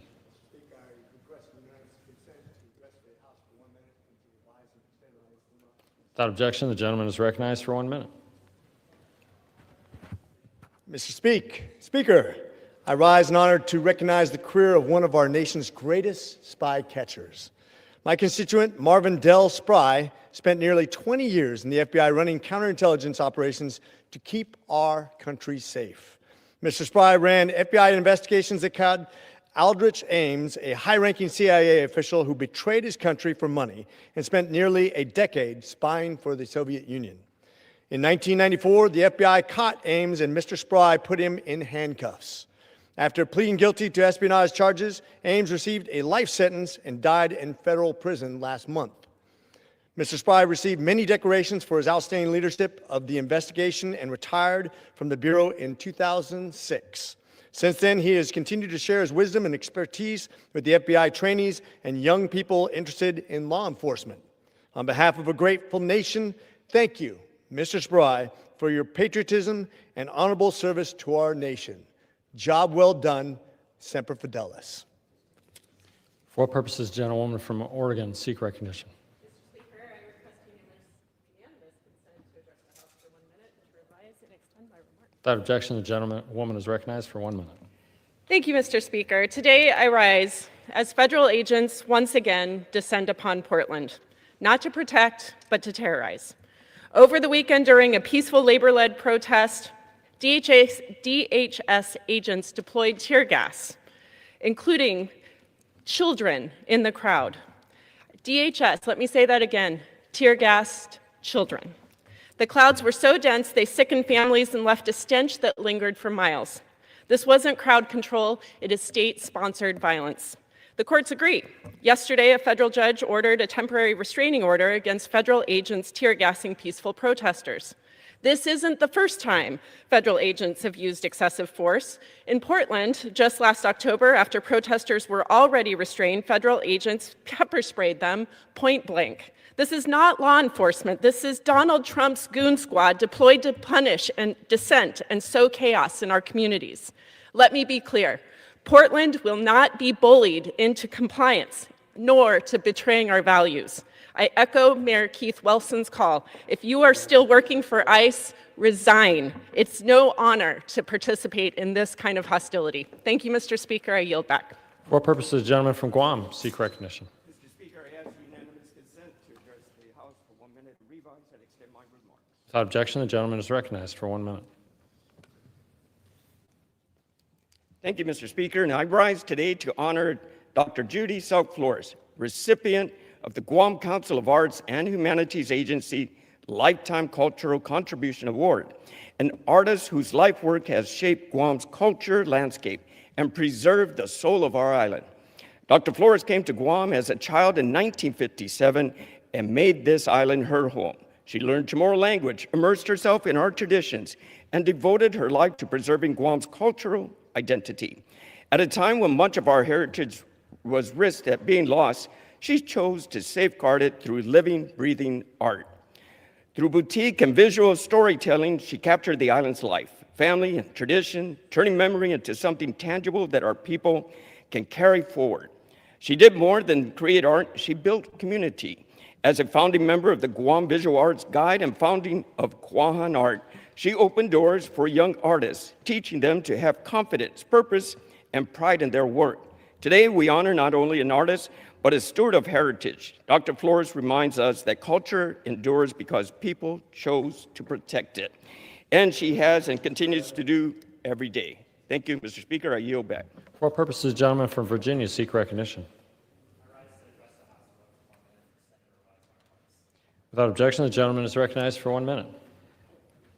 Mr. Speaker, families with disabled adult children deserve our full support in Congress, but these days they are being forced through unnecessary security and disability determination renewals to prove that their disabled adult children deserve assistance at all. That's right.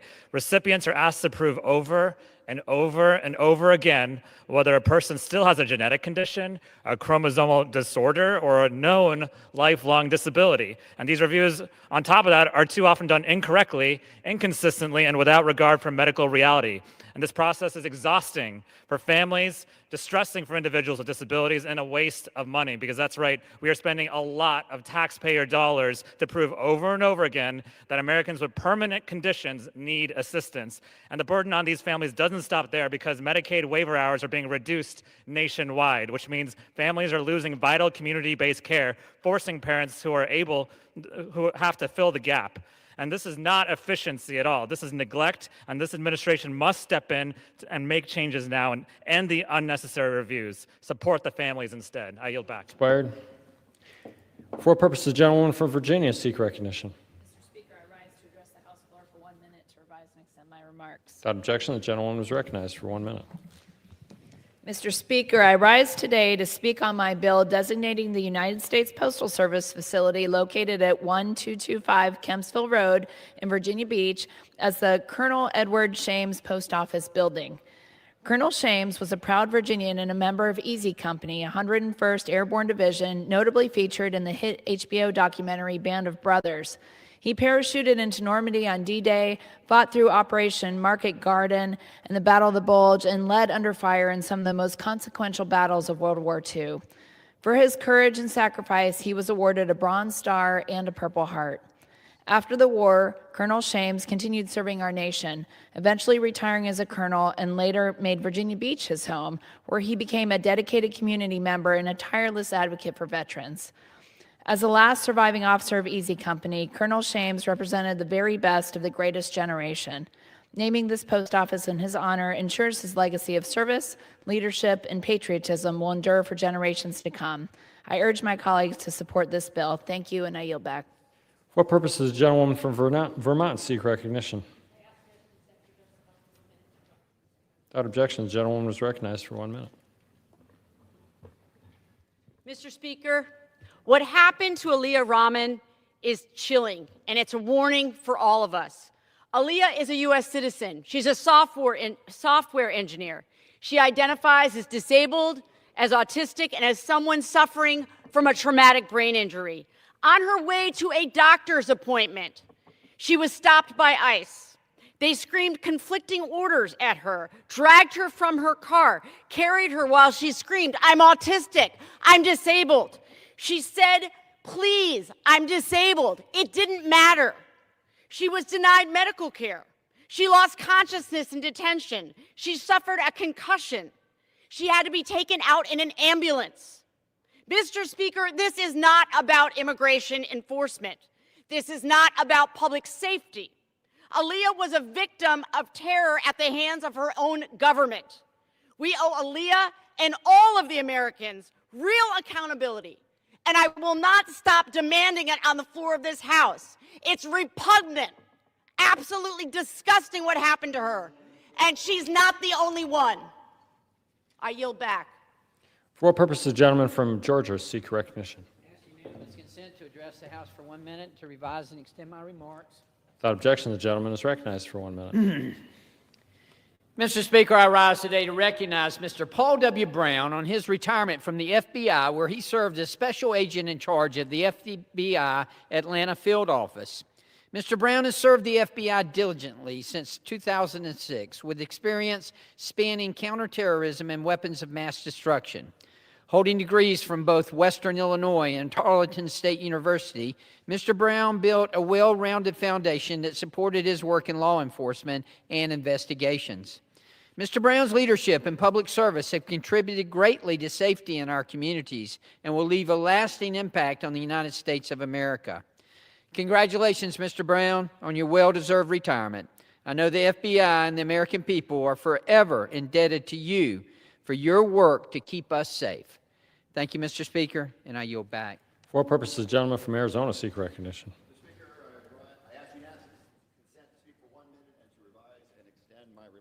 Without objection, the gentleman is recognized for 1 minute. Mr. Speaker, Arizonans are sick and tired of the chaos at the Department of Homeland Security. Instead of targeting hardened criminals, DHS is arresting hardworking people off our streets to meet arbitrary deportation quotas. Faith leaders in my district tell me constituents are avoiding church, keeping kids home from school, and skipping medical care, terrified of being profiled based on the color of their skin. To meet their quotas, DHS is proposing turning an industrial warehouse in a Phoenix suburb into a 1,500 bed detention facility. ICE's acting director called it, quote, Amazon Prime, but with human beings, unquote. People across the political spectrum are strongly opposing this, and for good reason. They don't want human beings held in a makeshift jail down the street from their child's high school. They don't want masked agents in their church parking lot. None of this makes Arizonans safer. Congress has a duty to rein in the Department of Homeland Security that is absolutely out of control. I won't stop until that happens. I yield back. This is the gentleman from Wisconsin seek recognition. Oh, for what purpose? What purpose does the gentleman from Texas seek recognition? Without objection, the gentleman is recognized for 1 minute. Thank you, Mr. Speaker. A core part of American sovereignty is the ability to determine who's able to enter our country. And the sole purpose of our immigration system is to benefit American citizens.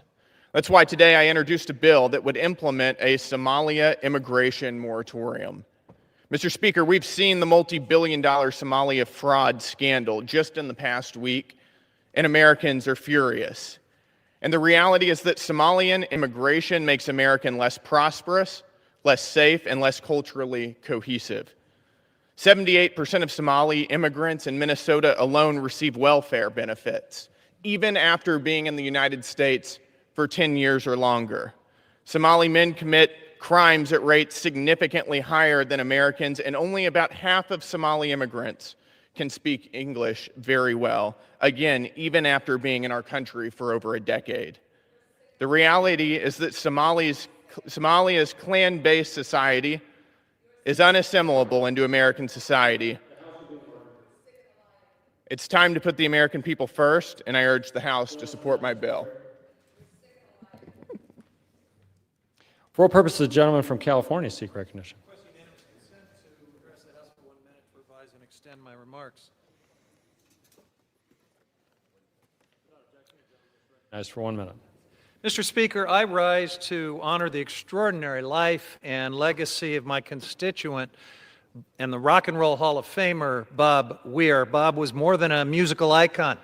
He was a neighbor, a friend, and a beloved part of our North Bay community. For decades, Bob made his home in Marin, raised his family there, opened his doors to other artists, and helped build the vibrant local music vibe that so many of us cherish. He played intimate shows at Mill Valley's Sweetwater and took the stage at the Mountain Theater atop Mount Tamalpais. Bob's music, his generosity, unmistakable creative spirit helped define the identity of the North Coast. His legacy will endure every time a kid picks up a guitar, every time the lights come up at the Sweetwater, every time music echoes across Mount Tam. We are grateful that he made our community part of his life, and we send our love to his family, his friends, and all my fellow deadheads across the world. And Mr. Speaker, let the record reflect I delivered these remarks barefoot in honor of Bobby Weir.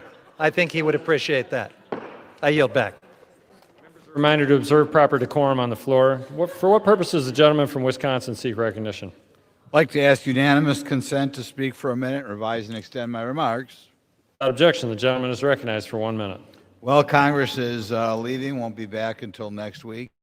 If it's like every other weekend, a lot of the what you see on television is going to be incidents going on in Minnesota affected by the immigration situation. I remind my colleagues and the American people that we are a nation of immigrants, but every year we swear in we naturalize about 800,000 new folks. That's about 5 times what it was when I was a child. 16% of the people in our country were not born in America. That's the highest it's been since before 1890. We have nothing to apologize for that we are not letting enough people in this country. But sadly, there are too many elected officials who are, in essence, wanting to get rid of the immigration laws. We saw this in the 2016 election, in which way too many Democrats promised free medical care for people who come Gentleman's here. time has expired.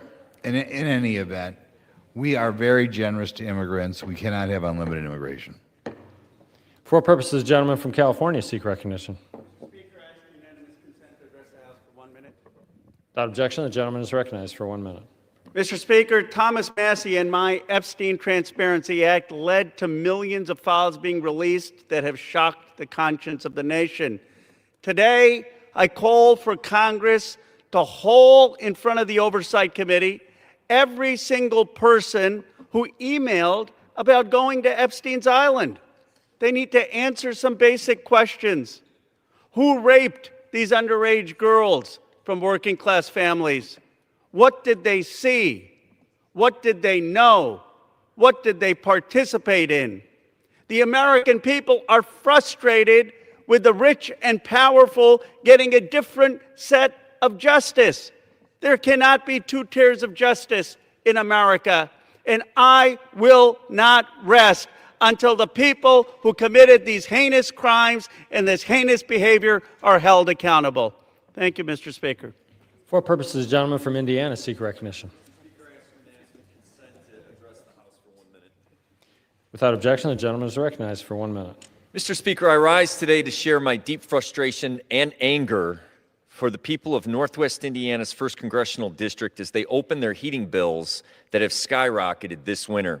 Hoosiers understand that utility rates are regulated at the state level, but they also understand, just as we do here, that federal policy plays a role in whether our nation is increasing energy supply or restricting it. It is simple economics. When supply goes up, prices go down. Unfortunately, recent actions by this administration have moved us in the wrong direction. In Northwest Indiana, 2 major energy projects that would have increased supply and lowered costs were canceled. An $8 billion hydrogen project at BP Refinery in Whiting, supported by labor, industry, the state, higher education partners, and the federal government, were halted. An $18 million alternative aviation fuel project in East Chicago was also canceled. These projects would have strengthened our energy supply, created jobs, and supported our regional economy for decades to come. I thank you, and I yield back, and I urge the House to find ways to increase energy supply so we can lower the costs in Northwest Indiana. Thank you. For what purposes, the gentleman from Virginia seek recognition? Without objection, the gentleman is recognized for 1 Mr. minute. Speaker, today I rise to honor an exceptional member of my staff who's moving on to his next chapter. Mark Raborden, my deputy district director, has served the people of Virginia's 7th Congressional District with distinction for more than 4 years. Mark began his service to the 7th Congressional District working for my dear friend and predecessor, former Congresswoman and now Governor Abigail Spanberger. He has continued to deliver results for Central and Northern Virginia on my team with the same professionalism and care. From day one, his dedication has made a real difference in the lives of the people we serve. Always calm, steady, and deeply knowledgeable, Mark has been a trusted presence and an invaluable resource to our constituents and our team. A true public servant, Mark earned his nickname, the mayor, in our office, because he knows the communities, local leaders, and needs of the 7th District better than just about anyone. While we will miss him, we are grateful for his service and wish him every success in his next endeavor. Thank you, Mark, for your service to Virginia's 7th Congressional District, and good luck in your new role serving Virginians. I yield back. For what purposes, the gentleman from Ohio seek recognition?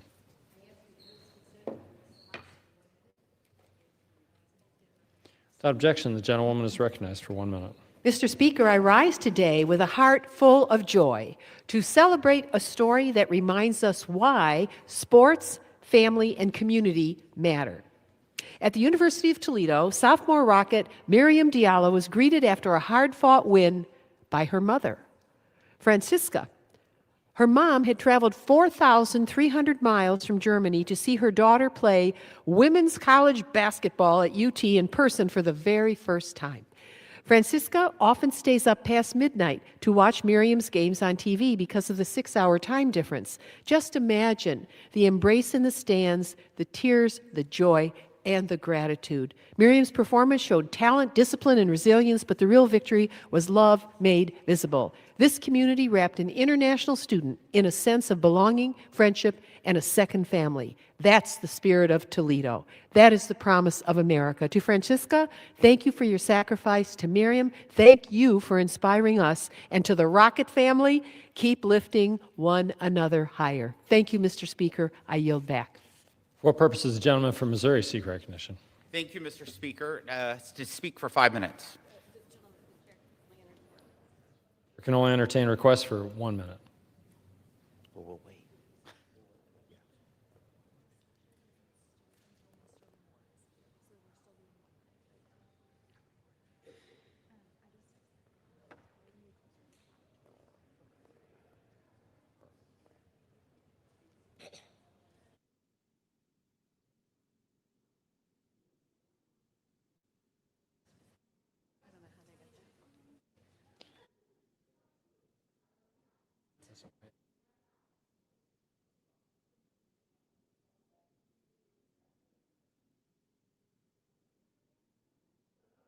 Under the Speaker's announced policy of January 3, 2025, the gentleman from New York, Mr. Espaillat, is recognized for 60 minutes as a designee of the Minority Leader.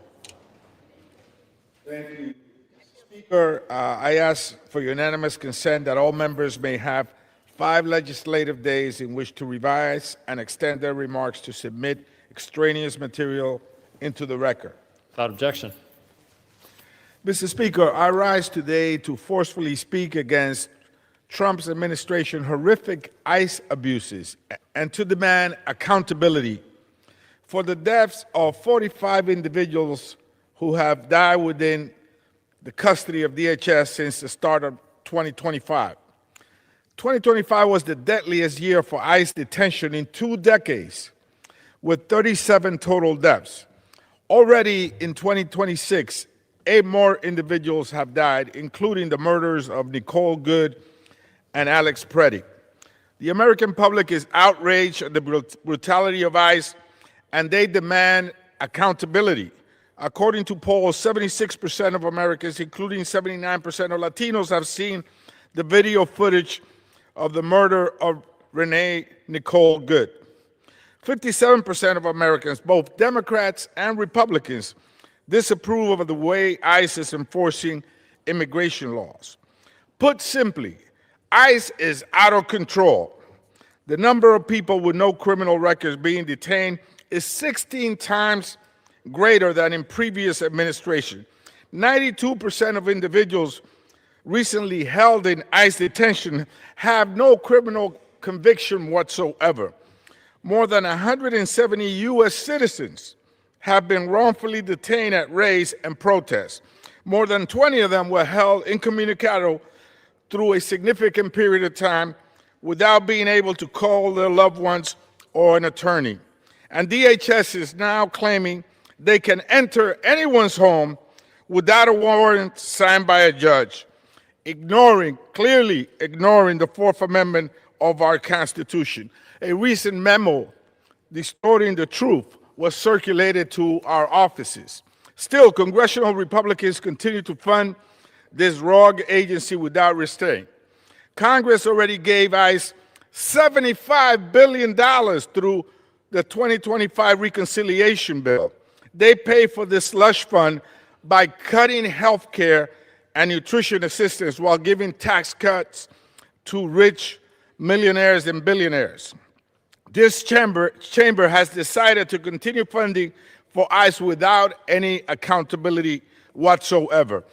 As we begin negotiating to fund DHS for the rest of the year, the Congressional Hispanic Caucus is unified in demanding real accountability provisions, including requiring for ICE agents to identify themselves, prohibiting agents from wearing masks during enforcement, restricting the use of deadly force, strengthening hiring and training standards, enforcing humanitarian standards in ICE custody, and protecting sensitive locations. Members of the Hispanic Caucus and the Progressive Caucus stand united in opposition to giving ICE 1 more cent without meaningful reform. In fact, I think ICE should be dismantled altogether. we are finalizing a bill that will do just that, rescind the agency's funding and rebuild it from the ground up. Mr. Speaker, I now yield 2 minutes to the gentlewoman from Minnesota, Ms. Ilham Omar. Thank you, Mr. Azbayat. Thank you, Mr. Speaker. Two of my constituents, Renee Good and Alex Preddy, beloved neighbors and community members, were murdered by federal immigration enforcement agents. These are not distant headlines. These were beloved community members fighting to protect their neighbors. Alex Petty was a 37-year-old ICU nurse at the Minneapolis VA who cared for veterans. He was a healer and he should be alive. Renee Good, a 37-year-old beloved wife, mother, community member, should be alive. Kristi Noem's DHS must be held accountable.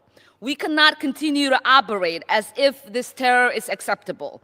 We cannot allow federal agency, one that was created for the purpose to terrorize, to function as an occupying force in our community. Real accountability starts with abolishing ICE, impeaching Kristi Noem, and rethinking how we enforce immigration policy in this country. And we cannot stop there. We must demand that those who are responsible for terrorizing our community are investigated thoroughly, not by the agencies that oversee them, by truly independent authorities. We have seen federal agencies block state investigation, stonewall accountability. This is unacceptable. Our system of justice cannot tolerate a situation where people are killed and only response is silence, spin, or justification from the administration's officials. Minnesota was once known as a place of refuge. Now it has been turned into a war zone by a federal government that has lost sight of the values that make America great. Everything we love, our communities, our rights, our Constitution, our humanity is on the line right now. We have to fight like our future depends on it, because it does. Thank you, and I yield back. Mr. Speaker, I now yield 2 minutes to the gentlewoman from Texas, Ms. Sylvia Garcia. Thank you. Mr. Speaker, I'm a lawyer. I have served as a judge. I know what the rule of law demands. What this administration is doing with ICE is not enforcement, it's lawlessness, it's cruelty. They have turned ICE into a force of masked thugs. In my community, in the Houston area, people are paying the price. Luis Gustavo Nunez Casares died in ICE custody near Houston. DHS claims it was heart failure. But this administration has shown such contempt for the truth, we can't believe a darn thing they say. His family's demanding answers, and so are we. I have requested the death report, but Mr. Speaker, ICE has yet to respond. Under Trump, as noted earlier, 43 people have died in DHS custody or at the hands of DHS agents or their contractors. This is not a coincidence. This is cruelty masquerading as policy. And in Minneapolis, 2 Americans were murdered by federal immigration agents, Renee Nicole Good and Alex Preddy. We've all seen the videos. We know both deaths were completely unjustified. We know that this was not domestic terrorism. The American people know it too. No matter how much this president tells us not to believe our very own ICE. And instead of accountability, the felon in the White House rushed to smear and lie about the victims. It's a disgrace, it's shameful, it's immoral. This administration is terrorizing our communities, threatening our cities, trampling on the Constitution, and tearing our country apart. It must stop, and it must stop now. Congress must act. Stop ICE now. With that, I yield back. Mr. Speaker, I now yield 2 minutes to the gentleman from New Jersey, Rob Menendez. Thank you, Chairman. In the span of 2 weeks, our country was shaken by the tragic killings of Renee Good and Alex Preddy, who lost their lives because of the violent and reckless choices that the Trump administration has made. When I went to Minneapolis shortly after Renee Good's killing, I heard firsthand how the Trump administration's dangerous escalation of immigration enforcement is a threat to not just Minnesota, but to every community and to every American. Since Trump took office, at least 6 people have died during enforcement activities by federal agents. But people are not just dying in our streets, they are also dying in immigration detention centers run by ICE and by private companies that have been empowered to profit off detaining mothers, fathers, and children who pose no threat to our communities. Just last year alone, 32 people died in ICE detention, including Gene Wilson Brutus, who had been detained at Delaney Hall in Newark, New Jersey. And while this administration claims they have our community's best interests in mind, they have already proved through their actions from New Jersey to Minnesota and across the country that safety is not their priority. No one is safe in Trump's America. Not mothers, not fathers, not our elders, and not even our children. That's why we must continue to stand up and fight for our communities, and why we must drive Trump's paramilitary out of our communities, why we must end ICE, why we must end private detention centers, why we must remove Secretary Noem, why we must remove Stephen Miller, and why we must continue to fight for the soul of our nation. I yield back. Mr. Speaker, I now yield 2 minutes to the gentleman from New York, Paul Tonko. I thank the gentleman for yielding, and thank you, Mr. Speaker. I thank the Congressional Hispanic Caucus and Congressional Progressive Caucus for convening this very important discussion this evening. Over the past year, the Trump administration has pursued immigration enforcement actions that are deplorable, inhumane, and indeed deadly. Last month, in my district, in New York's capital region, a family of 5, including an 8-month-old who is reportedly a U.S. citizen, was detained and deported after ICE entered their apartment without a judicial warrant, a clear violation of the Fourth Amendment. In December, our Afghan community was repeatedly targeted, including ICE arresting a father and son after they exited a mosque following morning prayer. People who fled the Taliban, fearing for their lives and their families' lives, are now wondering if they will be picked up next by ICE. This is not who we are as a nation. We are supposed to uphold the values of freedom, the values of democracy, and the American dream. Instead, the very people who came here in pursuit of that dream are afraid to attend school, go to their jobs, go to church, and even leave their homes for fear of being hunted down, detained, and deported. Nowhere have the effects of ICE's operations been clearer than in Minneapolis. The murders of Renee Nicole Good and Alex Pretty, both U.S. citizens, both shot multiple times by federal agents, were senseless and indeed horrifying. 2 people who should be in the arms of their families today have instead been killed in the street. In their brutal and deadly campaign, ICE has lost all public trust and credibility. This agency, as it exists and operates, cannot continue. ICE must be abolished. With that, I yield back to my colleague and friend, Representative Aspiat. Mr. Speaker, I now yield 2 minutes to the gentlewoman from New York, Yvette Clarke. I thank the gentleman from New York, Mr. Adriano Espaillat, for yielding me such time. And Mr. Speaker, I rise on this day in opposition to ICE, CBP, and any others that are added to this federal militia that is supposed to be a part of the administration of immigration in the United States of America. And in remembrance of all those innocent lives its agents and enforcers have stolen. For one painful year under the Trump administration, this rogue agency has engaged in an unrestrained crusade of cruelty against our migrant neighbors and the places they call home, all powered by the $85 billion and counting hand-delivered to them by Republicans in Congress and their overlord in the White House, all conducted with immunity granted not by law, but by lawlessness.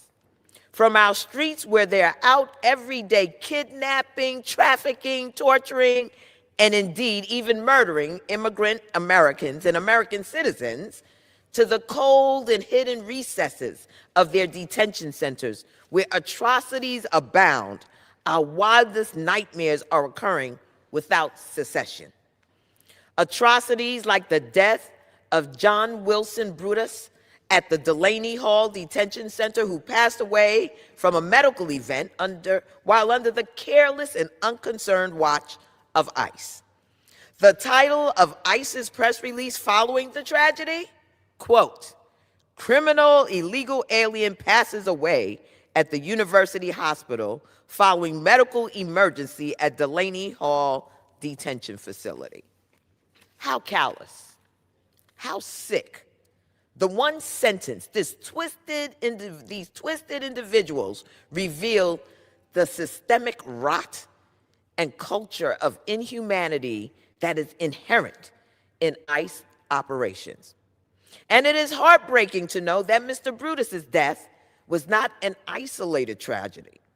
45 deaths and counting under Donald Trump's tyranny. And what moral nation would be, in what moral nation would the penalty for seeking a better life for yourself or your neighbors be a terrible death? In what decent society would the government employ propaganda to convince the masses its victims deserve their fate? Catching an ICE agent in a bad mood should not warrant capital punishment. Being undocumented should not be a death sentence. Hear me when I say that ICE is a rogue entity incapable of doing its duty, incapable of re-earning the public trust it has betrayed. It is an existential danger to public safety, American decency, and the American dream. If there's a single revelation to emerge from this abyss of wickedness, let it be that our immigration apparatus needs bold and systemic change. And may that change be a system centered in compassion, not cruelty, entrusted to the competent officers, not kidnapping and traffickers, killer thugs, and bent towards justice, not broken by ICE. With that, Mr. Speaker, I yield back to the gentleman from New York. Mr. Speaker, how much time do we have left? Gentleman from New York has 45 minutes. Mr. Speaker, I now yield 2 minutes to the gentleman from California, Raul Ruiz. Thank you, Mr. Chairman. As a member of Congress and a physician, I am outraged and sad about the killings of U.S. citizen and mother Renee Nicole Good, who was shot and killed by an ICE agent, and U.S. citizen and VA ICU nurse Alex Peretti, who was fatally shot by an ICE agent during the same enforcement surge in Minneapolis, sparking widespread protests and intensifying scrutiny of federal tactics. Last year was the deadliest year in over 20 years, with over 56 people dying under the ICE and CBP custody in detention centers. Detainees like Luis Beltran Yanes Cruz, who died in a hospital in my district after complaining of days of chest pain without receiving the appropriate urgent care, are concerning and smells of neglect. The violence and brutality against non-criminal immigrants and U.S. citizens is not public safety, it is cruelty. That's why Secretary Noem must be impeached and removed, and there must be transparency and accountability, and that is why I introduced the Humanitarian Standards for Individuals in ICE and CBP Custody Act to prevent death and protect human dignity. I yield back. Mr. Speaker, I now yield 2 minutes to the gentlewoman from Minnesota, Ms. Kelly Morrison. Thank you, Mr. Chair. Minnesotans are grieving the loss of 2 precious lives and enduring immeasurable community suffering due to the ill-advised policies of the Trump administration and the failed leadership of DHS under Kristi Noem. Their systemic refusal to prioritize public safety and adhere to any semblance of due process in my home state of Minnesota has shown all of us that the trauma and suffering are very much intended consequences of their policies. Cruel indifference to constitutional rights and human dignity have become standard operating procedure for DHS. There could be no more stark proof than the list of names behind us. It's consistent with the harrowing firsthand accounts I've received directly from my constituents and individuals in DHS custody, and it's horrifically clear in the videos documenting the killings of Renee Good and Alex Preddy. The impacts of these tragedies and aggressive operations continue to be felt every single day and are staunchly opposed by the people targeted, are an inseparable part of the fabric of their communities. Minnesotans are fiercely dedicated to protecting their community. They see themselves in their neighbor, not because of a shared language or a shared place of birth, but because they hold steadfast to their shared humanity, to the belief that every human being deserves to be treated with dignity. Through a relentless commitment to freedom, community, and their constitutional rights, Minnesotans have exposed the charade of this administration's narrative. They are rejecting dehumanization and division in perilous circumstances, many at great personal risk, and at an immeasurable cost in the loss of Renee, Alex, and the 40 others listed here. I join my fellow Minnesotans in calling for Operation Metro Surge to end now. It's incumbent on every single one of us to honor their resilience, embrace their courage, and put an end to this senseless and preventable suffering in my community and in every community across this country. I yield back to Chair Espaillat. Mr. Speaker, I now yield 2 minutes to the gentlewoman from Washington, Ms. Emily Randolph.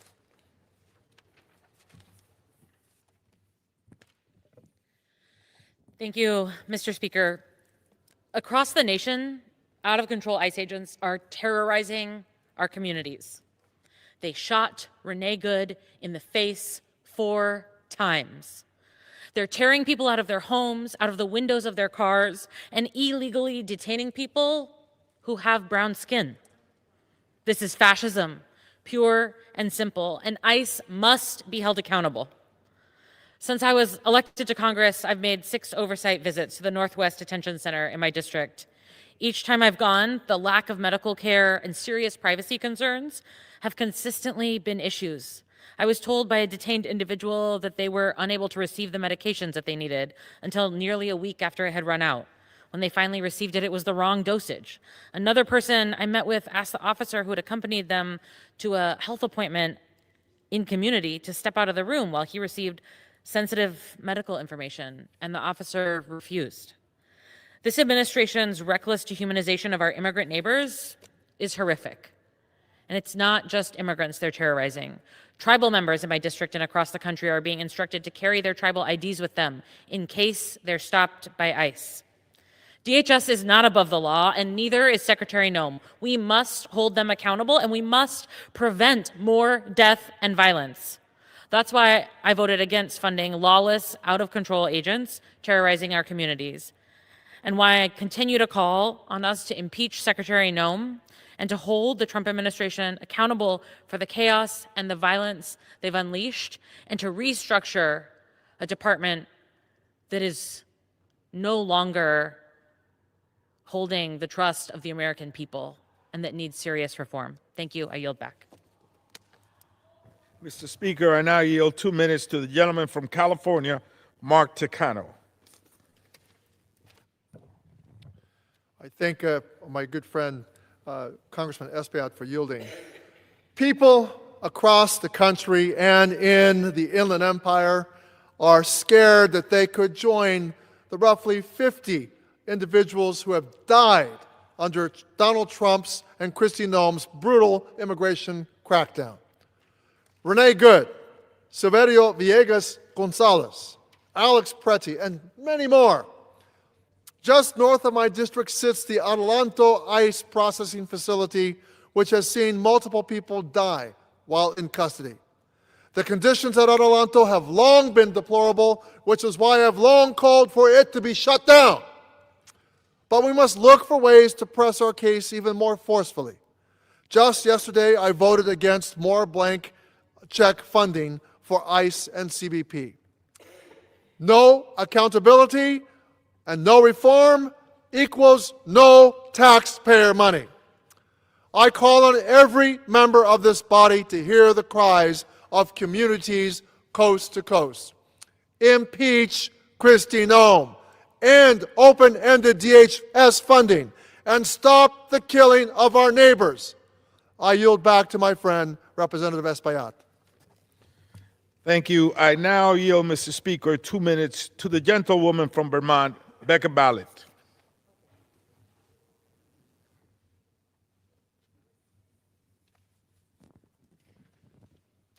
Mr. Speaker, let's be clear. This is not about catching the most violent criminals. It's about power. It's about control. It's about cruelty. It's about depravity and abandoning human decency. I've spent time in Chicago. I've spent time in Minneapolis, St. Paul. I've talked to the people there. We knew it would end like this.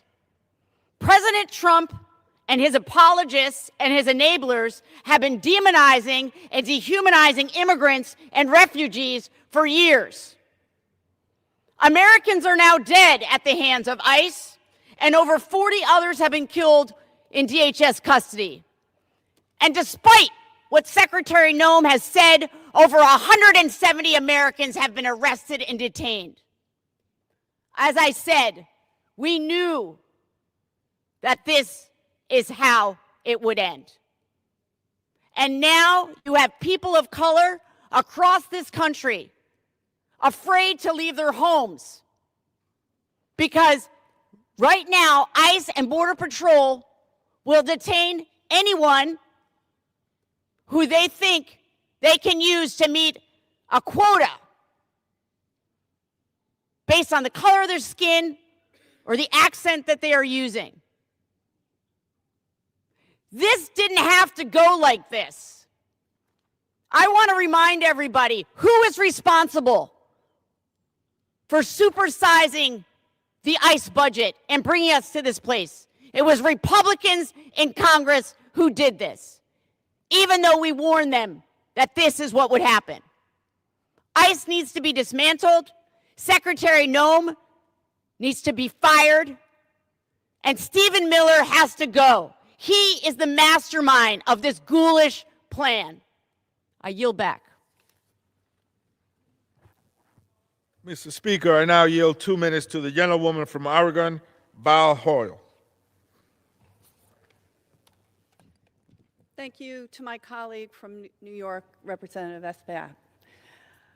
I stand in memory of Renee Nicole Good and Alex Preddy, who were murdered for standing up for what's right and exercising their constitutional First Amendment right to speech and assembly, and in the case of Mr. Preddy, his Second Amendment right to carry arms.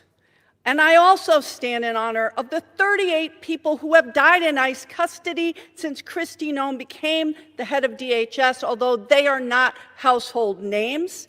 Their lives are no less valuable, and we cannot forget them just because we didn't see it happen.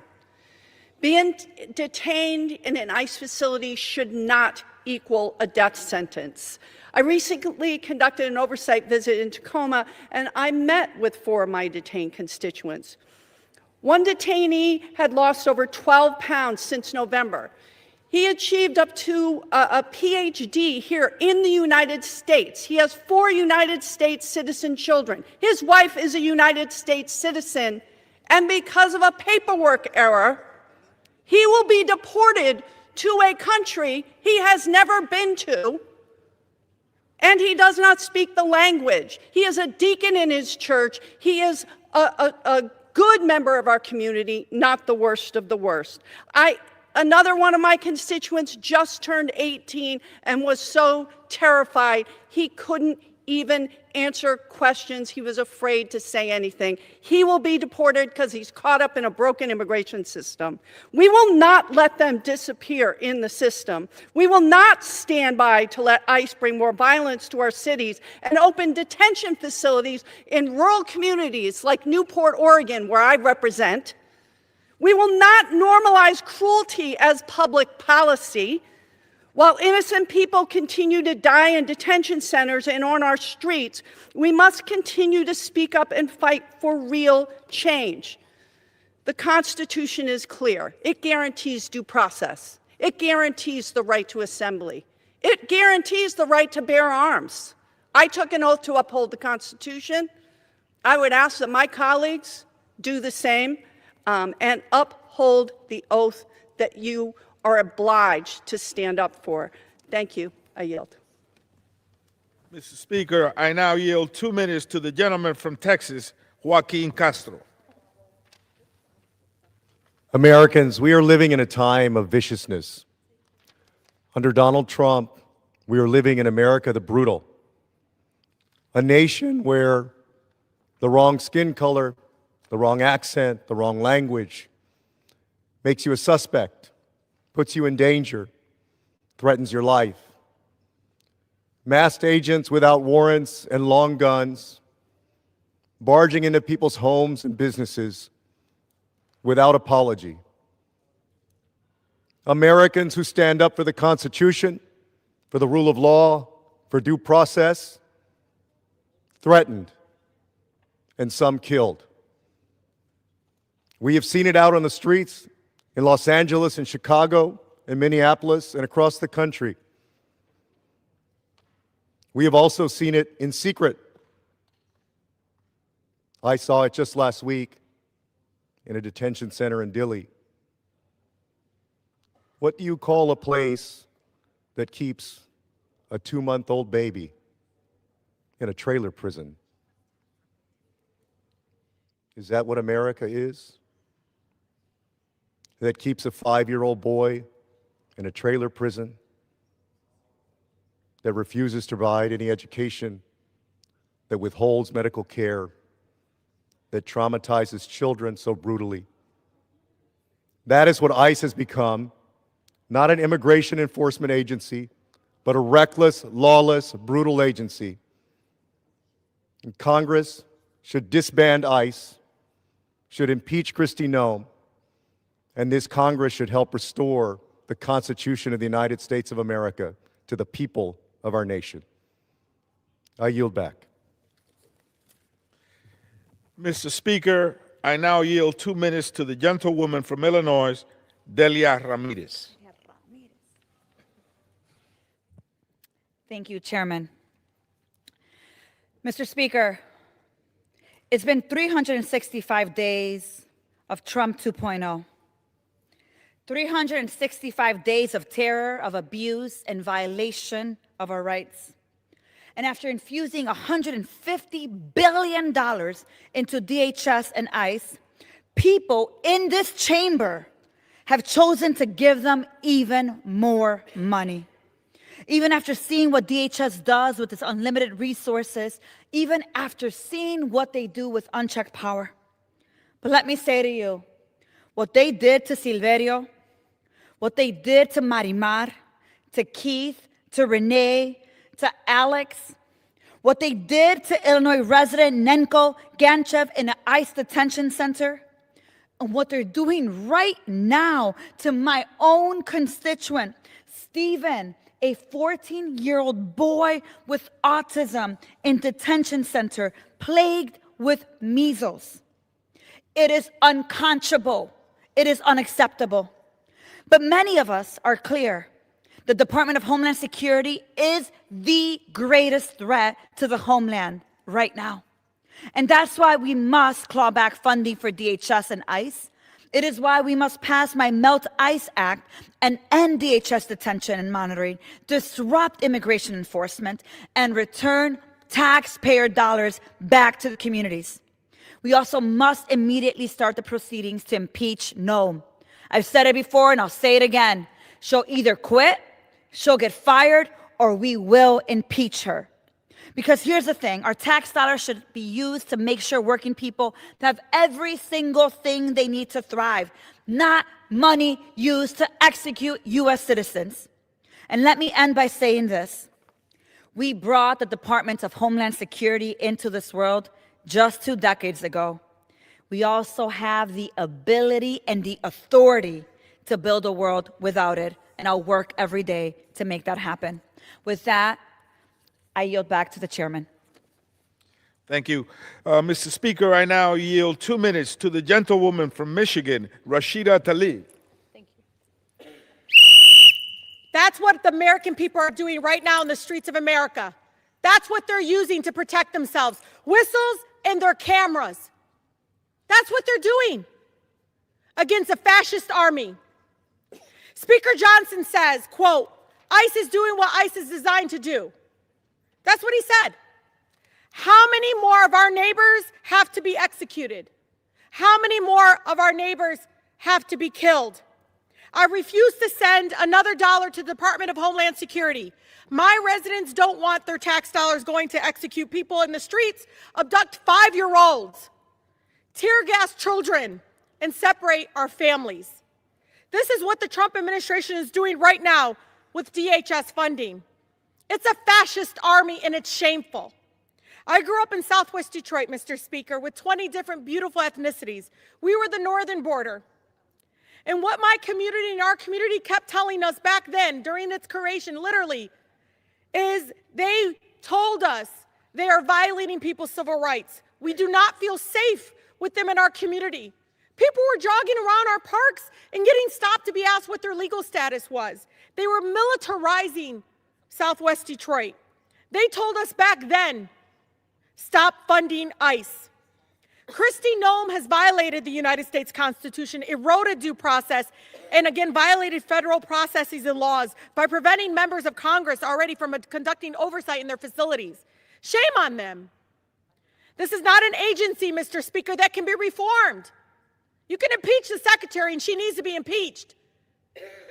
But this is an agency that was created to do what it's doing now. It is built on violence and racism. ICE must be abolished. Kristi Noem must be impeached. These murders should be prosecuted.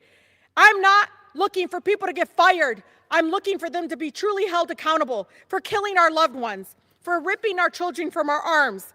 Not one more penny should go to this agency that terrorizes our communities. With that, I yield back to the chair. Thank you, Mr. Speaker. I now yield 2 minutes to the gentlewoman from Arizona, Adelita Grijalva. Thank you. Today, while Kristi Noem staged yet another photo op, this time in Nogales, Arizona, families across this country are still grieving people who should be alive. Let's be clear, border communities are not war zones. Border towns like Nogales, which I represent in Congress, are vibrant, binational communities where families live, work, and thrive. Instead of listening to local leaders, this administration keeps choosing militarization, fear-mongering, and political theater, and it's costing people their lives. On January 7th, an ICE agent murdered Renee Good, an unarmed U.S. citizen in Minneapolis. 2 weeks later, just miles away, Alex Preddy was shot and killed by federal agents. In both cases, the administration lied about what happened, smeared the victims, and blocked independent investigations. These are not isolated incidents. They're part of a growing pattern. For border communities, this violence is not new. In 2012, 16-year-old Jose Antonio Elena Rodriguez was shot and killed by Border Patrol through a border fence while he was walking home on the Mexico side of the border in Nogales, Sonora. He was unarmed, he was a child, and for far too long, communities like mine have been told to accept this as the cost of enforcement.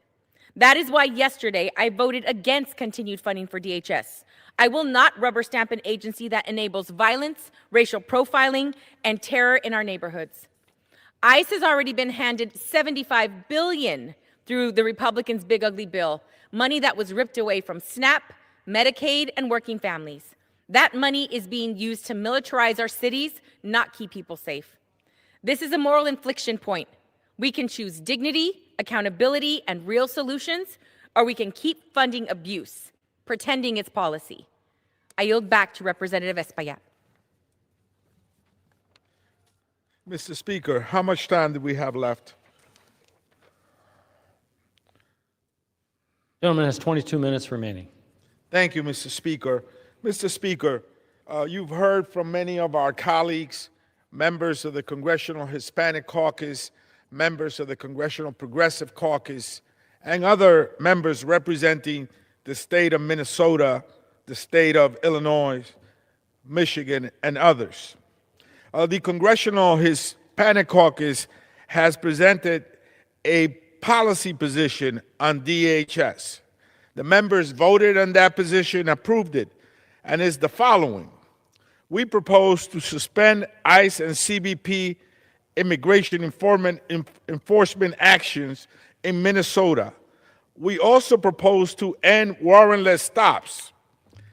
And we also want to suspend indiscriminate arrests and militarized tactics against civilians nationwide. Allow the agency to continue legitimate statutory enforcement focused on serious public safety threats. This includes, obviously, the immediate protections against the detention and targeting of U.S. citizens. That's right, Mr. Speaker. This agency has been rampantly arresting not just green card holder, TPS recipients, dreamers, mom and dads, but also U.S. citizens. We also call to redirect the $75 billion OBBB enforcement funding away from mass detention and quota-driven arrests toward humane community safety and affordability concern. This includes independent investigations into the deaths in DHS detention. As I said earlier, many people have died while in DHS custody. We want to deliver accountability by advancing comprehensive legislation to unmask ICE agents. No ICE agent should be anonymous, without a first name, a last name, and a shield number. We want to mandate body cameras with strong protocols, protect sensitive locations, including houses of worship, schools, hospitals, restrict the use of deadly force.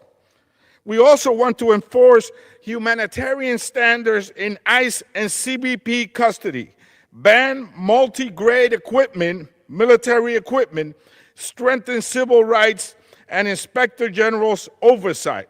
We want to protect whistleblowers and return Border Patrol where they should be, at the border.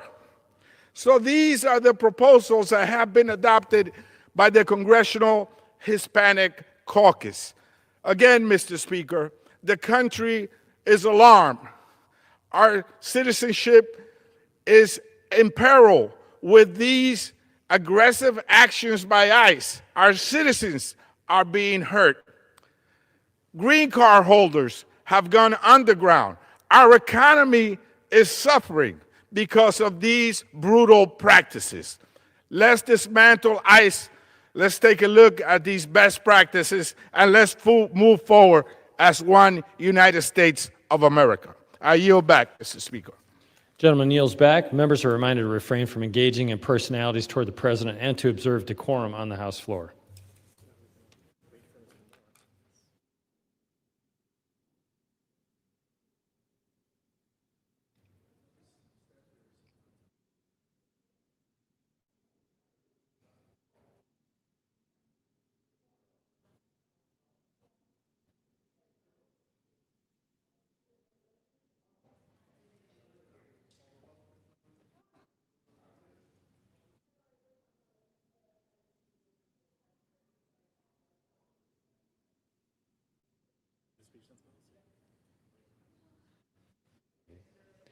Under the Speaker's announced policy of January 3, 2025, the gentleman from Utah, Mr. Moore, is recognized for 60 minutes as the designee of the Majority Leader. Thank you, Mr. Speaker. I ask unanimous consent that all members may have 5 legislative days in which to revise and extend their remarks and include extraneous material on the topic of this special order. Without objection. Thank you, Mr. Speaker. I am so glad to be joined by my colleagues this evening to talk about the historic tax relief we're providing for working families this tax season. I think it should be on the minds of every single American, and we're thrilled to be able to highlight some of the many things that we accomplished in the preceding calendar year. But before I begin my remarks, I'd like to yield as much time as he may consume to the gentleman from the great state of Missouri, Chairman Smith. Thank you. I want to thank the gentleman from Utah, Mr. Moore, for yielding and for being an incredible member of the best committee in Congress, the Ways and Means Committee.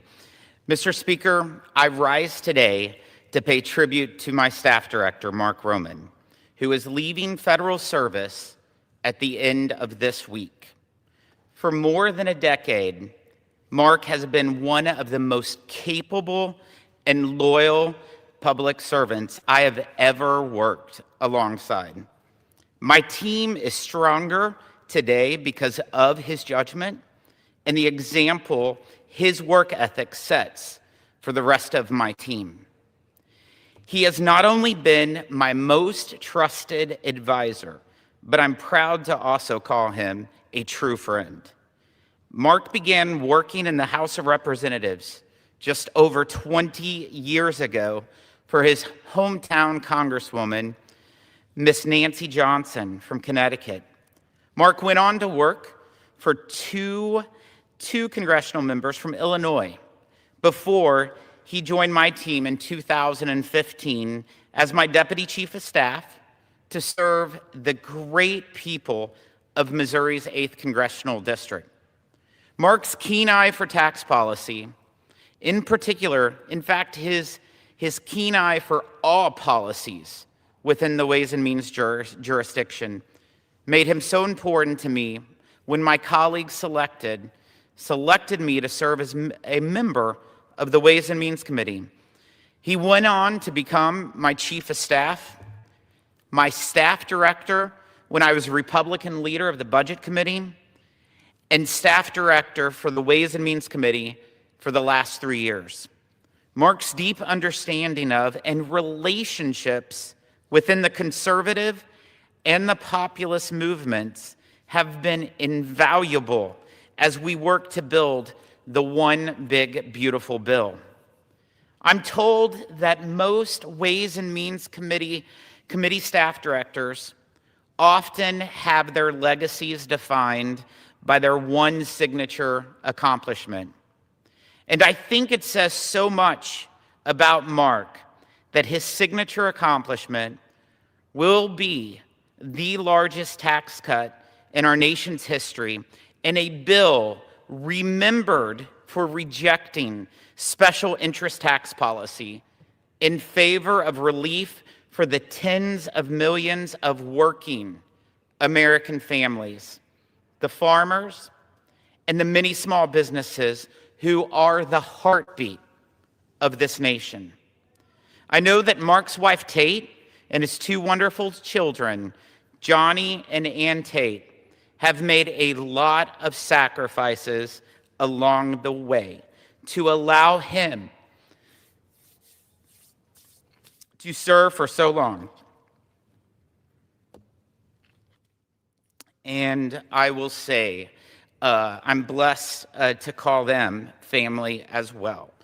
Mark is not going far, and even though he won't be here in the Capitol with us, I have no doubt he will continue to leave a lasting impact on all of us after he leaves. His incredible tenure of service has strengthened my team and this institution for the better. Please join me in thanking Mr. Mark Roman for his dedication and years of public service to this institution.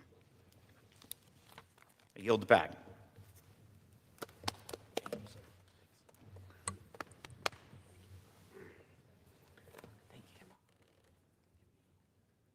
Mr. Speaker, I'll just briefly add that I had the opportunity to serve on Chairman Smith's Ways and Means Committee, and seeing the work that Mark Roman did mostly behind the scenes and the stress that he's put under and the outcomes that we delivered. Oftentimes we don't talk about being a functional place. Sometimes when you go to Congress, all you hear about is the gridlock and the nonsense and all the rhetoric. Mark Roman accomplished something for the American people that he will never get credit for. And I'm going to speak a little bit about it today, but I just wanted to also add how much I appreciated getting a chance to work under Mark, and to his amazing kids and his family, all the best, and we hope that you really truly don't go far. Thank you. And Mr. Speaker, as I mentioned, I want to just share a brief message about what we have accomplished this last year. House Republicans have turned a season of dread as tax season approaches into a season of historic relief. Tax season is officially underway, and this year, 91% of all taxpayers will experience an easier, more simplified filing process. We locked in the double standard deduction, and not only at the rate that the Republicans established in 2017, we actually boosted it for this new approach, and it is now considered permanent policy, meaning that families will pay no taxes on the first $31,500 of what they make. It will also save Americans an estimated 210 million hours per year in paperwork and $13 billion in compliance costs annually. We talk all the time about simplifying the tax code. Everybody talks about it, and we've done it. Since 2017, we decided to double the standard deduction. That immediately targets middle and lower income Americans that choose not to itemize. Itemize is still an option you can do if you have multiple different types of elements that you can deduct from your taxes. You can still choose to do that. But the vast majority of Americans, working Americans, every single day Americans, they file a double, they use the standard deduction. And that is real tax relief. It goes unsaid a lot. It's such a standard piece. Nobody truly disagrees with it. Nobody, meaning both parties. It's something that we have now established as the norm, and it will give immediate relief to the vast majority of American families. Because of this historic tax cuts, because they're retroactive to 2025, the average refund is projected to increase by $1,000 and will, with a total of $91 billion in additional refunds being returned to the American people this spring. We also repealed the Democrats' $600 reporting requirements for payments through PayPal or Venmo and requirements for paperwork reporting of small payments to casual sellers and service providers. Again, with an effort to simplify the tax code, make it work for American families, and be able to have more of what they earn. We'll get to more of that. Filing taxes is a pain point, as we all know that, for most people, and because of both the amount and the process. We've simplified it to improve the experience for filers and increase accountability for lawmakers deciding where those funds are allocated. Working families were our top priority in these tax cuts. We wanted to help them achieve the American dream, make life more affordable, and make filing taxes less of a burden. This year, Utah families will be able to keep more of their hard-earned money through the increased standard deduction and face less burdensome paperwork. It's very simple, and Republicans have created a tax code that simply works for American families. This is something that doesn't work against them, as so oftentimes things from Washington, D.C. do. I am proud to be a part of delivering this win for Utahns. And with that, Mr. Speaker, I yield back the balance of my time. The gentleman yields. Under the Speaker's announced policy of January 3, 2025, the chair recognizes the gentlewoman from New Mexico, Ms. Stansbury, for 30 minutes.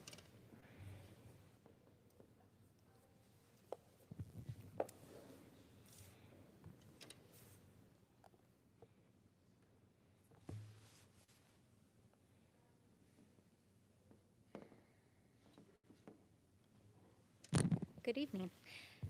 Mr. Speaker, I ask unanimous consent for all members to have 5 legislative days to revise and extend remarks and to include extraneous material into the record on the subject of our special order. Without objection.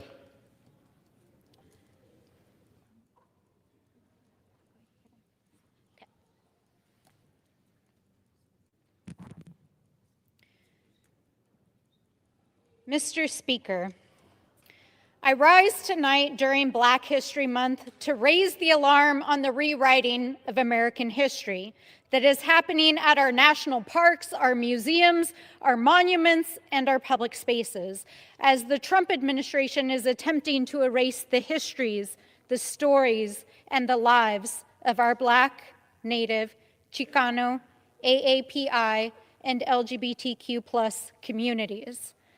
We rise tonight to talk about what this means for the past, the present, and the future of this country, because as they say, those who cannot remember the past are condemned to repeat it, and this country has come far too far to forget. Mr. Speaker, how we as a nation remember matters. What we remember matters. Who we remember matters. Because this collective memory is the map on which we build our future. And our nation's national parks, our monuments, our memorials, our museums, and our public spaces are the places in which those memories are inscribed. Now, I want to begin tonight with a simple premise, that the act of remembering is a deeply political and a deeply powerful act. And so too is the act of erasure, of erasing and removing history. Because these are not merely acts of omission, but acts of power, acts of dominance, and yes, even acts of violence. Erasing is about telling people that their histories and their people do not matter, that your history, that your ancestors, and your collective memories of pride, joy, struggle, resilience, and generations that came before do not matter. And this is exactly what this administration is doing, trying to take us back to a time where only the stories and lives of the few mattered. It began a year ago, on day one, when the president signed an executive order renaming Denali, the tallest mountain in Alaska and most sacred site to multiple indigenous communities, renamed after a president from Ohio without any consultation to the indigenous people of Alaska. That same day, the president signed an executive order mandating the elimination of diversity, equity, and inclusion offices across the federal government, leading to the illegal firing and loss of leadership across federal and military service. In March, he signed another executive order called the Restoring Truth and Sanity to American History Order, directing the Smithsonian and the Secretary of Interior to remove what they called improper partisan ideology from exhibits and materials across the country. It targeted mentions of slavery, Native American history, Chicano history, AAPI history, LGBTQ+ history, climate change, and other topics which they claimed were divisive, anti-American, and created quote-unquote national shame, thereby erasing the histories of tens of millions of Americans. Secretarial orders, including those at the Department of Interior, that has led to the censorship of government websites and the tearing down of signs at multiple monuments. References to the histories of famous leaders removed from websites. National holidays erased. Rewriting history and removing us from the American story. And what is this all in service of? Promoting some singular narrative to undermine the recognition of this nation's true history and its long history of struggles that have shaped us, of overcoming the loss of land, of killing and displacement of indigenous people, of slavery, of Jim Crow, internment, and the continued struggle for justice across our communities. This is our true history as a nation, not something we should be ashamed of, but what has shaped who we are. These actions erase the story of what makes this great nation beautiful. It's multicultural, multiracial, indigenous, black, brown, white, and diversity that makes us who we are. This erasure delegitimizes the movements and wins that we've secured generation after generation. From the struggle for civil rights at Selma and the Edmund Pettus Bridge, slavery at Gettysburg, westward expansion into tribal lands that secured tribal sovereignty, references to transgender erased from the signs at Stonewall, where the birth of the modern LGBTQ plus movement began, references to indigenous history removed from the places from which people came from the battle place at Little Bighorn in Montana. Memories of Black and Native history erased from Independence Park, Cape Hatteras, and the National Mall.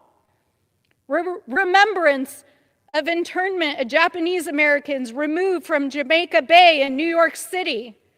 References to climate change removed at Fort Sumter in South Carolina and Acadia National Park in Maine.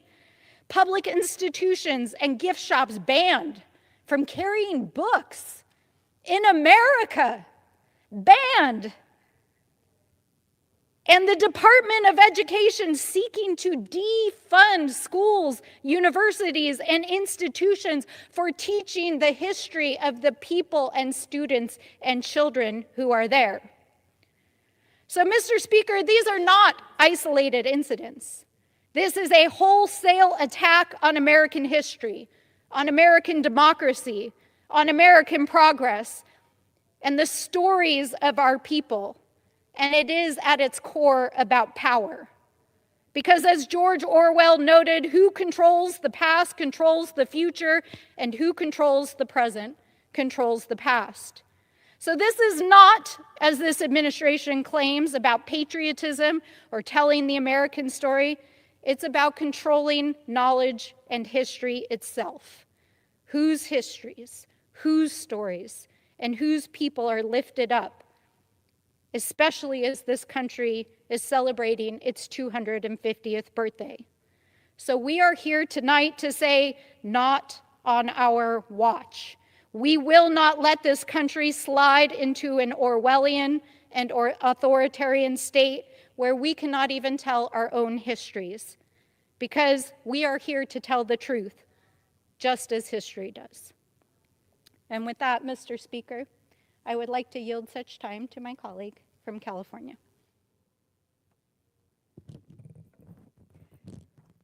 Thank you very much, Mr. Speaker. I rise today because history is not just being forgotten, it is being erased. In 1942, President Roosevelt signed Executive Order 9066, approving the removal of American citizens of Japanese descent to remote camps.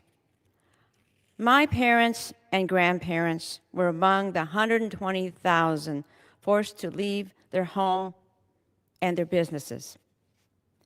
They were sent by their own government, our government, to a camp in Poston, Arizona.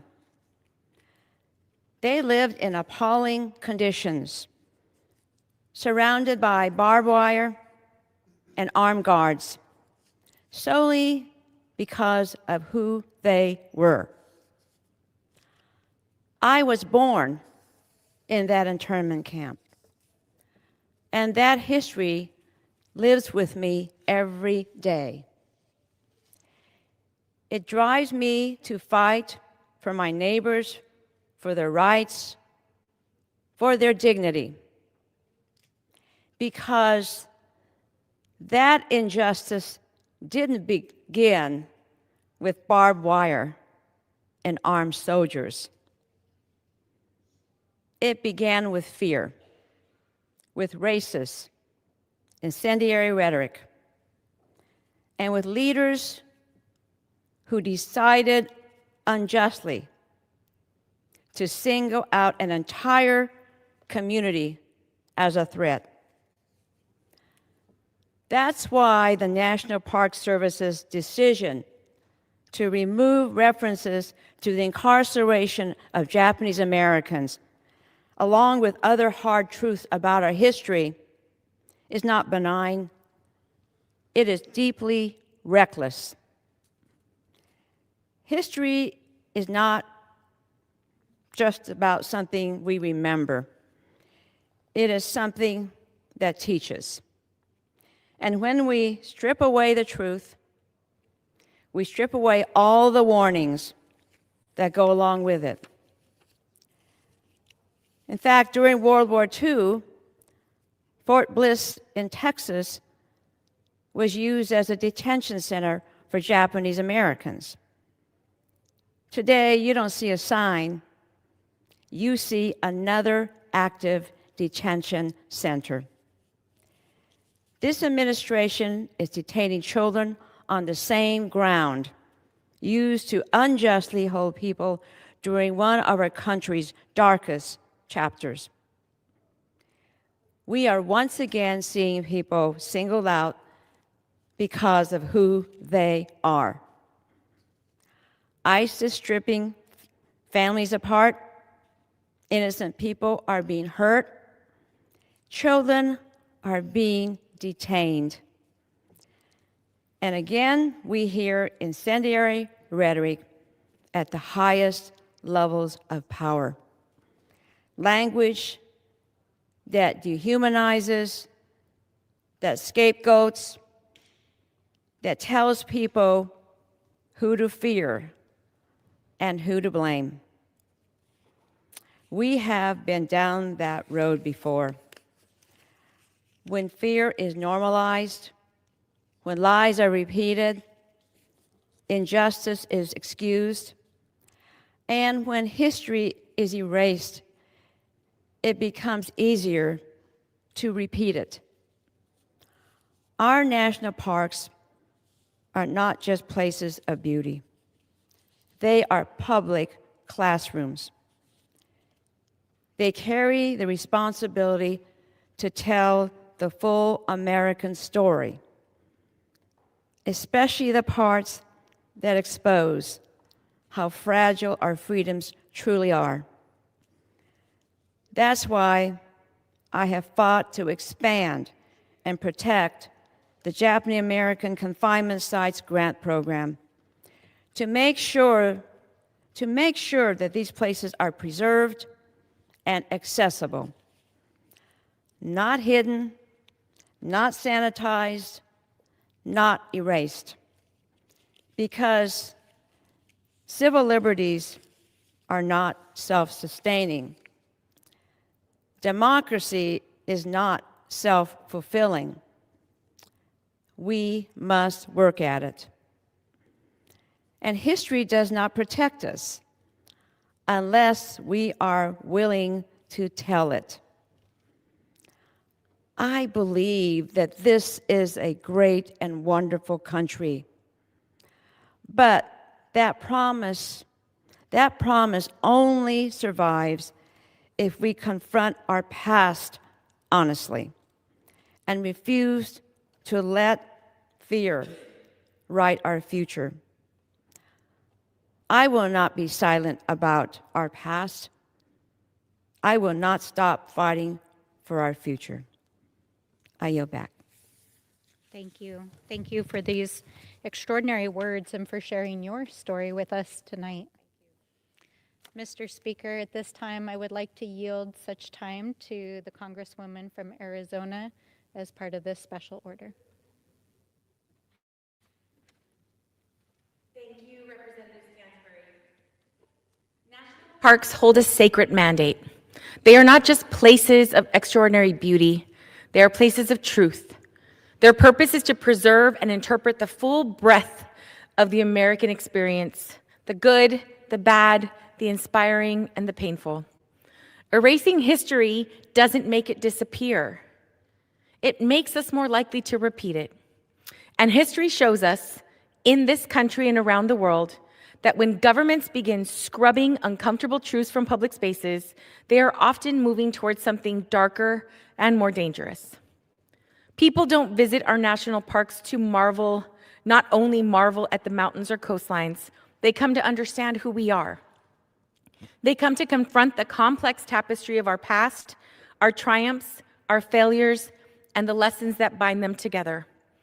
That's why the recent removal of the interpretive materials titled Life Under Slavery, The Dirty Business of Slavery, and signage addressing climate change should alarm every American. These changes don't make us more patriotic, they make us more ignorant. Let's be clear, these materials were not factually incorrect. They weren't misleading, they weren't partisan. They were accurate reflections of our history and our present. Histories that make some people uncomfortable, but discomfort is not a justification for censorship. If we allow history to be erased in our national parks, places meant to endure beyond political cycles, we normalize the idea that facts are optional and truth is negotiable. That's not just an attack on historians or park rangers, it's an attack on democracy itself. And the timing could not be more ironic. As we approach America's 250th birthday, our national parks should be a place of reflection, learning, and honest celebration. Instead, we are fighting simply to ensure that these public lands continue to represent the full dimension of the American experience. National parks are not propaganda tools. They are not instruments of partisan comfort. They exist to preserve and interpret the full American story, not just the parts that make some politicians feel at ease. That's why the work of the Coalition to Protect America's National Parks is so critical. This nonpartisan organization, made up of more than 4,800 current, former, and retired National Park Service professionals, people who have devoted over 50,000 years of combined service to caring for our most valuable natural and cultural resources. These are experts. These are the stewards of our shared history. We owe it to them and to future generations to protect the integrity of our national parks, because a nation confident in its values does not hide from its history. It learns from it, and it tells the truth, even when the truth is hard. Thank you, and I yield back to Representative Stansbury. Thank you. At this time, I would like to yield 4 minutes to the gentlelady from Pennsylvania. Thank you. On January 22nd, the Trump administration forced the National Park Service to remove panels at Independence Hall National Park, the cradle of our liberty, telling an important chapter in George Washington's presidency. Early in our nation's history, Philadelphia was our nation's capital, and when Washington moved to the President's house near Independence Hall in 1790, he brought with him 8 slaves from his Virginia plantation. Now, 10 years earlier, Pennsylvania had begun to abolish slavery, allowing slaves brought to the Commonwealth by residents of other states to claim their freedom if they lived there for 6 months or more. Therefore, from 1790 to 1797, President Washington rotated the slaves he brought to Philadelphia so that they could not establish the 6 months of residency, which would have given them their freedom. The panels that President Trump ordered to be removed were the result of decades of scholarship and community advocacy to acknowledge and examine the paradox between slavery and freedom at the founding of our nation. Telling the story of the slaves who lived in President Washington's home in Philadelphia is an expression of the American values of courage and honesty, acknowledging that our founders and our nation were not perfect at its inception, but that we must continually strive to form a more perfect union, to learn from the lessons of the past, lest we repeat them, and to acknowledge the humanity of those who were enslaved. Telling the history of George Washington's use of slave labor reflects a mature choice to own up to past imperfections and mistakes, rather than erasing history and the people who lived it. But the current White House has chosen a different path, seeking to erase our history and the people who lived it to fit a whitewashed and largely fictitious narrative. The White House says that the panels were removed to ensure accuracy, honesty, and alignment with shared national values, and claims that the panels were aimed at demeaning our brave founding fathers. This White House doesn't want Americans to learn about the horrors of slavery, the wrongful internment of the Japanese Americans, the denial of civil rights to a host of people, or other abuses of our past, because they don't want us to identify the abuses in our present. The panels at the President's house must go back. The city of Philadelphia has filed a lawsuit, and I'm working with Congressman Evans and Boyle, my colleagues in the Philadelphia delegation, to demand their return. But that's not all that needs to happen. Our history, all of our history, the triumphs and horrors, must be acknowledged. We all need to take notice and stand up against this administration's abuses and lawlessness and attempts to erase facts and history, because the ability to tell the truth is probably the most essential American value. I yield back. At this time, I would like to yield 3 minutes to the gentleman from Rhode Island. I thank my friend and colleague, Representative Stansberry, for bringing us together tonight to discuss an important and alarming situation.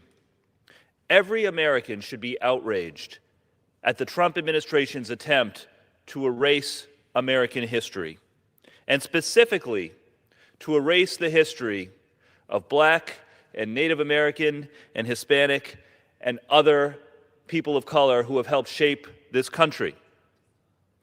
The Department of the Interior, under this administration, recently removed a slavery-related exhibit at Independent National Historical Park in Philadelphia, recognizing people enslaved by the founders. They removed a sign from Wyoming's Grand Teton National Park mentioning Native American massacres. They have removed a sign at Bent's Old Fort National Historic Site in Colorado, describing the forced removal of a native tribe and a family's slave ownership. Why? Why are they doing this? Well, when people try to erase history, they are often doing it because they want to shape the future. They want to shape a future in which America does not honor the full diversity that has made our country the beacon of light that it is in the world. They do not want people to know about the struggle that went into building this more perfect union. They want to build a future that looks more like the past. And we cannot allow that to happen. This insidious plot to erase American history goes far beyond the national parks and the Department of the Interior. The Trump administration has given guidance to federal agencies to limit the use of or avoid using 200 words, including tribal, Native American, immigrants, racial, Black, and women. But they're not trying to erase all of our history. In fact, they have restored a Confederate statue of General Albert Pike here in Washington, D.C., and ordered a portrait of Robert E. Lee to be placed in the Pentagon. Men who committed treason against this country in the defense of slavery. And this administration has continued to allow its own employees to post white supremacist language on social media. A 25-year-old Doge employee wrote, quote, "You could not pay me to marry outside my ethnicity," and normalize Indian hate. This came to light a year ago. He's still employed by the administration. Another, the assistant chief counsel for ICE, had a social media account. "America is a white nation. Migrants are all criminals." Still employed. This is not okay. We must fight back. I thank my colleague for bringing attention to this matter, and I yield. Thank you. At this time, I would like to yield 3 minutes to the gentlelady from Hawaii. Thank you, Mr. Speaker. On a hilltop in Santa Fe, New Mexico, there is an interpretive plaque on a boulder. It stands where the government locked up thousands of Japanese as so-called enemy aliens. My great-grandfather, my Gigi, was one of them. Locked behind barbed wire while his son, my grandfather, joined the military intelligence service in service to a country that saw him as the enemy. That small stone marker is all that remains to tell their story. Today, the Trump administration is removing national park signage that tells the truth about slavery, the genocide of indigenous Americans, and the incarceration of Japanese Americans during World War II. In Nazi Germany, it started with burning books. In the USSR, they erased people from photographs. In North Korea, they delete political leaders from online archives. And today in the United States, quite ironically, the Trump administration calls it removing negative information about past or living Americans. What happens when they decide the story of my Gigi is too negative to remember? What happens when they want to whitewash history and remove the service and sacrifice of our communities of color? In March 2025, the U.S. Army removed its webpage honoring the 442nd Regimental Combat Team, the all-Nisei unit that became one of the most decorated in American military history. That is not a simple edit. It is not an accident. It is not an oversight. It was an intentional action by this administration to push a revisionist history of American history, scrubbing away one plaque, one webpage, one sign, one sentence at a time.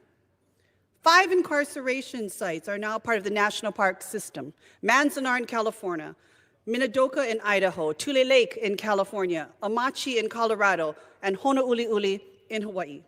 Across the country, a dozen federally recognized landmarks and museums preserve this history, our history, from Heart Mountain to Topaz to Santa Fe. Are they next? Will the truth be rewritten, or worse, completely erased? History is not just decor for a museum, exhibit, or national park. It's a warning label for the same injustices we are now seeing repeated today. We see it in the targeting of immigrants. We see it in the dismantling of civil rights protections. We see it in efforts to attack birthright citizenship. We see it when they invoke legal powers that once falsely justified locking up over 120,000 Japanese Americans. Looking back, what would have changed if someone had just stepped in? If the books had been saved, the pictures restored, the stories preserved, and the truth protected? That is the choice before us now. We are the truth tellers. We are the truth keepers. And it's on us to be the keepers truly of this history, to make sure the truth is known and cannot be forgotten. We have the chance to make this the moment where someone did step in, when someone did say, not again. The question isn't whether history will repeat itself. The question is, will we let it? I yield back. Thank you. Mr. Speaker, I would like to yield the remainder of my time to the gentleman from California, but can we inquire how much time is remaining? The gentlewoman has 2 minutes remaining. Okay. Yes. I'll try to do my best. Our country's history is complicated. Our country's history is at times uncomfortable to confront, but that does not make it divisive or offensive to preserve and to learn from. Japanese American incarceration during World War II stands as one of those uncomfortable chapters that Trump and his administration are attempting to erase. More than 125,000 Japanese Americans, including my parents and grandparents, were rounded up and placed in desolate camps at the hands of their own government. There are dozens of these camps memorialized around the country for people to visit and honor these experiences. But at the Manzanar National Historic Site in California, content is now being censored because the words on the plaques there make this administration uncomfortable. And as the saying goes, those who cannot remember the past are condemned to repeat it. This administration wants us to forget that our government is capable of rounding up entire families and upending their lives, as they did to my family, without any due process. They want us to forget the past while they perpetuate yet another legacy-defining human and civil rights abuse on a national scale. Will Americans, generations from now, visit Alligator Alcatraz and think to themselves, how could our government do this? How could our leaders do this? Will students on school trips one day walk through cages behind razor wire, trying to comprehend the brutality that took place there? And more importantly, these future generations of Americans will look to us, the Congress, to see what we did to try to stop it. We cannot stop it alone. We need Republicans like you, Mr. Speaker, to join us. Think of our future. Think of how history will remember this government you are a part of. Executions of Americans on our streets, demanding papers from Americans to prove that they belong, mass federal agents acting with impunity. One day, everyone will say that we were against this. One day they will say that you should have been against this, that we should have been against this. I yield back. Yeah, the gentleman's time has expired. Thank you, Mr. Speaker. Okay. That was good. Good end. Now recognizes the Under the Speaker's announcement policy, January 3rd, 2025, our chair recognizes the man from Arizona, Mr. Schweikert, for 30 minutes. Thank you, Mr. Speaker Pro Tem. We're going to try to consolidate some of this for some efficiency. I'm going to yield to my friend from Texas, Mr. Roy, as much time as he consumes, and then we will finish up. Mr. Roy. Well, I thank my friend from Arizona, and I would really just commend to the people that watch C-SPAN, all 14 of them, the greatness of my friend from Arizona and how much he focuses on the spending concerns of our country and the vast amount of debt that we are passing down to our children and grandchildren and what we can do to fix it. He's one of the smartest guys on the subject, and I'm deeply proud to serve alongside him, and I appreciate his time here. I'd actually like to sit here for an hour or two and regale him with charts, but I've got to go do another thing.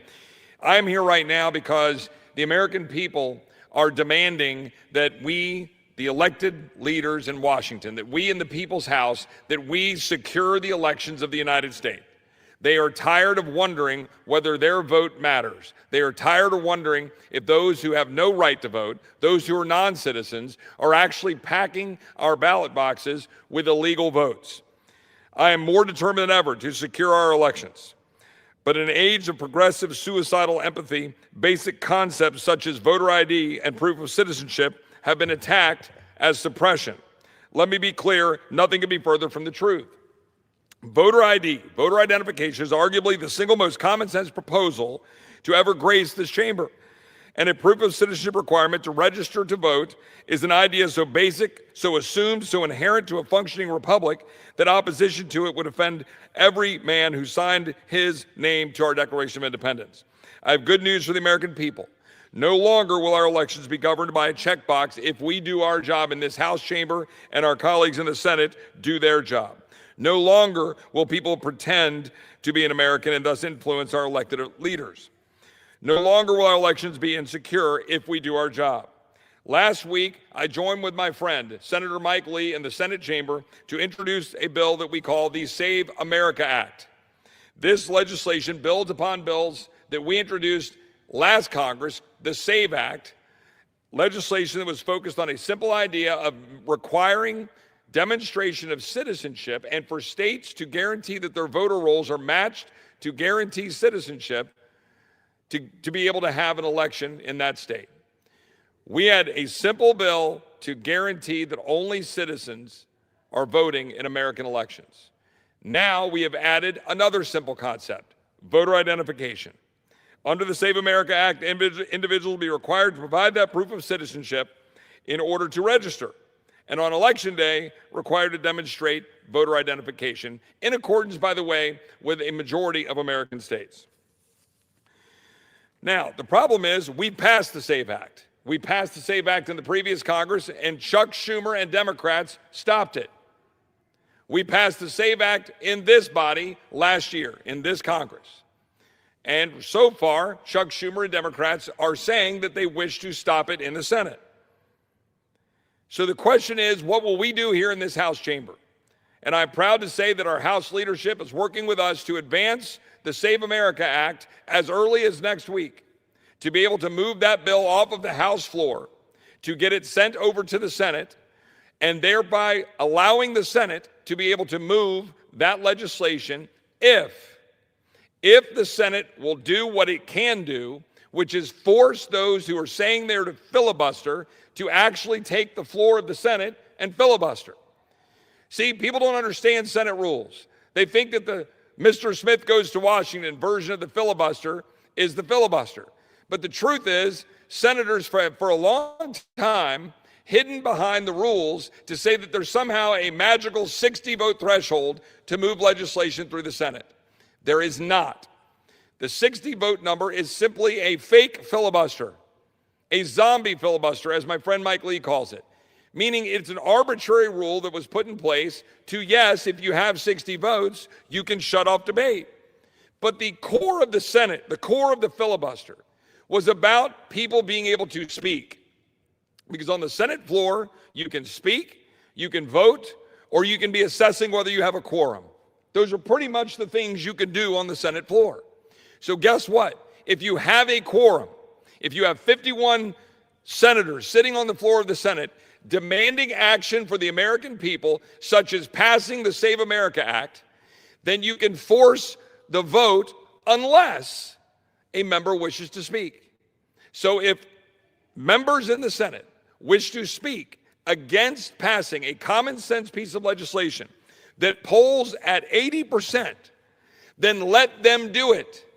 Let Democrats go to the floor of the Senate. Let them take the floor. Let them look at 51 Republicans sitting on the Senate floor who want to move a bill that 85% of white Americans, 82% of Hispanic Americans, 76% of black Americans, 71% of Democrats, and 95% of Republicans believe we should pass so we can have security in our elections. We can pass the Save America Act. We will do that in the House chamber next week. We will have citizenship. We will have voter ID. We will send it to the Senate. And if the Senate does its job, if Senate Republicans put this on the floor on the Senate, then we can force action and force Democrats to stand up on the Senate floor and oppose the will of over 3/4 of the American people. I want to see them try. I think if we do it, I think we'll win, and I think we'll save this republic and we'll save America. And with that, I will yield back to my good friend from Arizona. Thank you, Chip. And look, you are an incredible leader and passionate on this. And it is absurd that something that America desperately wants has been this difficult for the Democrats, particularly in the Senate. And look, how many Democrats, when we passed it out of the House before, voted with us? Well, we had last year 5 Democrats join with us, and this year 4 Democrats join with us. I think there'll be pressure for a number of Democrats to join with us here and in the Senate. Let's save America. Let's protect our elections. And I'll give you one last concept from being someone from Arizona. How do you protect a republic if your citizens don't trust the institutions, don't trust elections? So even if you're uncomfortable with the legislation, which I have no idea why you would be, defend the institution by passing a piece of legislation that actually raises the level of faith and trust in our elections. How can it not be amazingly good for this republic? I want to yield the gentleman his time, but I will just add and close by saying we sit here in this chamber under the In God We Trust motto. We sit here in front of this flag. We think about all of the people who came before us to sacrifice for this country. This is the most basic of things we can do to restore trust in a Republican form of government where representatives are sent to Washington to represent them. They have to believe in it. They have to believe in us. They have to believe in the country. And what more can you do besides guaranteeing that their vote counts by ensuring that it is only citizens voting our elections? And I thank my friend from Arizona. Thanks, Chip. I know you got to get out of here. God bless you, brother. Thanks. Mr. Speaker Pro Tem, I'm going to try to do this somewhat quickly because it's a couple of fairly simple concepts. Look, almost every week when we're in session for a decade, I've come behind this microphone and tried to help people understand the fiscal situation in the United States. And some of the math is both hopeful and incredibly frustrating. So think about this. Our tax collections are up almost 10%. Almost 10% tax collections up in the last 12 months. Yet, over the last 12 months, we've borrowed $2.34 trillion. That's $2,346 billion. We're borrowing right now, if you take the last 12 months, $74,000 every second. And you go, but how can that possibly be? Tax receipts are up. Our problem is fairly simple. Refinancing the debt. We have to bring about $11 trillion to market over this 12-month period. And much of that is debt that was sold a few years ago when interest rates were very, very, very low. So it's getting refinanced at today's rates.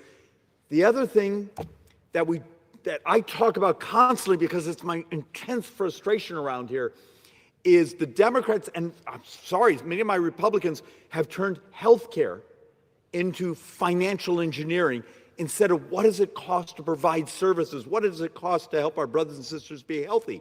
And we're actually seeing, we had some projections from CBO and others of about a 5% growth in spending on health care.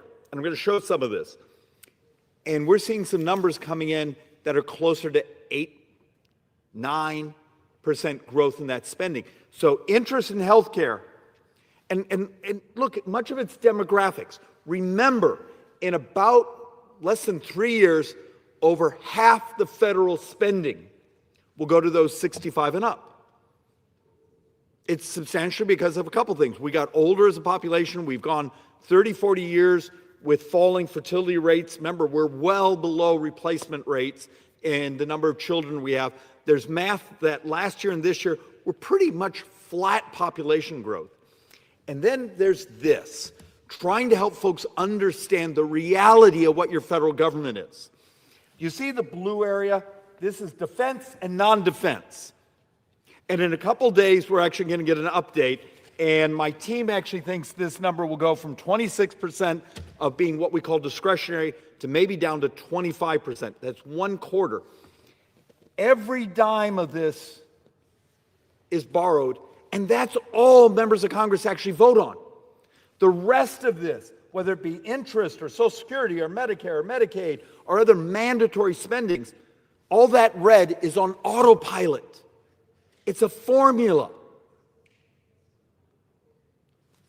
And if you add this up, basically, it's under $2 trillion, and I just told you we've borrowed over 2.3 in the last 12 months, meaning every dime of this is borrowed, and a chunk of mandatory is borrowed. That's our reality. Your government is basically an insurance company with an army, paying out a lot of annuities. It's demographics. And yet much of the craziness you hear behind these microphones is anything they can say to keep you from focusing on the fiscal reality of what's going on in our country. And look, we've been trying to figure out how to express some of this, so I'm going to do it in a couple different ways. So over the last 12 months, receipts have grown 10%. Spending's up 4%. Okay, you go, well, shouldn't we be closing the gap? Except the problem is the spending last year over $7 trillion, where tax receipts were like $5 trillion. So do the 4% growth over here, the 4% growth on spending, the 10% growth on taxes, you still have closing of the gap maybe $250 billion. It's wonderful.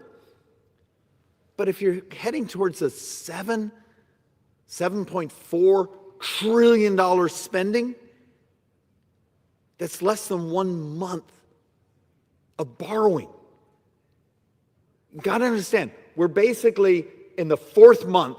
We just finished the 4th month of this new fiscal year, and we've already borrowed. We've borrowed since October 1st, $926.724 billion. Meaning, in the next couple weeks, depending on how much cash the Treasury decides to keep on the balance sheets, we're going to hit $1 trillion. This was supposed to be a year where we would start seeing the debt starting to go down. Now, my joint economic economist, I'm blessed. I chair the Joint Economic Committee. I'm number 4 in Ways and Means. I chair oversight there. My job is to get the math right. And we always said we thought this would be a $2 trillion borrow year. Tax receipts up, but spending's up substantially, once again, because of the financing of $38.5 trillion of U.S. sovereigns, $10 trillion of it having to be refinanced this year, $2 trillion virgin, meaning it's new borrowing, and healthcare costs. So when we bring these charts in, it's one of the classic problems of when you do this, saying, well, look at this. Tax receipts are way up, but the tax receipts and spending are upside down. One's based on $7+ trillion, the other's based on $5 trillion, meaning that gap is not nearly as tight as you think it is. And I'm going to pass through some of these. Now, part of the great battle is, and if you ever have a curiosity, and Chip was basically teasing for the 14 people that watch C-SPAN. Sometimes I'm worried there's not even 14. But if you really care about saving the republic, I would argue what takes us down is potentially the bond market. If we keep borrowing like this, the bond market is going to start running this country. Go to the Joint Economic Committee Republicans website. We put out some amazing data, and we're trying to make it easier to absorb. We're doing better with charts and graphs. But another thing we do is every workday, we send out a text message. We call it the daily debt, Schweikert's daily debt. And it basically does this math for you. It tells you, here's what we've borrowed over the last 12 months, and here's what we've borrowed this fiscal year. And the beauty of this is you can say, okay, over the last 12 months, hey, we're borrowing $74,400 every second. So far this fiscal year, so 4 months in, we're borrowing $85,000 every second. Start telling the truth about the math and understand so often the theatrics you see here in Congress are so we can give you a dopamine hit, but we don't have to deal with these numbers because these numbers are difficult, complex, really hard to explain, and the armies of lobbyists and people in our hallways here, Mr. Speaker, what do they do when they get to our office?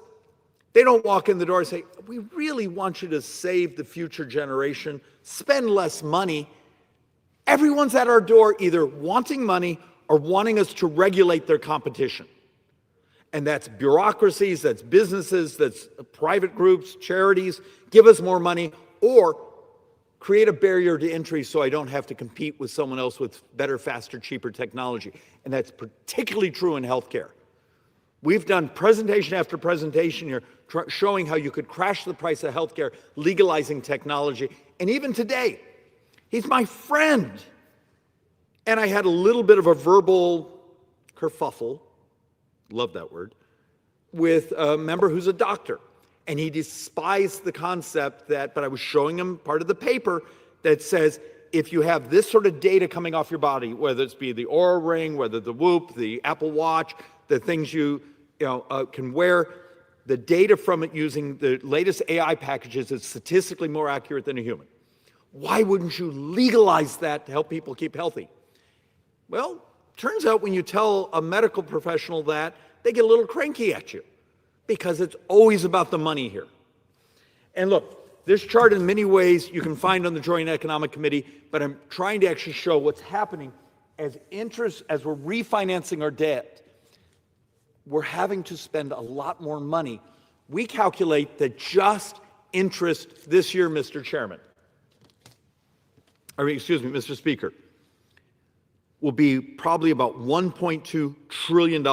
So think about this hierarchy. Let's do this together. Social Security, $1.5 trillion, $1.5 trillion. Interest, $1.2 trillion. Medicare, maybe $1.1 trillion. Medicaid and Obama subsidies, almost another $900 billion. Defense is actually the fifth in our hierarchy of spending. The thing that's actually in the Constitution now is number 5. So when you get these folks that walk in the door, just stop spending money, balance the budget tomorrow. I can do it.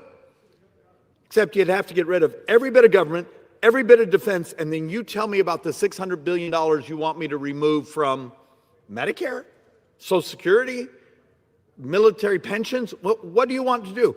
And that's the reality. Just interest this year will be 3%, maybe even higher, of GDP. So when you see us talk about we want to get the debt down to just 3% of GDP, that just covers our interest carry. So let's see. I have a couple of these other charts I sort of want to walk through.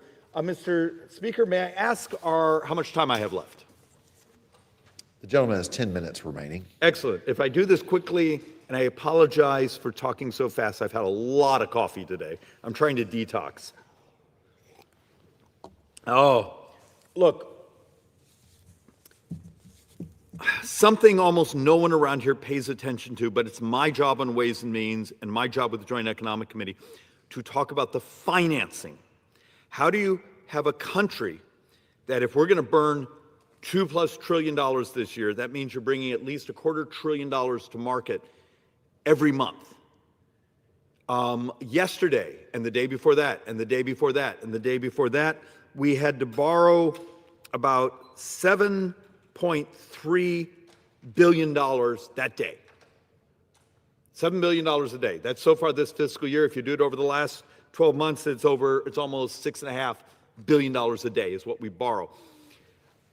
You don't need to actually pay as real detailed in this, but what I'm trying to show is the average maturities on our bonds and that they have to be refinanced, and every quarter this is what's coming to market. And the fact that we're moving away from much lower interest rates to much higher interest rates. But there's other things going on. Do you remember how often, and Mr. Speaker, you've probably had this, this experience. You're at a town hall and someone says, how much do foreigners own of our debt? And now you try to explain that China is actually, I think, down from like 1.2 trillion down to in the 700 billion. It may be now third. Japan is number one. But there was a certain things that happened when central banks were buying U.S. debt. There was a level of stability that came with this. And this is an interesting concept, and some of the bond market folks are starting to write about this. They held it because they needed an offset for their currency. They needed it for trade. They wanted just stability. As foreign governments and foreign central banks are getting rid of U.S. debt, bond markets, hedge funds, others are the ones buying it. Okay, wonderful. We have people buying our debt. But do you see the problem? These are traders. These are folks that if there's a carry trade, if there's an opportunity to make a spread, if there's an arbitrage, they sell it. And you're starting to see, if you actually look at, there's actually a thing called a bond VIX. It's the volatility index. We're starting to see much more volatility in U.S. debt. That actually scares me. You want stability. You want the markets to believe in us. You want the markets to understand we're going to get our act together. We are credit worthy. Yet, Greece today can sell a 10-year bond cheaper than the United States. In many ways, I can think of 12, 13 countries that today, if they offer a 10-year bond, that 10-year bond goes out at a lower interest rate than the United States. Does that bother anyone? Does that tell anyone anything? Does anyone listening? Look, I have chart after chart after chart. There are ways we can communicate to the bond markets that we're taking our debt seriously. There's ways where we can protect Medicare and Social Security, but we got to tell the truth about them. Right now, the Social Security Trust Fund is empty in 6.5 years. That means 7 years from now, if you're on Social Security, if we follow the law as it is today and Congress continues to fail to act, you get a 24% cut. Our model says we double senior poverty in 7 years. We will double the number of baby boomers that live on the street. In 6.5 years, the Medicare Trust Fund is empty. Your hospital, others get an 11% cut. That's our model right now. And you start to say, okay, how do we preserve these programs? Well, maybe we could actually take on the things we know are going on.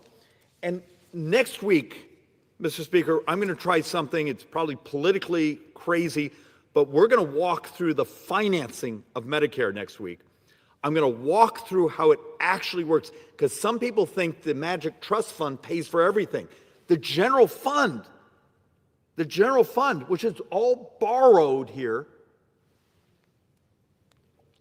pays for about 40% of it. There's a conversations even with my brothers and sisters here, even with some of the staff, not understanding the complexity. So once again, Social Security Trust Fund empty in 6.5 years. Medicare Trust Fund empty in 6.5 years.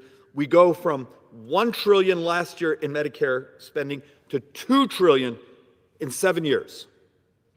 It's demographics. It's baby boomers. Hell, I'm one of them.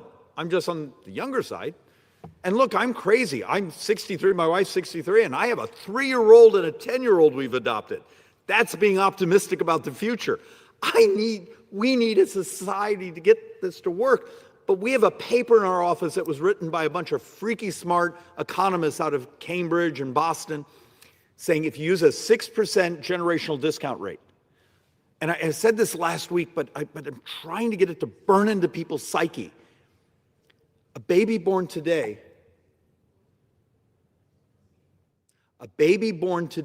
you need 104% of that child's lifetime income just to pay government pensions. Federal government, not state, just federal government. Does anyone see the immorality? The craziness that's going on?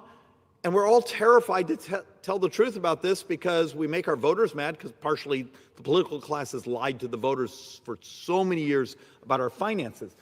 But we're going to come back and start to walk through the math of, you've seen some of the proposals on Medicare Advantage. Now, the White House now is coming back and saying they're going to just cap the growth. And you saw many of these insurance companies, Medicare Advantage companies, their stocks just crater. We believe we have a much more elegant solution, and actually may come in at much bigger savings, is realign the incentives. I love Medicare Advantage. It's 55% of our brothers and sisters who are on Medicare use Medicare Advantage. But the incentive for the insurance company that's managing it should be not trying to constantly build risk models to raise the cost to get in more cash. How about we do this? Get rid of the risk adjustments, get rid of the star rating, and just do something very simple. Give us a bid, and you make money by helping those you're insuring be healthier. It's a crazy concept, but that was the basic concept of a capitated model was, hey, these insurers will profit by doing their job well. And you got to put in protection so it's not denial of services, not denial of access to pharmaceuticals. But if you fix those things, there's models around the country that have worked amazingly well. Now, sometimes you got to have a discussion. It may have to be more than 1 year. You may have to have 3 years with opt-outs if you don't like your insurer. But so they'll invest in you to be healthier. Maybe even buy you the technology, buy you the things to do that and make a profit. We're right now going to have to make a decision as a body. Are we going to go into the command and control and try to starve the beast?